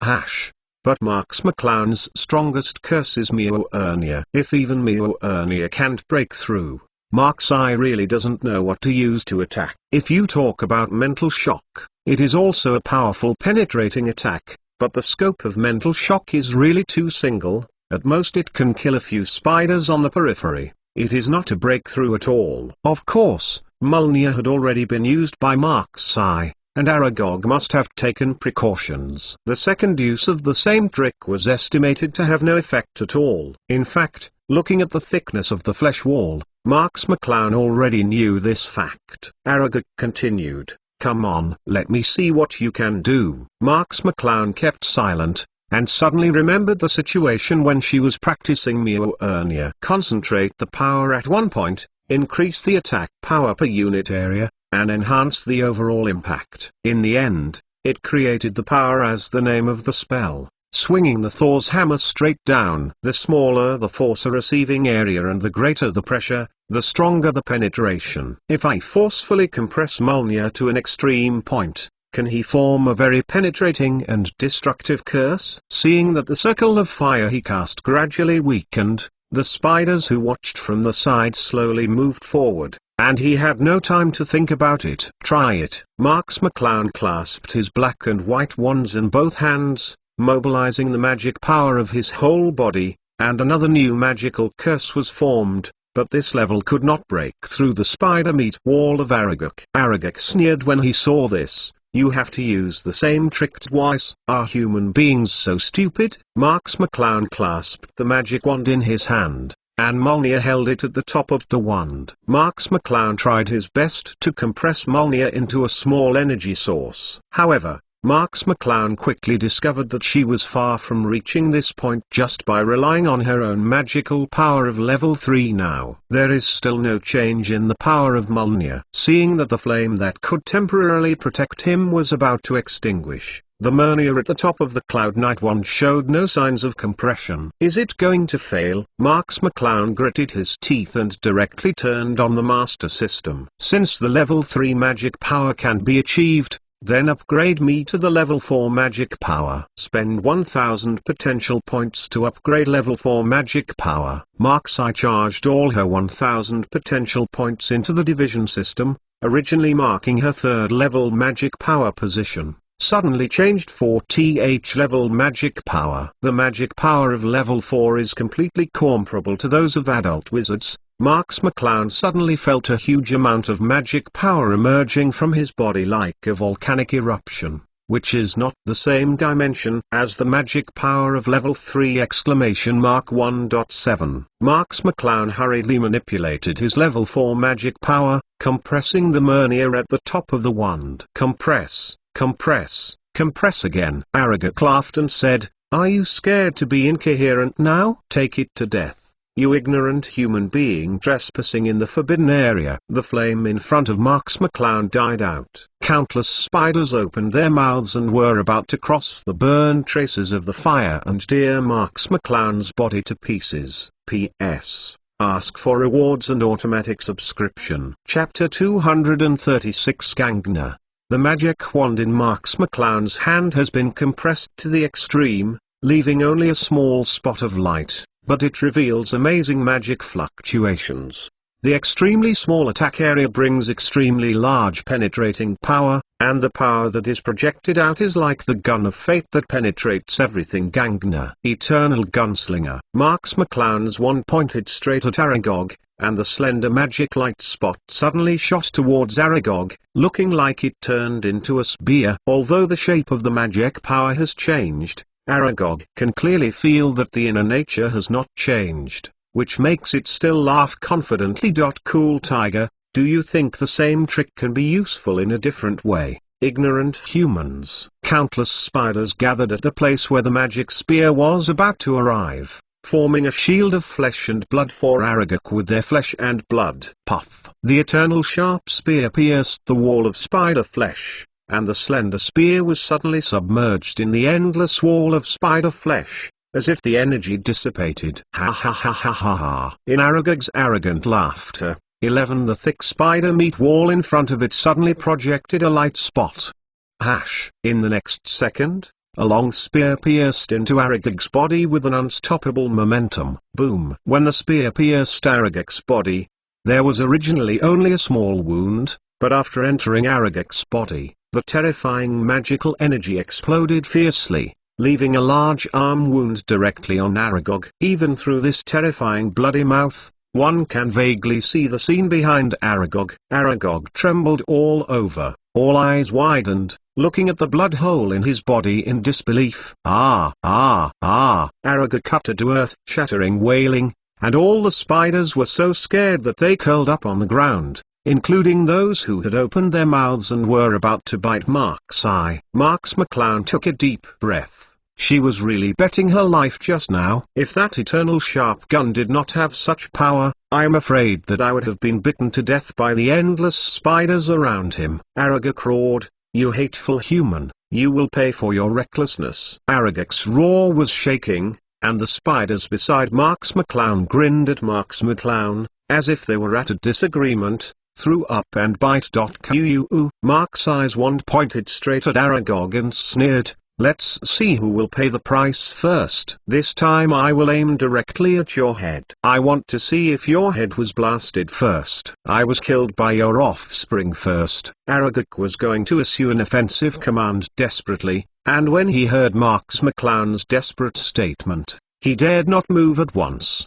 The longer the creatures live, the more they know the preciousness of life. Aragog, an old monster who has lived for decades, is too cherished for his own life. How can he be willing to fight Mark-Sai for his life? Aragog quickly gave his children and grandchildren an untouchable order.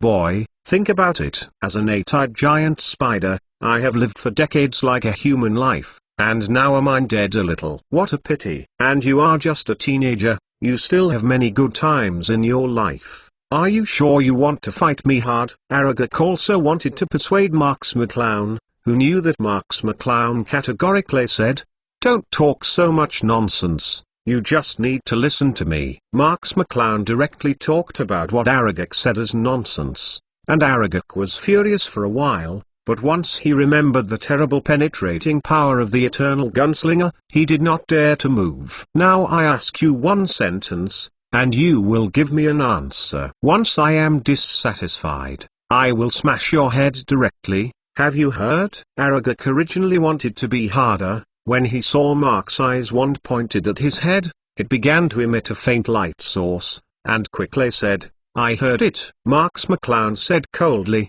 "Do you know the basilisk in Hogwarts?" Aragog nodded quickly and said, "I know, that is the most feared creature of our clan." Marks McClown asked again, "Someone opened the secret room and released the basilisk 50 years ago. That person made a diary. Do you know who else in the school holds that diary now?" Aragog hesitated a little when he heard the words, but it seemed that he still understood the relevant situation. Marks McClown was overjoyed when he heard this, and finally knew the whereabouts of the diary, and immediately asked, "It seems that you really know it. Hurry up. Who owns the diary now?" Aragog shook his head and said, "I don't know this." Marks McClown frowned slightly, and the light source on the wand became stronger again. "What's the matter?" Aragog hurriedly replied, "The 530 diaries did carry the breath of that nasty guy. I was particularly concerned about it, but I can't sneak into Hogwarts. The news is returned by my descendants." Marks McClown frowned and asked, "Then what is the person who holds the diary? Tell me in detail." Aragog said, "My children and grandchildren are too low in intelligence, can't distinguish human beings, and don't dare to get close to the diary that exudes our disgust. I can only roughly know that this person is an adult." Adults. Marks McClown raised his brows. "So everyone in the diary is not a student, but a professor at Hogwarts. This nature is not simple. It's no wonder that the Weasley brothers have been collecting information and can't get it out. It turns out that they are simply looking in the wrong direction." Marks McClown looked at Aragog's fearful expression. This big spider didn't have to lie to himself, it should be true if he wanted to come. P.S. Ask for rewards and automatic subscription. Chapter 237, Words of Nature. But if the owner of the diary is really a professor, then the next thing is a bit tricky.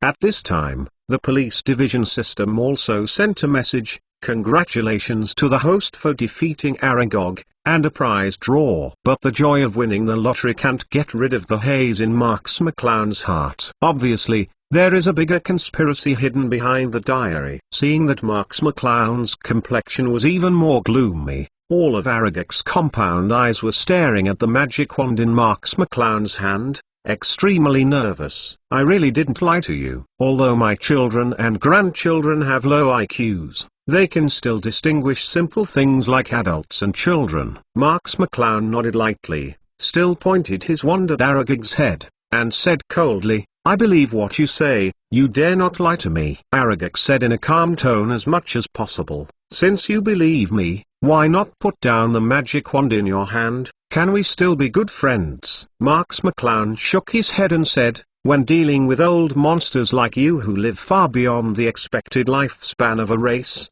it better be careful. Who knows, the next second I put down my wand, these spiders will pounce on them right away." Aragog quickly said, No, I guarantee my life."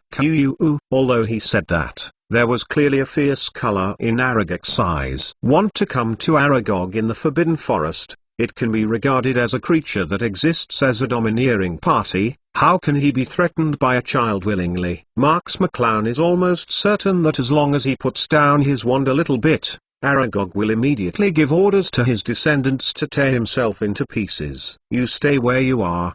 Don't make any ugly ideas. Marks McClown clenched the wand in his hand and said coldly. Aragog stunned. His tone was a little unkind. Don't you believe me yet? Marks McClown didn't waver at all and said, now you and I have the means to kill each other instantly. If you want to gamble with me, I will accompany you at any time. Marks McClown clearly saw Aragog's thoughts. Aragog stunned. The whole spider face became very ugly, and said, then what do you want? Marks McClown smiled and said, I just want to get out of the Forbidden Forest safely. The magic wand in Marks McClown's hand pointed directly at Aragog's head, stepping back step by step, and the spider behind him also gave way in fear. Aragog looked at Marks McClown's fading figure, his face constantly changing. He also wanted to desperately tear Marks McClown, who challenged his dignity, to pieces. Plus cool tiger. But Aragog really didn't have the courage to bet his life. So all Aragog can do is to watch Marks I slowly withdraw from his sight. Marks McClown, who had withdrawn from the territory of Aragog, was also in a cold sweat. He also didn't want to fight with Aragog. It was not worth it. If Aragog really wants to fight to the end, maybe he has no good way, only to kill Aragog instantly, and then think about other ways while the spiders are in chaos. Marks McClown sneaked back to the Slytherin bedroom and lay back on her bed. As soon as he thought that he might be fighting against the legendary basilisk in the secret room soon, Marks McClown felt deeply that he was not strong enough. That basilisk was left by the founder of Slytherin College. As the pet of the Big Four of Hogwarts, its strength is far more powerful than that of other giants. The three-headed dog is more than several times stronger. Even the old monster like Aragog, who exists as the overlord of the Forbidden Forest, has a deep fear of this basilisk. Although it is a natural enemy of the race, this also shows that this basilisk is not simple. Marks McClown must improve her strength as much as possible. Marks McClown directly opened the division system and used the lottery obtained by defeating Aragog today. Looking at the words constantly flashing on the panel, Marks McClown muttered silently, heaven and earth. Bless me, I must get an ability that can enhance combat power. In Marks' eyes thoughts, the lottery panel finally stopped. Level 1 Skill Language of Nature. This is the reward given to Marks I by the lottery. What is this? Marks McClown was disappointed as soon as he saw the name. Just by looking at the name, he knew that it was not a skill that could increase combat power at all, and was of no use to the current Marks McClown. Marks McClown didn't bother to see what this skill was for,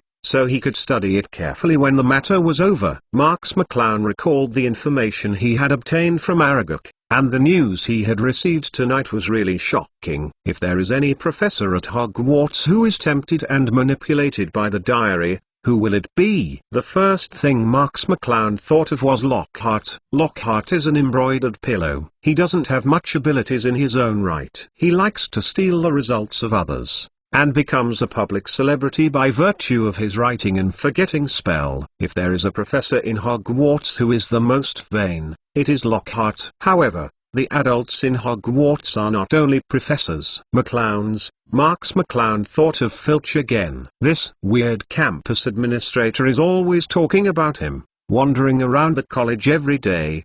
He is also very suspicious. But Filch is a Dumble's gun. That is, a person who comes from a wizarding family but doesn't know how to use magic. For Voldemort's plan, a person who does not know magic seems to be embarrassed. And Voldemort, as a wizardly man, is the person who supports the orthodox wizard blood the most. In his heart, the dumb gun is even lower than the mud blood. To use a dumb cannon is undoubtedly a shame to Voldemort, and Voldemort should not condescend to use a dumb cannon. So Filch's suspicion can probably be removed. P.S. Ask for rewards and automatic subscription. Chapter 238, Snake Voice. In contrast, Hogwarts professors such as McGonagall, Flitwick, Sprout, Sinistera, Byrne, Babeling, Victor, and Babaji have not only taught in the school for many years, but are also loyal to the school duty. These are obvious to everyone. What about Harlot? Marks McClown frowned tightly. When Voldemort failed last year, he tempted Quirrell to be his subordinate. In the end, Quirrell died and Voldemort escaped. After the invasion of Voldemort, Dumbledore will definitely conduct a thorough inspection of the school, so the possibility of Voldemort's inner ghost in the school is very low. Lockhart only joined the school this year. The more Marks McClown thinks about it, the more suspicious Lockhart is. Will his guess be right? Lockhart is the one who became Voldemort's subordinate. Marks McClown sat up from the bed, and since he had confirmed his doubts, he had to act. Marks McClown didn't hesitate to use all of her remaining 500 potential points to upgrade Level 2 Spiritual Exploration. The Level 2 Spiritual Exploration range is enough to cover the entire school at 570. Marks McClown immediately started his Level 2 Spiritual Exploration and began a large-scale search of Lockhart at the school. Various spirits were fed back into Marks McClown's mind. There were students who were still chatting quietly in the dormitory, some students who were secretly reviewing in the dormitory, and many students who had fallen asleep. The professors also stayed in their dormitories, either preparing to sleep or preparing tomorrow's lesson plans. On the huge Hogwarts campus,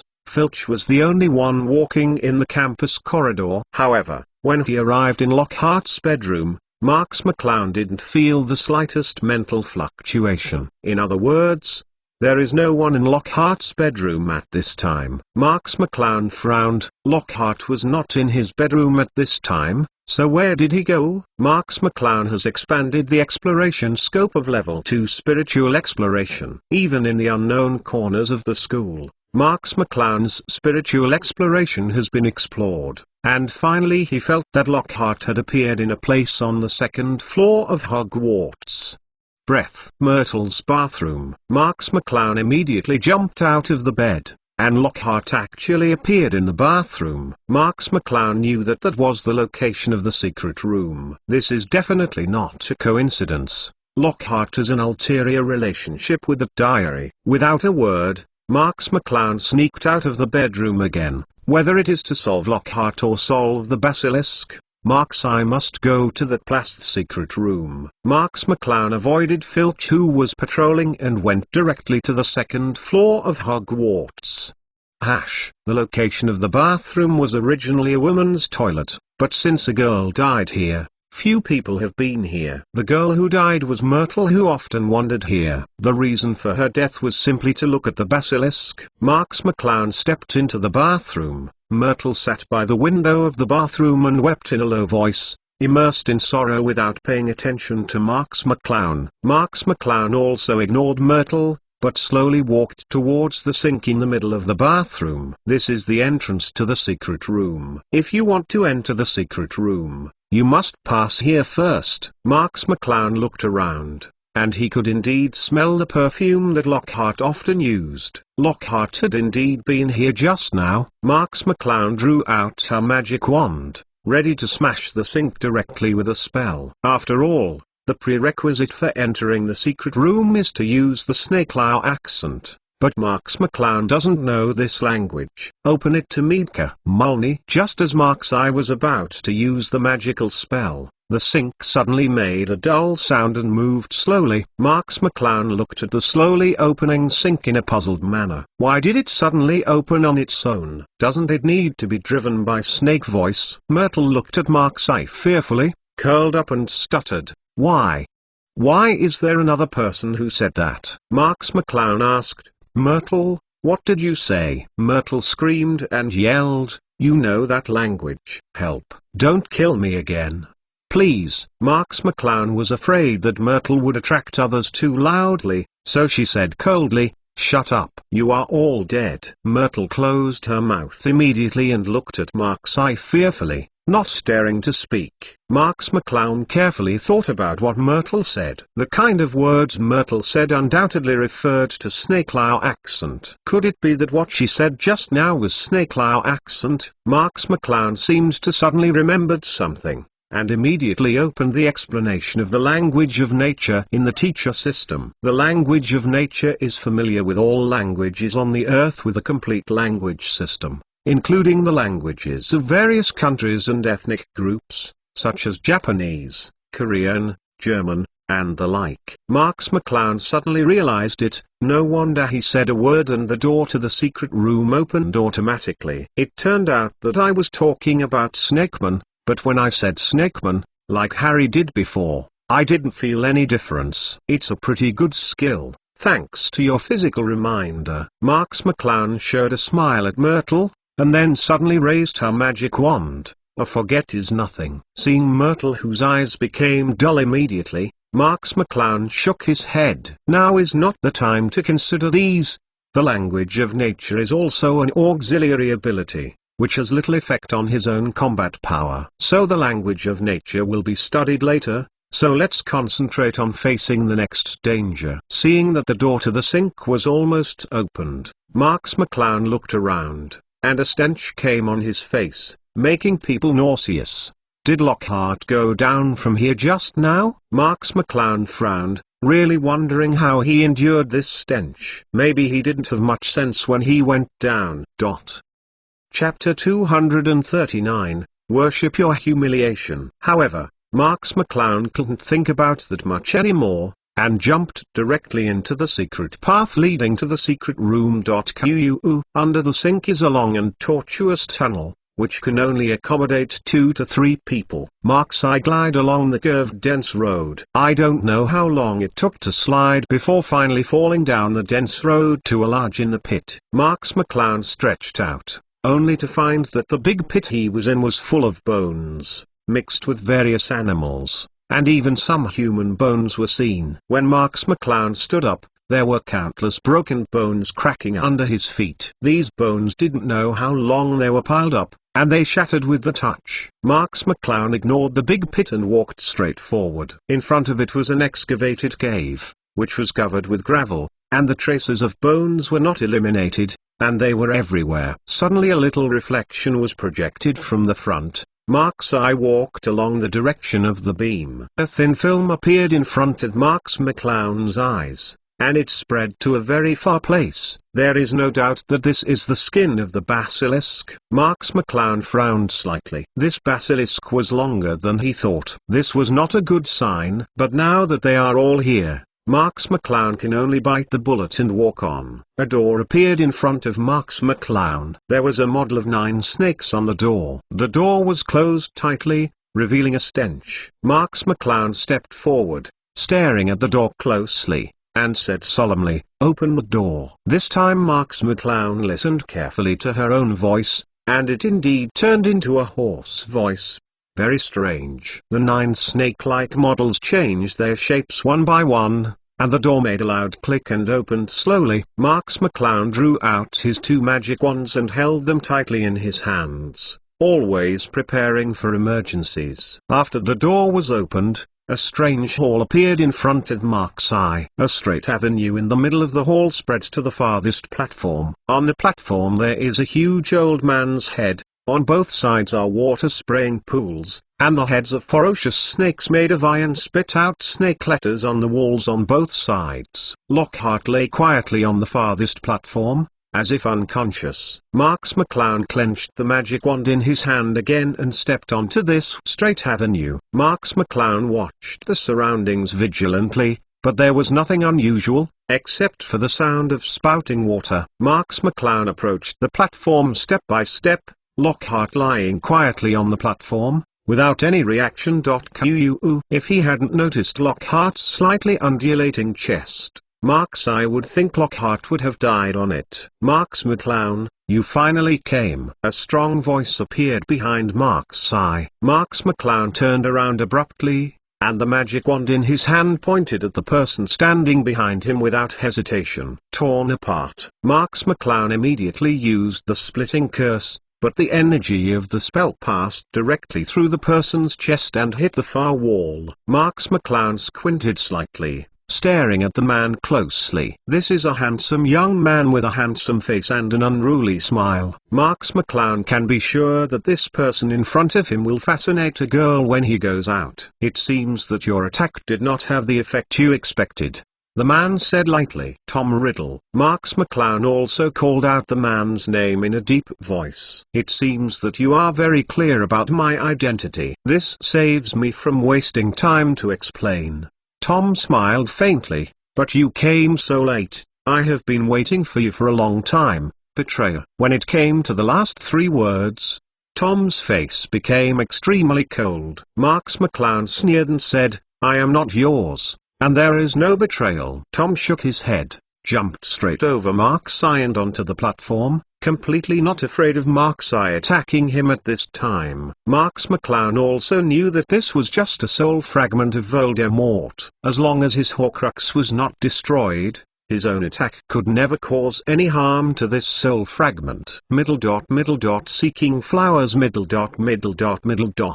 own attack just now explained all this very well. Otherwise, many wizards can cause harm to ordinary ghosts like Myrtle. I'm afraid that even Dumbledore himself will come in person, and a frontal attack will not necessarily be able to break the protection of the Horcrux. What's more, he is just a 12-year-old child. But Horcrux is not invincible. It just needs special items like fangs to destroy Horcrux. Marks McClown asked, Lockhart has already been controlled by you, right? Tom nodded naturally. Why, did you find out now? Marks McClown said indifferently, I just didn't expect that Voldemort now can even look at people like Lockhart.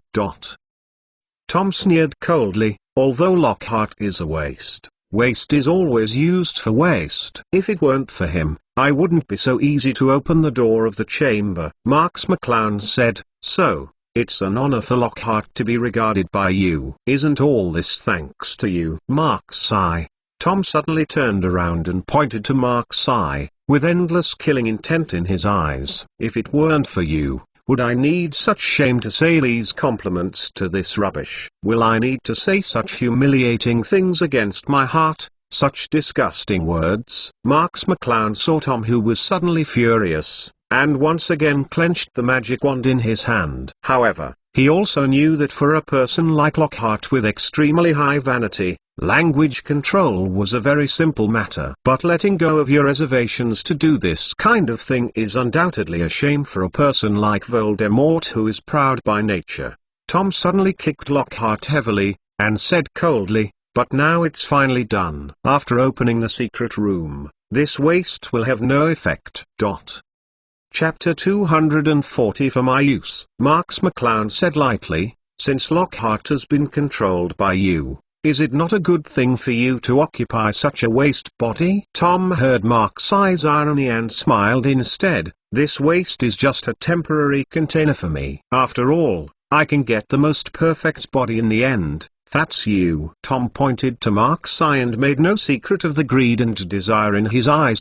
Cool tiger, your talent, your potential, everything about you are the top existence in the world. And I will get everything from you. Everything from you. All your outstanding talents will be used by me. Tom laughed frantically, looking at Marks McClown, like looking at a delicious meal. Marks McClown sneered 550 and said, only you? It's just a soul fragment from Voldemort's student days. Even if you add Lockhart's straw bag, you want to eat me with this combination, will it be too whimsical? A little bit, although the Tom in front of him is a shard of Voldemort's soul.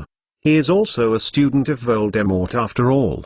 To this extent, Marks McClown didn't think he would lose to this soul shard. Tom suppressed his crazy laugh, staring at Marks McClown firmly, as expected of Slytherin. No, he is the most talented student since Hogwarts. I admit that you are not wrong, nothing at all. Marks McClown looked at Tom, who suddenly changed his attitude, and suddenly felt an extreme danger enveloped him. Tom continued, but soon, you will appear in front of me in a dying state. At that time, do you have the courage to say what you just said again? Marks McClown frowned. He already knew what Tom said. Even Tom, who controls Lockhart's body, is not necessarily his opponent. Tom has already admitted. But Tom still looks confident, which can only prove that Tom has other ways to deal with himself. Tom's killer is the basilisk. Tom turned and walked onto the platform, facing the huge old man's head on the platform, making a weird voice hoarse. Herr Slytherin is calling here, come out. My faithful servant. Marks McClown heard it very clearly. That was the tone of the Snakelow accent. The huge old man's hair awed, and the old man slowly opened his mouth, a stench gushing out from it, immediately spreading across the entire hall. Hash! Marks McClown quickly closed his eyes, and once he met the eyes of the basilisk, no one could escape death. A huge hideous snake head came out of the old man's mouth, yellow eyes staring at Marks McClown's body. The thick and slender snake body slowly swam out of the old man's mouth. Tom laughed loudly. Welcome your defeat, Marks-eye. Come on, my loyal servant. The huge body of the basilisk slowly moved forward, and his pale yellow eyes stared at Marks McClown. Marks McClown's only 12-year-old small body formed a sharp contrast with the horrific figure of the basilisk. Marks McClown closed his eyes tightly, and his spiritual exploration ability continuously fed back the position of the basilisk. Tom laughed and said, Marks McClown, do you feel despair now? If you beg me for mercy now, maybe I will consider it. Marks McClown sneered, Tom, the outcome is still unknown, don't be affectionate. Seeing that Marks-eye's attitude has not changed at all, Tom sneered, since you are still stubborn, then you should suffer hard. The basilisk opened his mouth wide, his sharp fangs dripping with saliva, and bit towards Marks-eye. Marks McClown only felt a fishy smell coming toward him, and quickly rushed to the side. The floor where Marks McClown was just now was directly gnawed to pieces by the basilisk. Marks McClown immediately retreated, and Marks McClown also realized that although this basilisk was huge, its speed was not affected at all. To be precise, it was extremely fast. Coupled with the horrible bite force of the basilisk, Marks McClown estimated that if he was accidentally bitten, it would be the result of broken arms and legs. Tom was taken aback. How is it possible? How can you predict the actions of the basilisk with your eyes closed? Marks McClown was silent, and distanced himself from the basilisk. His spiritual exploration can replace his eyes, but he still has to find a way to fight the basilisk head. The basilisk saw that Marks McClown was only pulling away from himself, and did not attack him, but boldly coiled up and opened his mouth again to Marks McClown. Fire is raging. Marks McClown's left hand suddenly cast a spell, and raging flames spurted from the tip of the wand, aimed at the mouth of the basilisk. Logically speaking, the mouth of the basilisk should be a breakthrough point. So Marks-eye tried to attack the mouth of the basilisk. The basilisk snapped a bite fiercely, and the flames had no time to rush into the basilisk's mouth, and could only scorch the basilisk's hideous head. However, the basilisk seemed to have not felt the temperature of the flame, and rushed away from the flame into Marks-eye. Boom! Marks McClown dodges quickly, another hard stone slab was smashed to pieces, and the stone chips splashed. Marks McClown frowned. Although he could determine that the basilisk's mouth was a fragile point, the basilisk's anticipation of danger was too sensitive. Before his attack,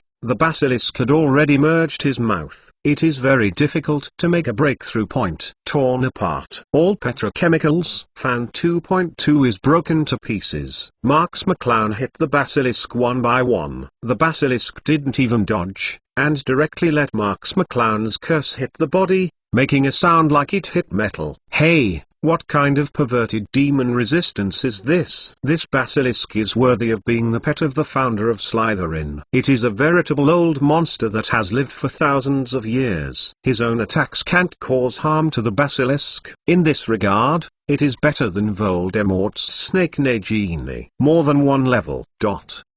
Harry Potter, The Most Powerful Mage Chapter 241. The Final Ace. Tom arrogantly laughed. Just these ordinary spells. You want to hurt my servant, will you be too whimsical? Marks McClown avoids the bite of the basilisk again. Since the curse of the small power can't cause you harm, Try this. Malnia. Marks McClown's curse pointed directly at the head of the basilisk, and the powerful spell energy of Malnia shot out, directly hitting the head of the basilisk with a muffled sound. Cool tiger. Boom. The basilisk was immediately knocked back. To be precise, it was knocked into the air by a huge impact. But the next moment, the basilisk swayed the giant snake head back to the ground, and the powerful impact only caused the basilisk to temporarily dizzy. Sure enough, for mollusks, the effect is halved. Although Marksai saw that Malnia's attack had taken effect, there was no trace of joy in her heart. Because Marksai could clearly see that although the Basilisk 11 was stunned, Malnia did not cause authentic damage to the basilisk. Indeed, Malnia is an attack range with a hammering surface, and for soft creatures such as basilisks, it is simply difficult to cause any decent damage. Sure enough, the basilisk quickly reacted from Malnia's vertigo. This time the basilisk seemed to have been provoked by Marksai, and changed his unsullen appearance before becoming violent. Cool tiger. Marks McClown avoided the basilisk attack while looking for opportunities. Since the Malna who hammered the surface can't cause a lot of damage to the basilisk, the only way to use Malnia's variant spell. Just after the basilisk smashed a hard floor into pieces again, Marksai's wand pointed straight at the basilisk's torso. Eternal Gunslinger. The magic wand in Marksai's hand gleamed with dazzling light, which was caused by Malnia being compressed into a sharp point. The Eternal Gun was pointed directly at the torso of the basilisk and shot out without hesitation. Marks McClown can be sure that as long as the Eternal Gunslinger hits the basilisk, no matter how strong the scales on the basilisk's body are, it is impossible to resist the Eternal Gunslinger's terrifying penetration. Of course, the premise is that the Eternal Gunslinger can accurately hit the basilisk. The basilisk suddenly twists its body and twists into a weird circle. This is a very simple thing for the soft creature basilisk. The basilisk also has a faint sense of crisis of biological instinct, realizing that this eternal sharp gun can pose a great threat to itself. So he immediately made an evasive posture. The Eternal Gunslinger passed directly through the center of the circle formed by the body of the basilisk and hit the wall behind him. Boom. A small but bottomless hole appeared in the wall. Marks McClown frowned. He underestimated the basilisk's reaction ability. He didn't expect that such a tricky timing attack could be avoided by the basilisk. But this is also because the attack range of the Eternal Gunslinger is too small, and its extreme power is compressed, resulting in a reduction in the success rate of attack hits. Hiss. Visible to the naked eye, the basilisk became more alert. In fact, the basilisk was also frightened by the Eternal Sharp Spear, and the power of this spell was far beyond its imagination. Had it not been for the basilisk to be too flexible, the power of this spell would be enough to cause permanent trauma to the basilisk. The basilisk roared, turned over, and rushed towards Marksai again. Malnia. Marks McClown had no choice but to use Malnia again, using Malnia's powerful impact to force the basilisk to have difficulty getting close to his body. Boom, boom, boom. A loud and deafening roar echoed in the secret room one after another, and in a blink of an eye, the walls of the secret room were blasted out of several big pits by Malnia. However, the battle between Marks McClown and the basilisk slowly became stalemate. The reason for this is that, on the one hand, Marksai constantly uses Malnia, and the powerful curse makes it difficult for the basilisk to get close to him. On the other hand, the basilisk is also afraid of Marksai's powerful Eternal Sharp Spear, causing the basilisk itself to dare not get too close to Marksai. Tom on the side sneered, although you don't know how you closed your eyes to predict the actions of the basilisk, but you continue to use such powerful spells. When your magic is exhausted, your doomsday is here. Marks McClown remained silent. Of course he knew what Tom said. Now, although Marksai can make the basilisk a bit jealous with the powerful impact of Mjolnir and the Eternal Sharp Spear that will not fire, the constant use of such a powerful spell is also a kind of no light for Marksai. Burden. Even the magic power raised to level 4 could not sustain such a huge consumption for a long time. However, for the basilisk, Mark's Eye's curse can't cause harm to the basilisk at all, and he didn't even consume much physical strength. If this continues, the first 483 to fall must be Mark's Eye. Marks McClown kept thinking about feasible solutions in his mind. My strongest spells are Mjolnir and Eternal Gunslinger, but Mjolnir can't cause too much damage. Eternal Gunslinger can hardly hit, which means I have no chance to defeat the snake in magic. Weird. Any further delay will only become more and more unfavorable to Mark's Eye. As for Phoenix Fox's support, as well as the Sword of Gryffindor, as a Slytherin and not loyal to Dumbledore's Mark's Eye, let alone consider it. Thinking of this, Marks McClown was cruel. Now he couldn't hesitate anymore. He could only use his final hole card directly. Animagus, Level 1 Dragonization. Marks McClown received the 2 magic wands into his wizard robes, and the whole person changed dramatically. His hands and feet instantly turned into ferocious dragon claws. Marks McClown's originally slightly thin body was quickly raised in the blink of an eye.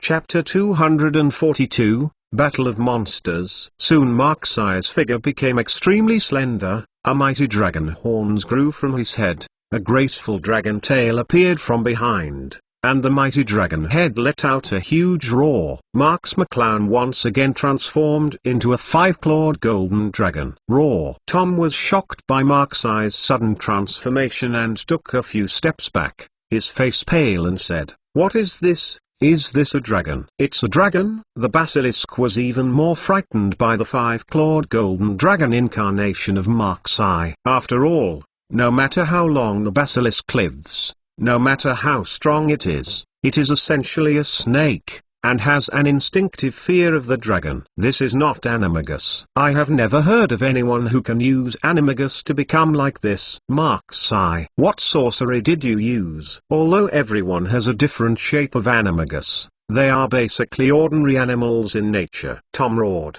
pointing at Mark's Eye, who had turned into a 5-clawed golden dragon, and said loudly, "Impossible. How could you become like this?" This is Voldemort's anger at seeing something completely unknown to him, completely beyond his control and plan. Marks McClown issued a huge dragon roar, and the majestic dragon glared at Tom. The roaring sound spread out, as if it was accompanied by some magical power, so that Tom of the Soul Body was shocked to the ground. The basilisk roared menacingly, blocking Tom's front, and the pale yellow snake eyes stared at Mark's Eye. Mark's Eye, in the form of a 5-clawed golden dragon, is no longer afraid to look directly at the basilisk. The dragon eye and the snake eye can see each other's hostility when looking at each other. Hi, hiss, hiss. The basilisk roared suddenly, yelling at Mark's Eye. Marks McClown could hear the meaning of the basilisk. The basilisk just meant, "You are not a real dragon, you are just a pseudo-dragon diaeresis." Hearing the roar of the basilisk, Tom seemed emboldened, immediately got up from the ground, and said angrily, "Marks McClown, it turns out you are pretending to be a ghost again." Marks McClown didn't expect the basilisk to see through his dragon-like body so quickly. He was indeed an old monster who had lived for thousands of years, and he couldn't be ambiguous at all. Hi, hiss, hiss. The basilisk uttered again, and this time it meant, "But your pseudo-dragon, after all, has a little dragon blood. Eating you is probably of great use to me." With that said, the basilisk rushed towards Mark's Eye without hesitation, no longer caring about Mark's Eye's dragon-like appearance. Plus cool, tiger. Marks McClown saw that the surface deterrence method had no effect, so she had to bite the bullet and rush forward to start a hand-to-hand battle with the basilisk. The huge snake tail of the basilisk slammed towards Marks McClown's dragon head. Marks McClown raised his head and avoided the basilisk's giant tail attack, but was immediately seized by the basilisk. The basilisk opened its mouth in the blood basin and bit on Mark's Eye's body full of golden dragon scales fiercely. Marks McClown felt severe pain in her chest. Marks McClown's level 1 dragon body only possessed the strength of a 5-clawed golden dragon's body, but could not help the horrible bite force of the basilisk. Marks McClown waved his dragon claws, grabbed the body of the basilisk, and made a clanging sound again. But this time it is clearly visible. The dragon claw left obvious scars on the scales of the basilisk. The basilisk screamed and let go of the big mouth that was biting Mark's eye. The power of Mark's eye's transformation into a dragon queen is no longer something that the basilisk can ignore. Roar! Marks McClown waved his sharp dragon claws and grabbed the basilisk. With a twist of the basilisk's flexible body, it easily escaped Mark's eye's catch. Mark's eye's sharp dragon claws grabbed onto a statue of a huge snake head on the wall, and the huge snake head instantly fell apart, bone torn under the claws. Mark's eye's dragon tail quickly patted the basilisk, but the basilisk's control of his body was too flexible. The dragon's tail also patted empty, and the hard floor was shot out of the cobweb by the huge impact of the dragon's tail. Like cracks, the basilisk raised the hideous snake's tail and rolled towards Mark's eye. Mark's eye immediately shook his head to avoid it. The snake's tail once again smashed a huge snake head sculpture on the wall. A dragon and a snake are in the secret room. You come and I go, and you can beat them all at once. The two huge bodies violently collided, and the head-to-head combat method was extremely destructive, and the entire secret room was messed up by the battle between the two. More than half of the snake head sculpture on the wall has been destroyed, and even the head of the huge old man on the platform has been destroyed by Mark's eye's dragon tail in half, leaving only half of the incomplete head. Tom was shocked watching the battle between a dragon and a snake. He didn't expect Marks McClown to be able to make such a big battle in such a mortal situation. The entire secret room was about to be destroyed by their battle. Basilisk speed will solve Mark's eye. Tom gave orders to the basilisk in a snake-like voice. Tom was a little afraid of what would happen if he entangled with Mark's eye. The basilisk, hearing, didn't hesitate to coil his snake-like body around Marks McClown, tightly shrinking his body, and tightening Marks McClown's body. Marks McClown's dragon claws clung to the scales of the basilisk, scratching desperately. Marks McClown couldn't care about disgusting, and bit directly on the basilisk. Hiss! The basilisk resisted the pain on his body, turned his mouth back, and directly bit Mark's eye's dragon claws. Marks McClown's you wang how now they're like children fighting. Whoever puts more effort will win. But after all, Marks McClown is still not quite used to his dragon-like body. The power of the basilisk is getting stronger and stronger, but Marks McClown feels that his power is constantly fading. The basilisk suddenly roared, and the power of his whole body exploded and pressed Marks McClown to the ground. Marks McClown felt intense pain coming from all over his body, desperately twisting his body, resisting the basilisk, and the sharp dragon claws made bloody marks on the basilisk. P.S. Ask for automatic subscription and rewards and comments. Chapter 243 The Long Roar. Marks McClown's body was also covered with all kinds of scars caused by the basilisk. This was an extremely painful pain to Marks McClown, but Marks McClown clenched his teeth and persisted. Cool tiger, a dragon and a snake tumbling desperately on the ground. The huge body smashed the entire secret room to wobbly. The two seemed to be entangled, but Shang Mark's eye is already at a disadvantage, and the attack of the basilisk makes Marks McClown too passive now, unable to fight back. Marks McClown has used Longwood too few times, and he has no complete control over Longwood's body. Faced with the old monster basilisk that has lived for thousands of years, it is a pretty good result to be able to persist for such a long time. The basilisk bit Marks McClown's dragon claws. The huge pain made Marks McClown gradually unable to feel the strength of his body. Damn it, is it going to end like this? Tom laughed arrogantly, and said, Stupid Mark's eye, do you think it is enough to make a fake dragon? Even if you change into a dragon, you Mark's eye is just a piece of waste that Voldemort holds. Marks McClown bit the torso 560 of the basilisk. His eyes gradually blurred. It was a result of extreme weakness. Too many scars have been caused to himself, and his physical and magical powers have been consumed to a terrifying level. Marks McClown was able to hold on to the present, but he was holding a sigh of breath, unwilling to give up. I cannot be reconciled. Marks McClown suddenly felt in his chest, like a hot flame burning his body, making the entire lower body become extremely hot. Not reconciled. Marks McClown exhausted all the strength of his whole body and bit on the basilisk with all his strength. The basilisk let go of the bloody dragon claws, and the dragon claws leaned to one side weakly. Under the horrible bite force of the basilisk, Mark's Eye's dragon claws had already been bitten and lost the sense. The basilisk saw Mark's Eye almost unable to hold on any longer, and aimed at Mark's Eye's throat, and wanted to bite it down. Marks McClown stared at the basilisk in front of him. The flames in his chest were getting hotter and hotter, and an indescribable feeling arose. That is a feeling of about to be reborn. Marks McClown suddenly remembered the Phoenix Fox in Dumbledore's office. It is rumored that the Phoenix died in the fire and was reborn in the fire, representing Nirvana rebirth in the world. And the five-clawed golden dragon, which is as noble as the Phoenix, and even more noble, is now beaten like this by a stinky snake. A kind of instinctive stubbornness suddenly erupted from Marks McClown's heart. Marks McClown bit the basilisk's head one step faster than the basilisk, and his sharp dragon teeth slammed into the basilisk's head. I am the king of the dragon, how dare you compare with me? Marks McClown felt the flame in her chest burst out without warning, and the feeling that an infinite power was in her hands came alive. Level 2 Dragonization. At this most critical moment, Mark's Eye's breakthrough directly caused Animagus Level 1 Dragonization to evolve into Level 2 Dragonization. The basilisk wailed, and the place where Mark's Eye was biting on his head,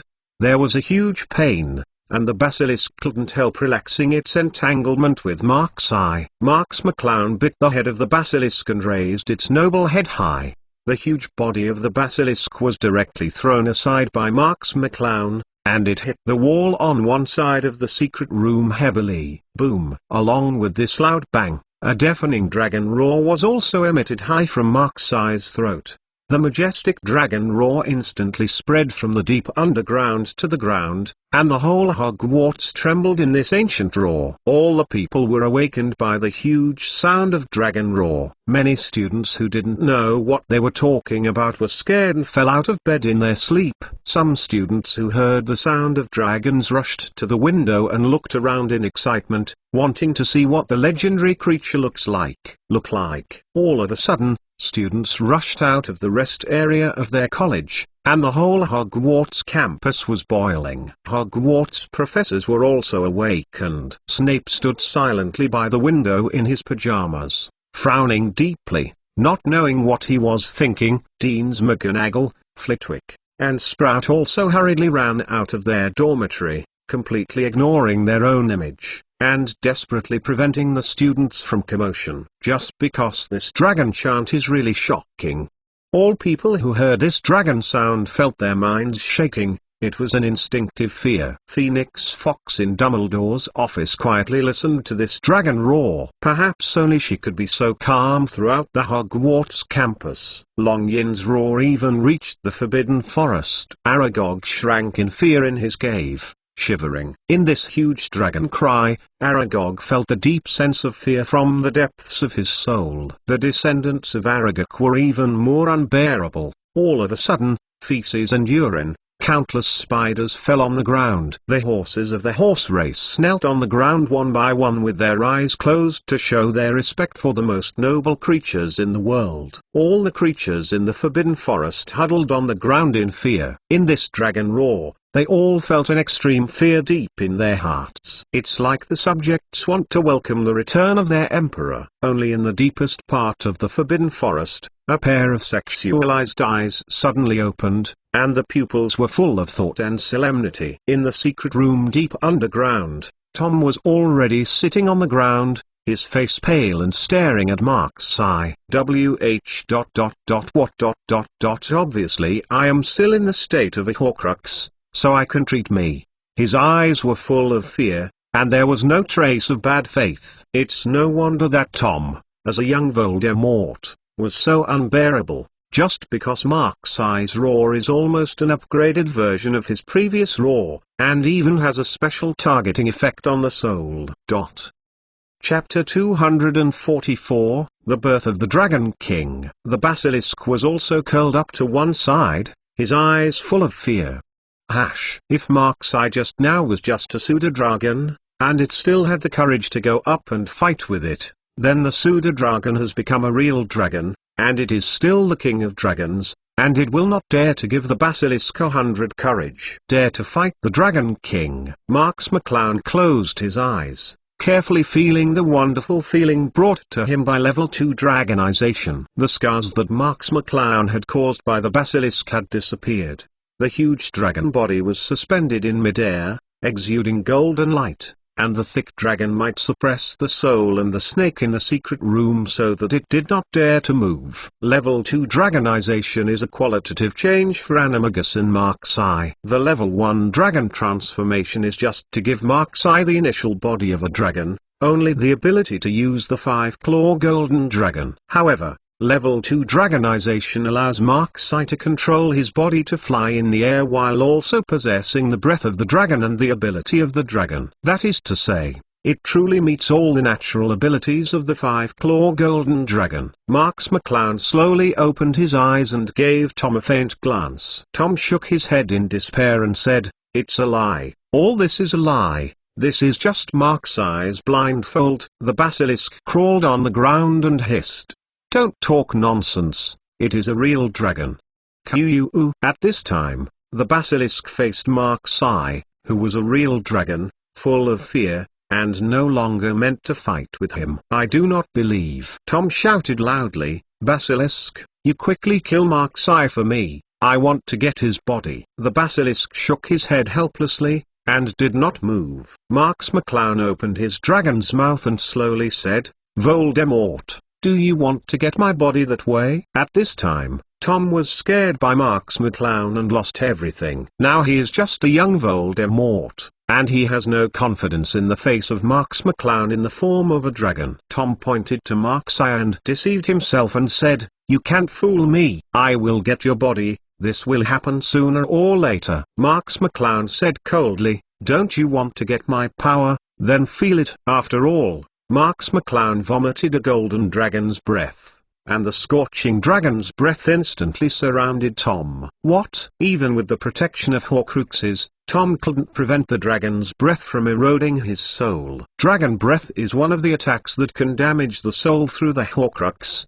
and can even directly bypass the Horcrux and attack the soul in it, which is even higher than the basilisk fangs that can destroy the Horcrux. Tom uttered a tragic scream. This soul fragment belonging to Voldemort's young age, under the scorching of dragon's breath, there was no power to resist. Impossible. This is impossible. My Horcrux is obviously perfect, and you clearly cannot hurt me. Tom in the dragon's breath screamed, his resentful eyes staring at Marksai. However, this can't change the reality, and Tom finally disappeared, leaving only an old diary to fall to the ground. The soul of this Voldemort has completely disappeared. After Marks McClown had done all this, he immediately transformed back into his body, because he knew that the culprit was Tom, the soul of Voldemort. As long as Tom is dead, the basilisk will have no problems. The basilisk lowered his head, afraid to look at Marksai. As a loser, but also as a challenge to the majesty of the Dragon King, it understands its upcoming destiny. "You offended me," Marks McClown said indifferently. This time he used snake voice. The huge body of the basilisk trembled slightly and hissed, "I don't know that you are a dragon." "I regret my ignorance," Marks McClown said. "Since you know you made a mistake, how do you make up for it?" The basilisk heard that Marksai did not directly kill himself, and heard a glimmer of life, hurriedly said, "I can become a slave to an adult and serve the adult for a lifetime." Marks McClown sneered, "Your master has just died, and you are about to become my slave so soon. How should I trust you? Find flowers middle dot middle dot middle dot middle dot middle dot middle dot middle dot middle dot." The basilisk hurriedly said, "I am absolutely suppressed by the blood of the adult dragon clan. For me, Serving a dragon clan is the greatest honor of my life. Marx McClown looked at the basilisk coldly, without speaking. The basilisk heard Marx's dissatisfaction, and continued, "My original master, Salazar Slytherin, once asked me to serve the heir of Slytherin blood. Not as long as anyone who can speak snake tongue can order I. Since the heir of Slytherin blood has disappeared, you, as my upper race, should become my new master." Marx McClown said coldly, "Are you really willing to serve me?" The basilisk hurriedly said, "Will die." Marx McClown nodded and asked, "Then how can I get you back?" The whole body of the basilisk suddenly changed, and the originally huge body gradually became smaller, and finally turned into a small snake that can be placed in the palm of the hand. Marx McClown picked up the smaller basilisk and looked curiously in his palm. It turns out that there is still this ability. No wonder how many talented professors and students at Hogwarts have not discovered you for nearly 1,000 years. The basilisk stared with small eyes, with a flattering look in his eyes. And the smaller basilisk has lost the curse of death by staring at each other. Marx McClown received the basilisk in his sleeve and picked up the diary left by Tom. "This time I defeated Tom and regained the basilisk again. I guess there will be quite a generous reward." While talking to herself, Marx McClown opened the teacher system. The division system really showed 2 rewards. Congratulations to the host for destroying Voldemort's Horcrux and upgrading the reward spirit to level 4. Congratulations to the host for defeating the basilisk head and rewarding 2,000 potential points. Chapter 245. Marx McClown nodded in satisfaction, obviously very satisfied with the rewards of the teacher system. Because Marx I has discovered a law of the teacher system, now with the continuous increase of Marx I's skill level, the teacher system rarely has direct upgrade rewards for skills. But think about it, every skill upgrade is a qualitative change. Although the division system is very powerful, it will never give you unlimited opportunities for qualitative change. Finally, there has been a direct upgrade reward that appears less and less. As expected, this is indeed a reward that Voldemort can get for a wave of positive anus, although it is only a sole fragment from the student period. Thinking of this layer, Marx McClown no longer entangled about skill upgrades. Marx McClown couldn't say exactly how strong the 530 mental power possessed by her body right now. Anyway, he just feels that his mental power has reached a very strong point. As for the 2,000 potential points to recover the basilisk, it was within Marx's expectation, but it was also a little bit beyond Marx's expectation. Unexpectedly, the basilisk is an old monster for thousands of years after all. From the establishment of Hogwarts to the present, the high rewards are absolute. But what was unexpected was that the division system actually rewarded 2,000 potential points, which is also the highest potential point reward Marx McClown has received so far. However, Marx I didn't plan to use this potential point right away. So let's use it later when there is any need. The division system rewards generous rewards, but there is a more difficult problem in front of Marx I. How did the secret room incident be resolved, and how to make a reasonable explanation? Just now, when Marx McClown turned into a 5-clawed golden dragon and broke through to level 2, the loud dragon's roar probably shocked the entire academy. Now the professors may be wondering where the loud noise came from. And he was in a secret room, and he had to make a perfect statement about the whole thing and make it public. Marx McClown pondered for a while and already had her own thoughts. Marx McClown went up to the platform, picked up Lockhart, who was still unconscious, stuffed his diary into Lockhart's wizard robe, and left the secret room. Marx McClown carried Lockhart on his back and returned to the bathroom on the 2nd floor of Hogwarts. Hogwarts was already very noisy at this time. The dragon roar just now did cause a great sensation to the students, and the professors desperately suppressing the restless emotions of the students had no effect. There are also a lot of people in the bathroom, desperately watching the situation here. Marx I only discovered that their previous fight in the secret room had caused a small part of the bathroom to collapse. Coupled with Marx I's loud dragon's song, Many people suspect that the dragon's song came from the bathroom. Snape was also among them. At this time, Snape had already arranged his clothes and was chasing good students outside the bathroom. Listen to all of you. There is nothing good to see here. Now go back to the rest area of your own college. Snape sneered coldly, shouting and drinking the students. The students looked reluctant, but still forced by Snape's majesty, slowly moved back. Look, someone has crawled out there. Suddenly the students yelled, and the students immediately ignored Snape's obstruction, and looked curiously into the bathroom. Snape turned his head in the same way and saw the Cloud Knight crawling out of the bathroom. Marks McClown was now ragged, with Lockhart on his back, with a miserable appearance. Snape saw Mark's eye crawl out of the bathroom, and immediately realized that this matter might not be as simple as he thought. He hurriedly walked to Mark's eye and asked coldly, "What the hell are you doing?" Marks McClown shook his head slightly and said, "When Professor Dumbledore arrives, I will explain it to you. Now you let people block this place and don't let anyone enter it." Snape was about to say why Marks McClown ordered him to do things, but Marks McClown had put Lockhart aside, sat aside to rest, and did not intend to talk to Snape. Snape had no choice but to ignore Mark's eye. He saw the Slytherin student who was still looking at the crowd, and immediately shouted, "Joseph!" Originally, Joseph wanted to be in the crowd, sneaking a look at what happened here, but he didn't expect to be seen directly by Snape. Joseph came over with a downcast face, thinking that Snape would teach him a lesson. "Who knows?" Snape said coldly.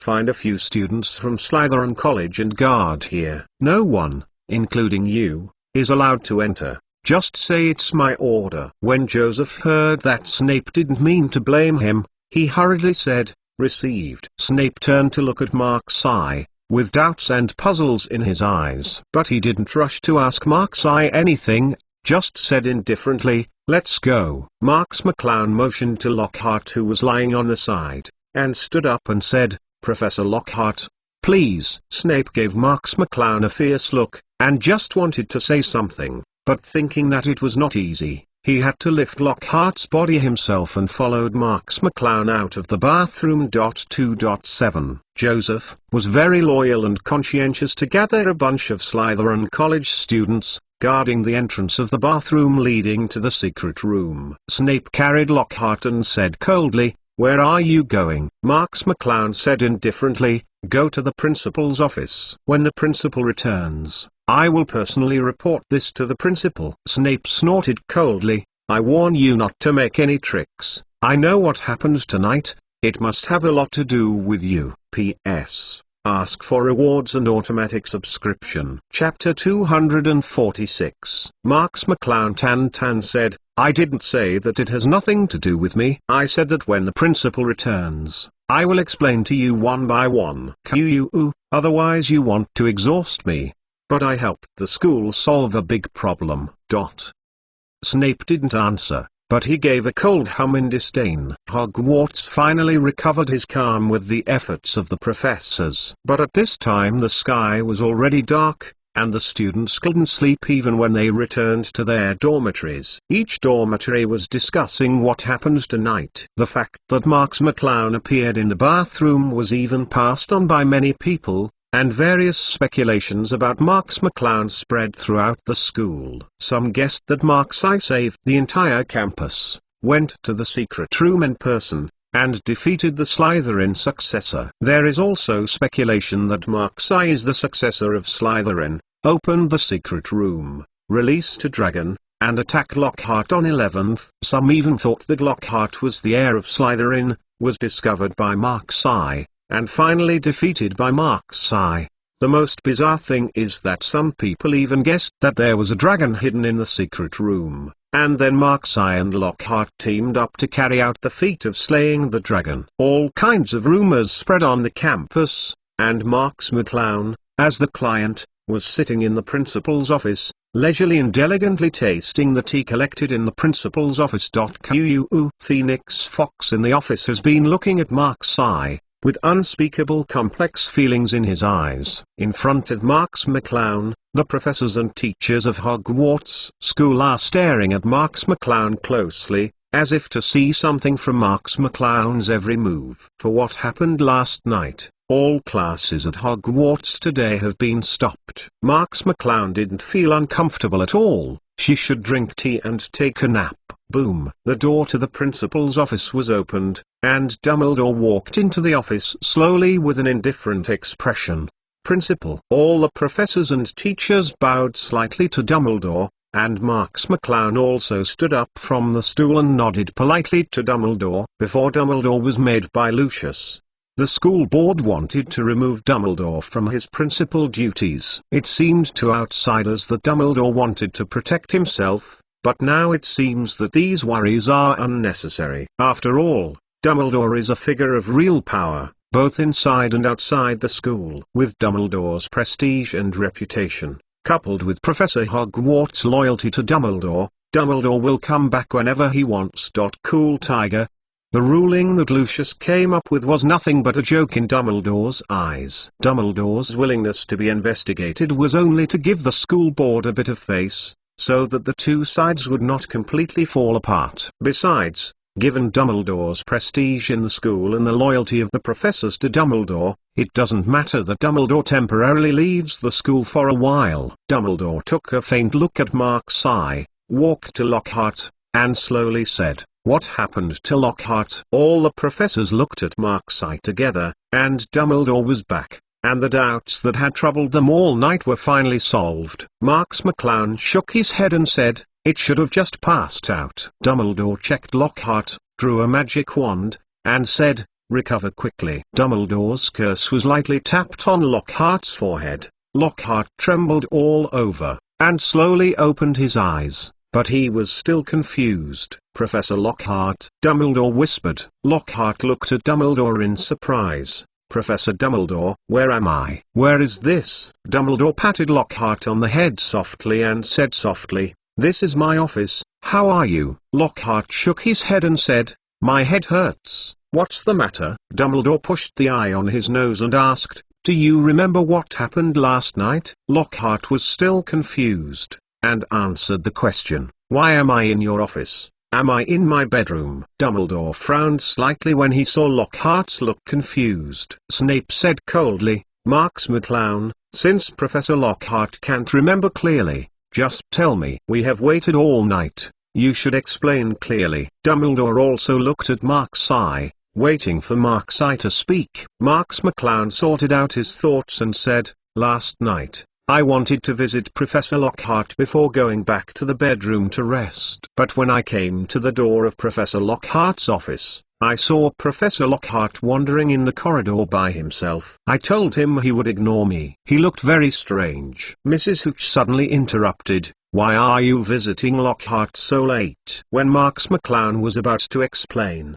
Flitwick said, "What's so strange about this? Isn't the relationship between Marks McClown and Lockhart particularly good? Marks McClown likes Lockhart's works very much, and Lockhart is also very the recognition of Mark's eye. These are all due to Lockhart's increasing misunderstandings step by step, which lasted the entire school year and gave Mark's eye the impression." Many professors have also heard about this and nodded one after another, agreeing to Marks McClown's statement. Dumbledore said, "Go on." Marks McClown nodded and said, "I saw Professor Lockhart look so strange. I was afraid that Professor Lockhart would be in danger, so I secretly followed Professor Lockhart to see what the professor wanted to do.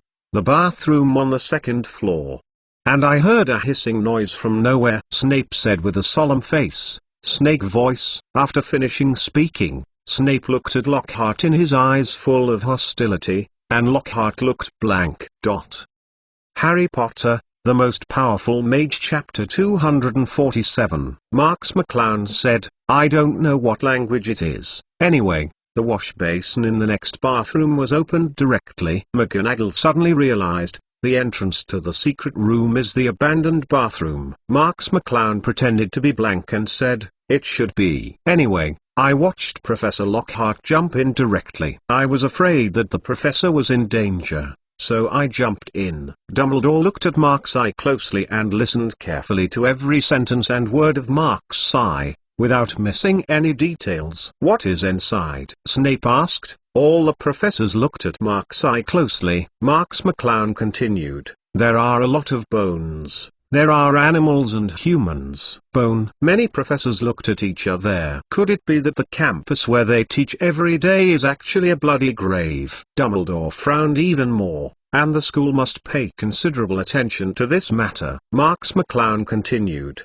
"There is also a huge snake shed. I believe that if the snake is still there, the size will be quite amazing." Dumbledore took a breath. As the principal of Hogwarts, he certainly knew what the snake skin represented.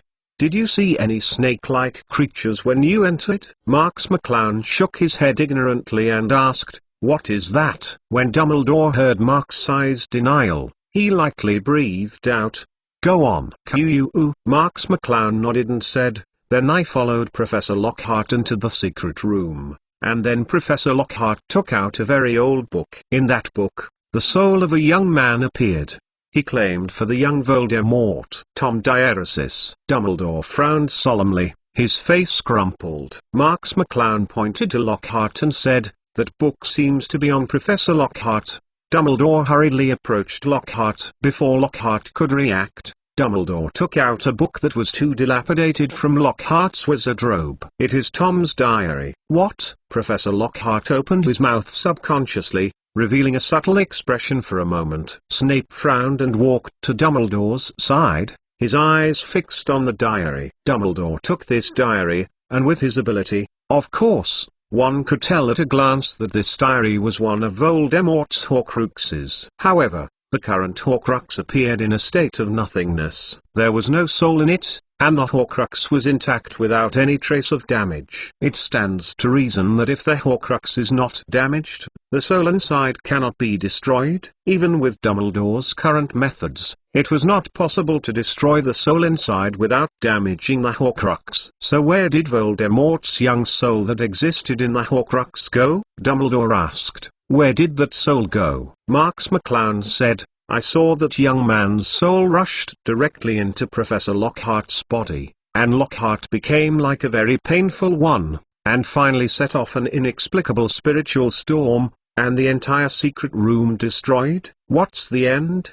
Dumbledore asked eagerly. Marks McClown saw Dumbledore's eager expression for the first time, and Dumbledore in the past always looked indifferent. Marks McClown said, "In the end the secret room was destroyed. After the young man's soul entered, it seemed to never come out again. Maybe it was defeated by Professor Lockhart's strong will." Dumbledore turned to Lockhart, wanting to prove Marks' statement. Lockhart said directly without even thinking about it, "Well, yes, of course I have noticed it a long time ago. It feels as if I am controlled by something. Now my head hurts so much. There is indeed something in my impression, invaded my brain." McGonagall asked, "Professor Lockhart, if you think about it, this matter is of great importance. No ambiguity is allowed." Lockhart saw that all the professors in the office were looking at him with hope, and they wanted to show themselves spontaneously. "Anyway, everyone didn't understand this matter,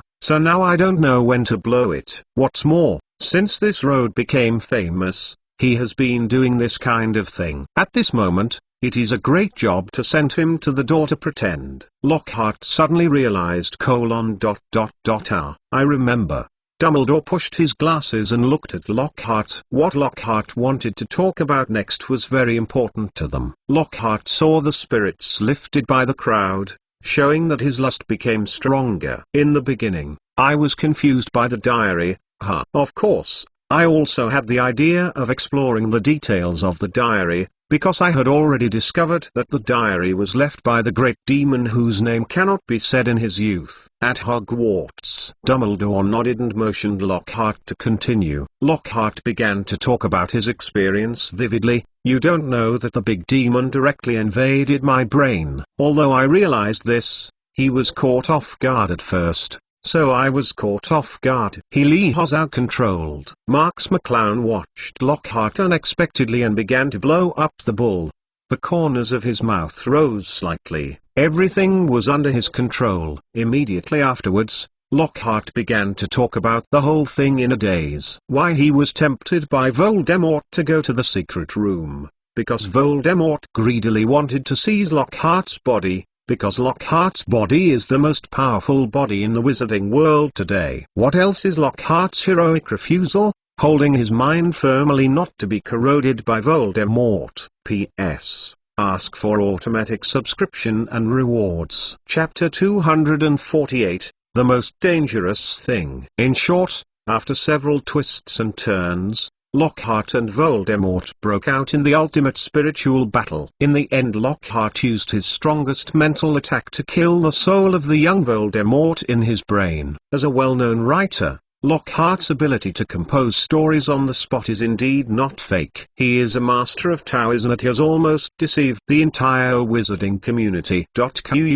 Things he had never experienced before were also told by him as if he were on the scene. The content was extremely real and exciting. How heroic the battle scene is, and how fearless his own spirit is. There is simply no one before and after. The professors were fascinated, and their admiration for Lockhart rose to a new level. If it hadn't been for Marksai to know the inside story of the whole thing, she might have almost been moved by Lockhart, the old fritters. He was so good at talking. There were also doubts about Lockhart, Dumbledore and Snape. Dumbledore's qualifications gave Dumbledore 533 a broader vision, and he felt a trace of something wrong with Lockhart's sex. However, Dumbledore could not think of other explanations based on his imagination, so he had to reluctantly accept Lockhart's sex. Plus cool, Tiger. Snape was dubious. He was extremely skeptical that Lockhart could defeat the young Voldemort, but Snape did not say it. After all, even Dumbledore could not find a good explanation, and he also can't. After Lockhart finished telling his story, the professors were all lingering fears. Dumbledore said, "Professor McGonagall, Mrs. Pomfrey, you first sent Professor Lockhart to the school infirmary for examination. Other professors go to the college. They manage to stabilize the emotions of the students. By the way, the school will give the students an answer to what happened last night." When the professors were about to walk out of the principal's office, Dumbledore added, "Professor Snape, you can stay. I have something to tell you." Snape nodded and stood aside. McGonagall and Pomfrey helped Lockhart and walked out of the office slowly. Marks McClown asked, "If it's okay, I would also like to go back and have a rest. After all, I didn't sleep all night last night." Dumbledore said indifferently, "Marksai, you have worked hard, but please bear with me. How about going to the secret room with us again?" Dumbledore had said it to this level, and Marksai was not good at objecting, so she had to agree. Snape pointed to the diary and asked, "The diary?" Dumbledore nodded and said, "As Marksai said, this is a Horcrux that confuses people after prolonged contact, and will eventually be taken from the body. It is very dangerous." Snape frowned. "Then get rid of this Horcrux." Dumbledore shook his head and said, "There is no problem now. Voldemort's soul inside has disappeared, and he can no longer confuse people." Snape said at ease, "That's good." Dumbledore said, "Then let's go to the secret room now. Is there a problem with Marksai?" Marks McClown shook his head quickly. What opinion could he have? Now Dumbledore obviously feels wrong about Marks McClown and Lockhart's statement, so the two instability factors of Lockhart and Marks McClown are controlled first. For someone like Dumbledore who has a strong desire for control, this is not surprising. Dumbledore turned his head and asked, "Is there someone at the entrance of the bathroom?" Snape nodded and said, "I have arranged for students from Slytherin College to be stationed there. There should be no problem." Dumbledore said, "Then let's go now." Dumbledore took Snape and Marksai directly to the bathroom on the second floor. Joseph was leading a dozen Slytherin College students to guard this area, acting faithfully and conscientiously. "Professor Dumbledore, Professor Snape." Joseph pushed his chest out hard, and finally whispered, "And the boss." Dumbledore smiled and said, "Thanks for your hard work." Snape said, "Let's go in first. You continue to guard, and I will give you extra points when you go back." Joseph was overjoyed. Received. Dumbledore took Snape and Marksai directly into the tunnel of the bathroom, and fell into a pit full of bones. Dumbledore cast a fluorescent charm, looked at the bones around him, frowning. Snape took the lead in front, guarding against any accidents. Dumbledore also walked at the back with a look of guard. Marks McClown, who was in between the protection of the two, mumbled in his heart, "What danger is there?" The biggest danger is now in Marks McClown's wizard robe. Soon, that huge snake film appeared in the eyes of the three people. The faces of Snape and Dumbledore became a little ugly. They didn't expect that this basilisk had grown to such a dangerous size, and even they were a bit tricky to face the basilisk. The three were silent and walked into the secret room. The secret room had been destroyed in the fierce battle between Marks-Eye and the basilisk, and only one ruined wall was left, facing the already destroyed secret room. Dumbledore could not find any clues. "Severus, look for it and see if there is something lurking. Remember, you must be careful." Dumbledore asked Snape to look around the secret room to see if there were any hidden mechanisms. The question they were most concerned about was where the basilisk went. They couldn't even think of killing them, the basilisk in their impression of being extremely terrifying. At this moment, hiding in Marks-Eye's sleeves and sleeping, Snape searched the secret room very carefully, but finally found nothing. Nothing was found. Snape frowned and returned to Dumbledore. Chapter 249 Unprecedented. Dumbledore frowned as well, and said, "Why didn't you find anything?" "It stands to reason that this is impossible." Marks McClown was bored and said, "Professor Dumbledore, what is the matter if you want me to come here? I know everything. I know it's coming. Plus cool, Tiger." Dumbledore looked at Marks-Eye seriously and said, "Are you sure you haven't seen a snake-like creature?" Marks McClown nodded definitively and said, "No, if I see it, I will definitely explain it to you. There is nothing to hide." Seeing Marks-Eye's serious eyes, Dumbledore nodded and said, "I believe you." Now that the secret room had been discovered, Dumbledore quickly issued an order to seal the bathroom where the secret room was located so that no one could enter.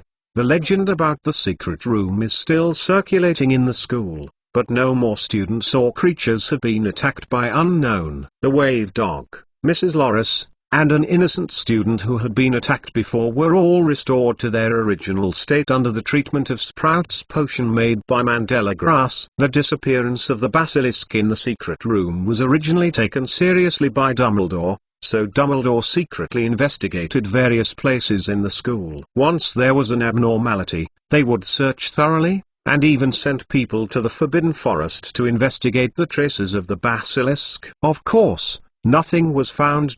Cool Tiger. Over time and the school has been calm, Dumbledore gradually relaxed his search of the basilisk. After all, the basilisk has not attacked people for thousands of years. The attacking situation only occurred 50 years ago and this semester. It was because the Slytherin heir opened the secret room. It can be seen that the basilisk would not attack students casually without the heir. Now that Slytherin's successor has been wiped out, it is estimated that the basilisk will no longer do anything. Therefore, whether or not to find the basilisk has become relatively less important. For Dumbledore, it is more important now to prepare for the College Cup at the end of this semester. Unconsciously, this semester is coming to an end. The awards of the Academy Cup were still selected in the school's auditorium. All Hogwarts students gathered together, and the 4 long tables were filled with sumptuous food. This year's atmosphere is particularly cheerful. On the one hand, it's time for the summer vacation again. On the other hand, after most of the semester's frightening days, now that the basilisk incident has been resolved by the school's announcement, students are free to be in school again. Life.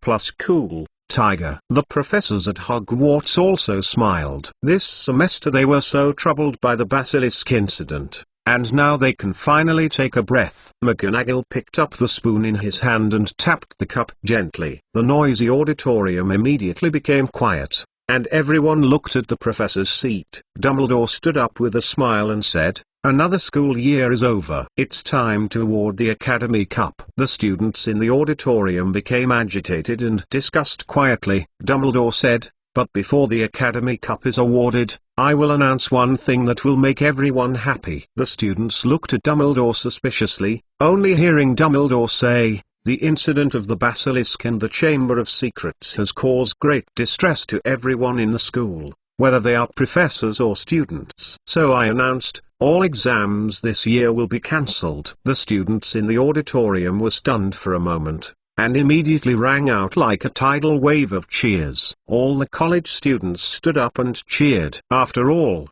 not having to take an exam is a good thing for most people. There was only regret on the face of college bullies like Hermione, but this did not affect the overall mood of the auditorium. Dumbledore gently pressed the air with his hand, and the students in the auditorium slowly calmed down and looked at Dumbledore excitedly.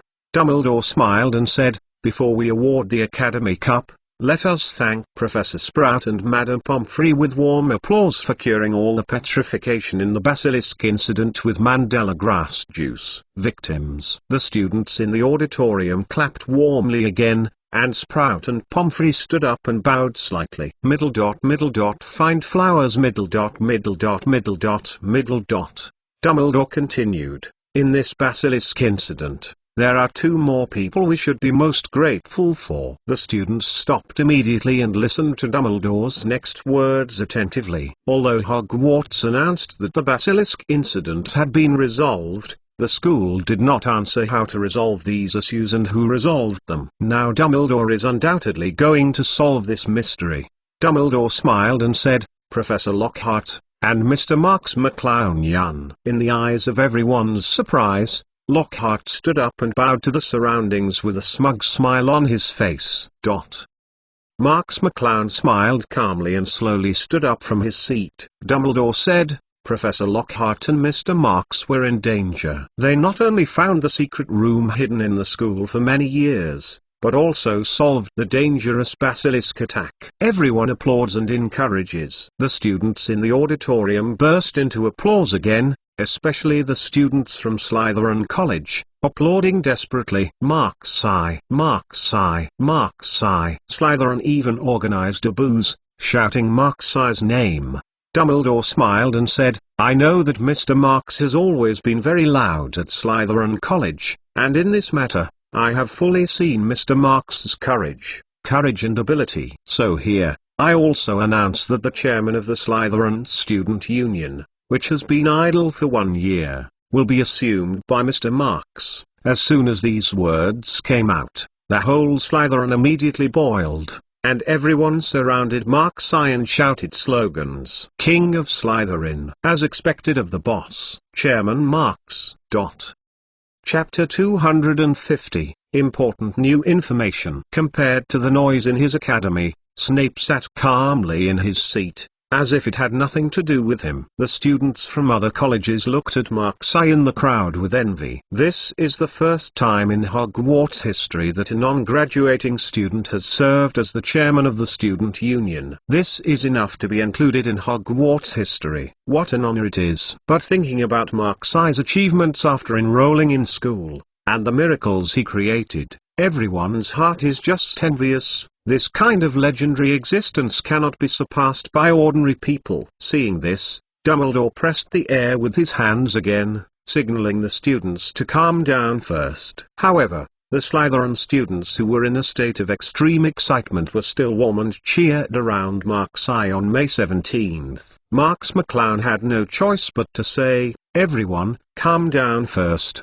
Professor Dumbledore still has something to say." As soon as Marks McClown said this, the Slytherin students immediately calmed down and stopped speaking. Marks McClown's control over Slytherin was evident. Dumbledore glanced at Marks McClown and continued, "Next, it's time to announce the results of the Academy Cup. This is the top priority of the 4 colleges, and everyone is looking at Dumbledore." Dumbledore picked up a piece of paper from the table and slowly read. 4th place, Hufflepuff, 410 points. Hufflepuff's students bowed their heads dejectedly. Their results this year were far from ideal. Sprout also stiffened slightly and glared at the students on Hufflepuff's table. 3rd place, Ravenclaw, 430 points. The Ravenclaw students also looked listless and sighed. Flitwick clapped vigorously in the professor's seat, cheering the students of the college, and there was a sparse applause on the Ravenclaw table. Just when the students at Gryffindor and Slytherin were staring at Dumbledore and were extremely nervous,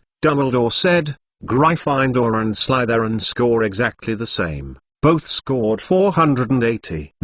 The students of the two colleges look at each other. Is it possible that the two colleges are tied for first place this year? Dumbledore paused, seeing the puzzled expressions of the students in both colleges, and slowly said, "But this year, there is a bonus." Just as all the students guessed the extra points, Dumbledore announced loudly, in view of Mr. Marks's special contribution to the school, "Your courage and ability have added 100 points to Slytherin." Slytherin scored 580 points this year, continuing to win the Academy Cup. The Slytherin students cheered instantly, and everyone screamed wildly. This year, Marks led them to the Academy Cup again. In contrast, the students of Gryffindor are like dehydrated eggplants, unable to lift their energy. Chairman Marks King of Slytherin. The students of Slytherin College shouted, lifting Marks high, expressing their excitement. Snape watched all this, his mouth slightly raised. The College Cup ended with Slytherin College winning the championship again, and Hogwarts' final exam was cancelled under Dumbledore's announcement, so this semester was also closed early, and the entire Hogwarts campus was full of joy. Marks McClown packed up his luggage in advance, waiting for the Hogwarts Express to go home. The bouncing dog ran around Marks' eye. Since the petrochemical state was lifted, this guy has remained active. According to its own statement, eat more, drink more, live longer and be happy. I said you, run less, it makes me dizzy. The dog panting said, what do you know? If you are immobile for 10.5 months, you must be like me, like the pleasure of sports. Marks McClown turned aside helplessly, not looking at this stupid dog. Woo woo woo. Hogwarts expressly swallowed steam and drove toward the platform on the school side. Marks McClown also picked up his luggage, ready to get on the bus. This semester is finally over. Marks McClown breathed a sigh of relief. Now what I have to consider is how to spend this holiday. Marks McClown took the wave dog to board the Hogwarts Express. This time, Marks McClown directly found the carriage dedicated to Chief Slytherin. There was no one in this special carriage this time except Marks. The other prefects have to stay in the school to arrange preparations for the next semester, and only Marks McClown, the newly appointed Slytherin Student Council chairman, can be a treasurer and go home early in comfort. Sitting on the spacious and comfortable sofa, Marks McClown couldn't help but sigh that the feeling of privilege is really good. While tasting the red wine and pastries on the table, Marks McClown fell into deep thought, thinking about how to spend this holiday efficiently. Because before fighting with the basilisk in the secret room, his own animagus upgraded independently, making Marks McClown aware of a very important point. It turns out that the skills given by the division system can not only achieve certain achievements or upgrade potential points, but also break through with their own efforts. So logically speaking, the same is true for the other abilities given by the military division system. It requires continuous proficiency and accumulation of experience, which can also achieve the purpose of upgrading. Thinking of this, Marks McClown felt that she should be more proficient and use her 3.2 skills. He needed a settling time to get a deeper understanding of these skills, and he would naturally accumulate them in the future. So this holiday, Marks wants to change her focus. For example, to make a store in Fanggun Alley. Well, Marks has been thinking about the idea of opening a store in Fanggun Alley for a long time. Regarding the location of the new store, the things that the store sells, and the selling points of the store, Marks already has a clear idea, but now the only thing left is to practice it himself.